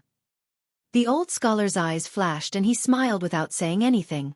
Cheng Yaojin rubbed his hands anxiously and asked, Second Master, what do you mean? Isn't this just a piece of paper? Can't you just tear it open? Li Shimin shook his head and said, If you compare this fish and this table to the current battle, then take a look. Cheng Yaojin was dumbfounded. The fish was still the same fish. How could he see the twists and turns in this? He looked at Yu Qigong and Niu Jinda. At this moment, the two of them were just as confused as he was. Only then did Cheng Yaojin feel at ease and tear open the white paper wrapped around the fish. In an instant, the tempting fragrance that was so rich that it could not be dispersed made everyone unable to help but sniff again. Li Shimin pointed at the fish and the layer of paper and said, This fish is equivalent to the current Tang dynasty, and this paper is the garrison of Chotzi City. Everyone is drooling when they see this fish, but because of this layer of paper, basically no one dares to tear it open for the time being. But in less than half a month, if there is really someone like you, old Chen, then, guess what will happen to the Tang dynasty? In an instant. Not only Yu Shernan and the others were stunned. Even Cheng Chimo and the others who were secretly putting the fish into Zhang Feng's villa were stunned. They looked at the fish in their hands, then at Zhang Feng, and then at Li Shimin, not knowing what to do. This fish. How could they eat it? Li Shimin was right. At this time, in the eyes of others, the Tang dynasty was like this paper-wrapped fish. Although they had not eaten it, the tempting taste was fatal. Not to mention the others, including those Turks who were covetously eyeing the Tang dynasty at this time. At this time, let alone being full, as long as they were not hungry, it would be good enough. In addition, the food consumed by the garrison was incalculable. For them, staying here for one more day was a burden for one more day. How could they dare to stay here any longer? The dishes are here. At this time, Zhang Feng, Old He's wife, and the other cooks in the kitchen served plates of delicious dishes, such as fish bubbles, eels, loaches, and so on. In an instant, no one had any thoughts of letting their imagination run wild. This thing was simply trying to kill people. Zhang Feng rubbed his hands and forced the two women to sit down. But as soon as the two women sat down, they hurriedly apologized and ran away with blushing faces. Zhang Feng could only sigh and ignore the two of them. He waved his chopsticks and said, "Come, come, come. Let's try this thing. It seems that we haven't sat so neatly together for a meal in a long time, right? Come on, let's eat. Everything can wait until after the meal. How about it?" Seeing this, Li Shimin was also tempted. He waved his hand with a smile and said, "Let's eat. We haven't had a good meal these days. It's rare that Fengzi is in such a good mood today. Let's not spoil his good mood. But before eating, Fengzi, I have a question to ask you first." Zhang Feng picked up a fish bubble, put it in his mouth, and chewed it with a crunching sound. He asked, "What's the matter?" "It's about the dishes on this table. Do you mean that the dishes on this table are like the Tang dynasty now?" Zhang Feng was a little confused. He looked at Li Shimin suspiciously, and finally touched his forehead and said, "Lao Li, you don't have a fever. Why are you talking nonsense now?" Chapter 1354. Li Shimin was speechless. "We are talking about serious business. Why do you only care about eating?" Li Shimin suddenly felt that he had already deviated from his expectations by coming here to ask about this matter. At the beginning, he was looking for something to solve the Chotzi crisis. Now, why did everything in Zhang Feng's place have something to do with eating? In this world, only you, Zhang Feng, can be so heartless, right? Li Shimin said with a straight face, "This is not child's play." Compared with Li Shimin, the old Xiaozi and Yu Shernan felt more at ease. They even hoped that this matter would be as ridiculous as possible. It would be best if Zhang Feng said that this thing was a joke in the end.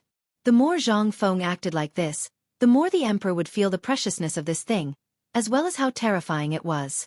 Naturally, the emperor would retreat. After all, this emperor was not simple. He was of Hu blood and was born to be warlike. However, in their knowledge, peace was the most important thing. These were two opposite ideas. Most importantly, the old Xiaozi could not bear to see Zhang Feng make such a cruel thing. At least, it was not made by Zhang Feng. It would make the future people think that the source of all this was Zhang Feng. The old Xiaozi thought of this and said, "Second master, why don't we talk about it after the meal? Perhaps Fengzi is thinking about something important now, and this meal is Fengzi's goodwill. After all, we have never eaten together before." The old Xiaozi's voice fell. Yu Shernan and the others nodded repeatedly. "Second master, Brother Zihuai is right. Let's eat first. We can talk about it after the meal." Since Fengzi said it, and second brother also said that it has something to do with eating, why don't we comprehend Fengzi's thoughts while eating? This is also very wonderful. Li Shimin thought for a while and looked at Zhang Feng, who was wolfing down the food. He was also speechless. He shook his head and said, "Then let's eat." About 2 hours later, they just ate, drank and had fun, and did not mention anything about this thing. After the cups and plates were in a mess, Zhang Feng broke a bamboo tip and said while picking his teeth, let's go to my villa. Let's sit there, drink tea and chat. Won't it be fun?" They had no choice but to follow Zhang Feng into the villa, including Ma Zhou and the others. Jing Shu and Meng Meng went out early. No one knew what they were going to do. It was as if they already knew that they would come here after dinner. When everyone saw that the two women were no longer around, they let go and lit up a cigarette each. In an instant, the entire spacious and bright living room suddenly became like a dream. Smoke lingered. At this time, Li Shimin asked, "Fengzi, can we talk about this now?" "Talk about what?" Zhang Feng burped and asked. But when he saw Li Shimin's expression, he slapped his head and said, "Hey, look at my memory. This meal is actually just a simple meal. There's no other meaning. Don't think too much about it. I just heard old Li say that there might be some other purpose behind this meal. To be honest, there isn't. Although we all know each other, we have never eaten together with so many people before. To put it bluntly, we have never eaten together like this before. Today is a rare occasion, so let's have a meal together to improve our friendship. As for what old Li said just now, if you think so, you can say so too. After all, our Tang dynasty is now a delicious steamed bun in the eyes of others. Everyone wants to take a bite of it. But this is only for now. In the future, when our phosphate fertilizer and this season's wheat and corn harvest are harvested, it will not be a delicious steamed bun. At that time, I believe that even thousands of miles away, Doshi country, which is as powerful as our Tang dynasty and is even richer than our Tang dynasty, will not be able to sit still. Hearing that, everyone's expression changed at the same time. Zhang Feng continued, I know that Confucius, those sages, and the people in the world at this time, no one wants to go to war. Why? People will die if they go to war. And the most important thing is that it will consume too much of our national strength. Our Tang dynasty is now in a state of chaos. I have told Lao Li before that it is really not suitable for us to go to war now. After all, we have no food. But others don't think so. In their eyes, our Tang dynasty is a delicious steamed bun. So what should we do? Let's beat them back first. As long as we can get through next year's harvest, when all the people have a full warehouse of food, our every military grain collection will not be as bad as it is now. Think about it. At that time, we will beat whoever we don't like in our Tang dynasty. We will beat them until they are convinced and no longer dare to covet the riches of our Tang dynasty. How good is that? Why do we have to fight for this momentary pleasure? Li Shimon's brows furrowed like fried dough twists. You can say that, but you can't do anything about it. You saw it yourself. We're not hitting others. We're protecting ourselves now. Do you mean that the bomb you mentioned is fake? Chapter 1355. At this time, Li Shimon's heart was also somewhat in a mess. He did not know which part of what Zhang Feng said was true and which was false. He was not sure what the purpose of the bomb was.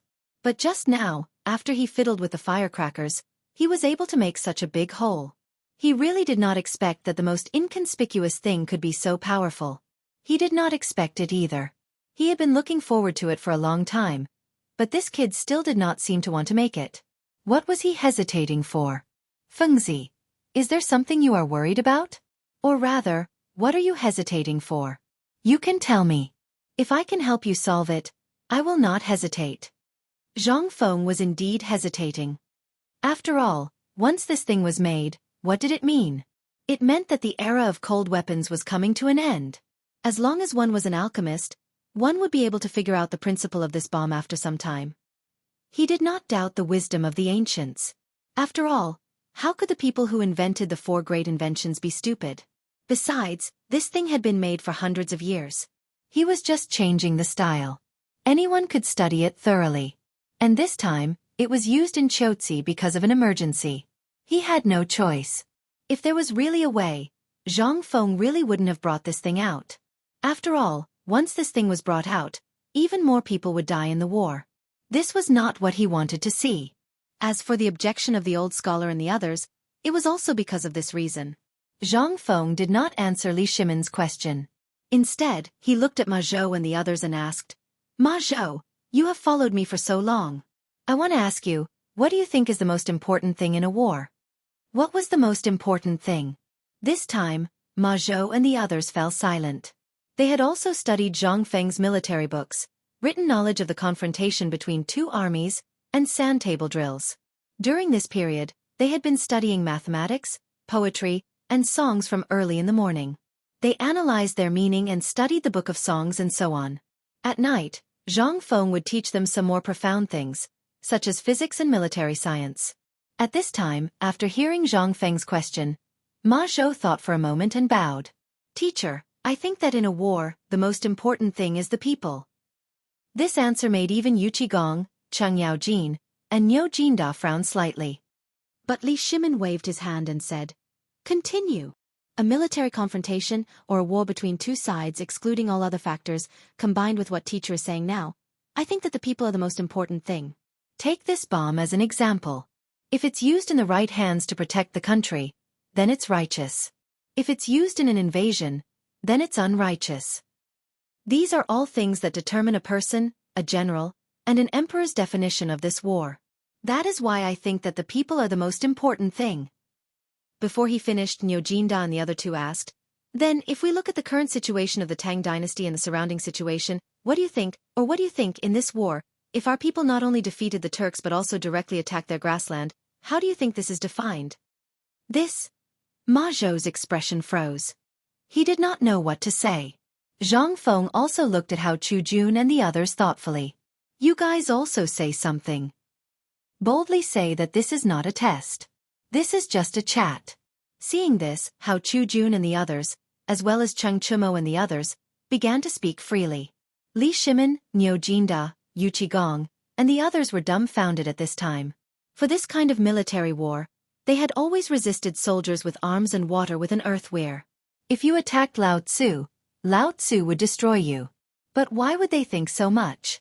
But at this time, what was this group of little guys talking about? Although they had doubts in their hearts, these little guys' words did make some sense. Even Yu Shernan and the others could not help but stroke their beards in praise at this time. Zhang Feng saw this and nodded. After everyone quieted down, he looked at Li Shimin and said, Lao Li boy, do you understand why I don't want to get this thing out? This thing is actually a catalyst for ambition. If you have it, even if you defeat the enemy at this time, the enemy will come again. In addition, you have seen the principle of this thing. In fact, it is not complicated. If someone wants to make it, not to mention other things, just now you can make it out. What's more, alchemists are not only in the Tang dynasty. In other words, once we get this thing out today, in order to avoid future troubles, the emperor and the 4 gods of war of the Tang dynasty will continue to fight. This is ambition. If we don't fight, the enemy will inevitably learn this thing. Once they learn it, it will inevitably cause more serious damage to the Tang dynasty. The embryonic stage of the flourishing age that we are maintaining now, I'm afraid.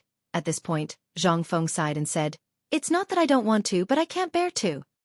As long as you can persuade Lord Zhang's son and the emperor, at least until the grain is harvested, you only need to intimidate them temporarily. Then I have nothing to say.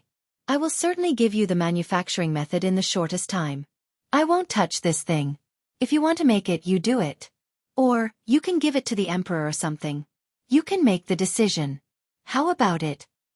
As for Ma Zhou, the development of this thing depends on you. Chapter 1356. Zhang Feng was not a bad person, but he was not a good person either. He just didn't want everything he cared about to go up in flames. He just wanted to live a peaceful life. But now, if the matter of Qiuzi was not dealt with, at least hundreds of thousands of people of the Tang dynasty would die, and the consequence would be the opening of the west gate of the Tang dynasty. At that time, not to mention living a peaceful life, even surviving would be a problem. Therefore, from the beginning of the matter, Zhang Feng did not plan whether this thing could be made or not. Instead, he directly threw it to Li Shimin. Don't you want this thing? In his opinion, this wasn't a source of income. Instead, it was a huge burden. Looking at the world, although arms dealers had made a lot of money in the past few thousand years, all the people despised them and even hated them. However, sometimes they also respected such people. However, Zhang Feng would rather not have such an honor. To put it bluntly, Zhang Feng was actually an ordinary person. He just wanted to live a peaceful life. Today, he accidentally made this thing. He really did not want to make this thing so early. But because of the long-term war between the Tang dynasty and the Turks, and the current situation, he had to do it. But after all, he was only the dean of the academy. When he had nothing to do, he could act cool and pretend to be tough. But when such a thing fell on his shoulders, he really did not dare to take it. The most important point was, back then when the plan to deal with the Turks and Tibetans had been set in stone, all of this had already been decided. The reason why Zhang Feng had asked Ma Zhou and the others was because even he himself was unable to determine whether his actions were right or wrong. At this time, Zhang Feng's answer was undoubtedly the most convincing to Yu Shernan and the others. Then, Yu Shernan and the others asked Li Shimin to go down the mountain with the excuse that they had something important to discuss with Zhang Feng. In fact, they were afraid that Li Shimin was urging Zhang Feng. And Li Shimin did not care. After all, this matter was too big. He had to go back and have a good discussion. Otherwise, if this thing was leaked, it would be more serious and fatal than anything else. Of course, Zhang Feng would not object to this matter. But when leaving, Li Shimin still asked dizzily, Fengzi, are you sure the phosphorus fertilizer can really double the income of all the farmers? Zhang Feng thought for a while and did not know how to answer. After all, from what he knew, Lao Li seemed to be the one who planted the most herbs, right? After thinking for a while, Zhang Feng said, "Actually, if you really use this thing for the herbs you plant, I don't know if it will increase the income, but it will definitely be much higher than other herbs. But for the farmers, any farmer can double their income. I can use my head to guarantee this." At this time, Li Shimon's heart finally calmed down. Originally, he wanted to ask Zhang Feng if he knew about Kong Yingda's matter, but after thinking about it, Li Shimon gave up. In his view, this matter had already been suppressed by Sun Simiao, so he did not care. Moreover, the most important thing now was to study the power of this gunpowder. Although Zhang Feng had already given him the formula, he still needed to verify it. As for what kind of consequences this thing could cause, whether it could allow 100,000 soldiers to resist at least 300,000 soldiers, it was a matter of whether or not. Li Shimon had just returned to the imperial palace. However, he did not notice that on the way to Shao Mountain, there were more pedestrians than usual, especially on the road to Shao Mountain. However, what he did not notice was that these people were all heading towards Shao Mountain. Near the Golden Light Gate at the West Market entrance of Chang'an City, there was a mansion that occupied at least 3 times the area of other people. The area was not much smaller than Zhang Feng's mansion. It was called Tang Mansion. In front of a gloomy young man stood at least 100 local ruffians and a group of women. Needless to say, those ruffians all had sharp mouths and monkey cheeks, and their eyes were rolling around. However, those women were all fat and chubby, and their mouths never stopped chattering. At this time the young man coughed slightly and said, "Are you all done?" In an instant, everyone's expression changed and they hurriedly shut their mouths. After everyone quieted down, an old man supported by 2 young maidservants slowly walked out from the door behind the young man. The old man coughed and said, "Everyone, you all saw it. The dean of White Deer College used some unknown method to actually use that poisonous thing on the grain. I don't even know what method he used, but he actually made Dr. Sun side with him. What is this? He wants to wipe out the common people in one fell swoop. Look at Tong Hui Fong. How many people are planting crops now? They are all hiding in the mountains, waiting to watch a good show. Look at us again. What are we? We are people who depend on the grain to live. Have you seen a place that can produce more than 5 dan of grain per mu? 5 dan can only be harvested when the weather is good. If the weather is bad, forget 5 dan, even 1 or 2 dan would be a blessing from the heavens. Can we tolerate such wild ambitions? We can't." In an instant, those ruffians, and women all shouted angrily. Seeing this, the old man raised his trembling hand and said, "Then what are we waiting for? Let's go to Shao Mountain and settle accounts with him."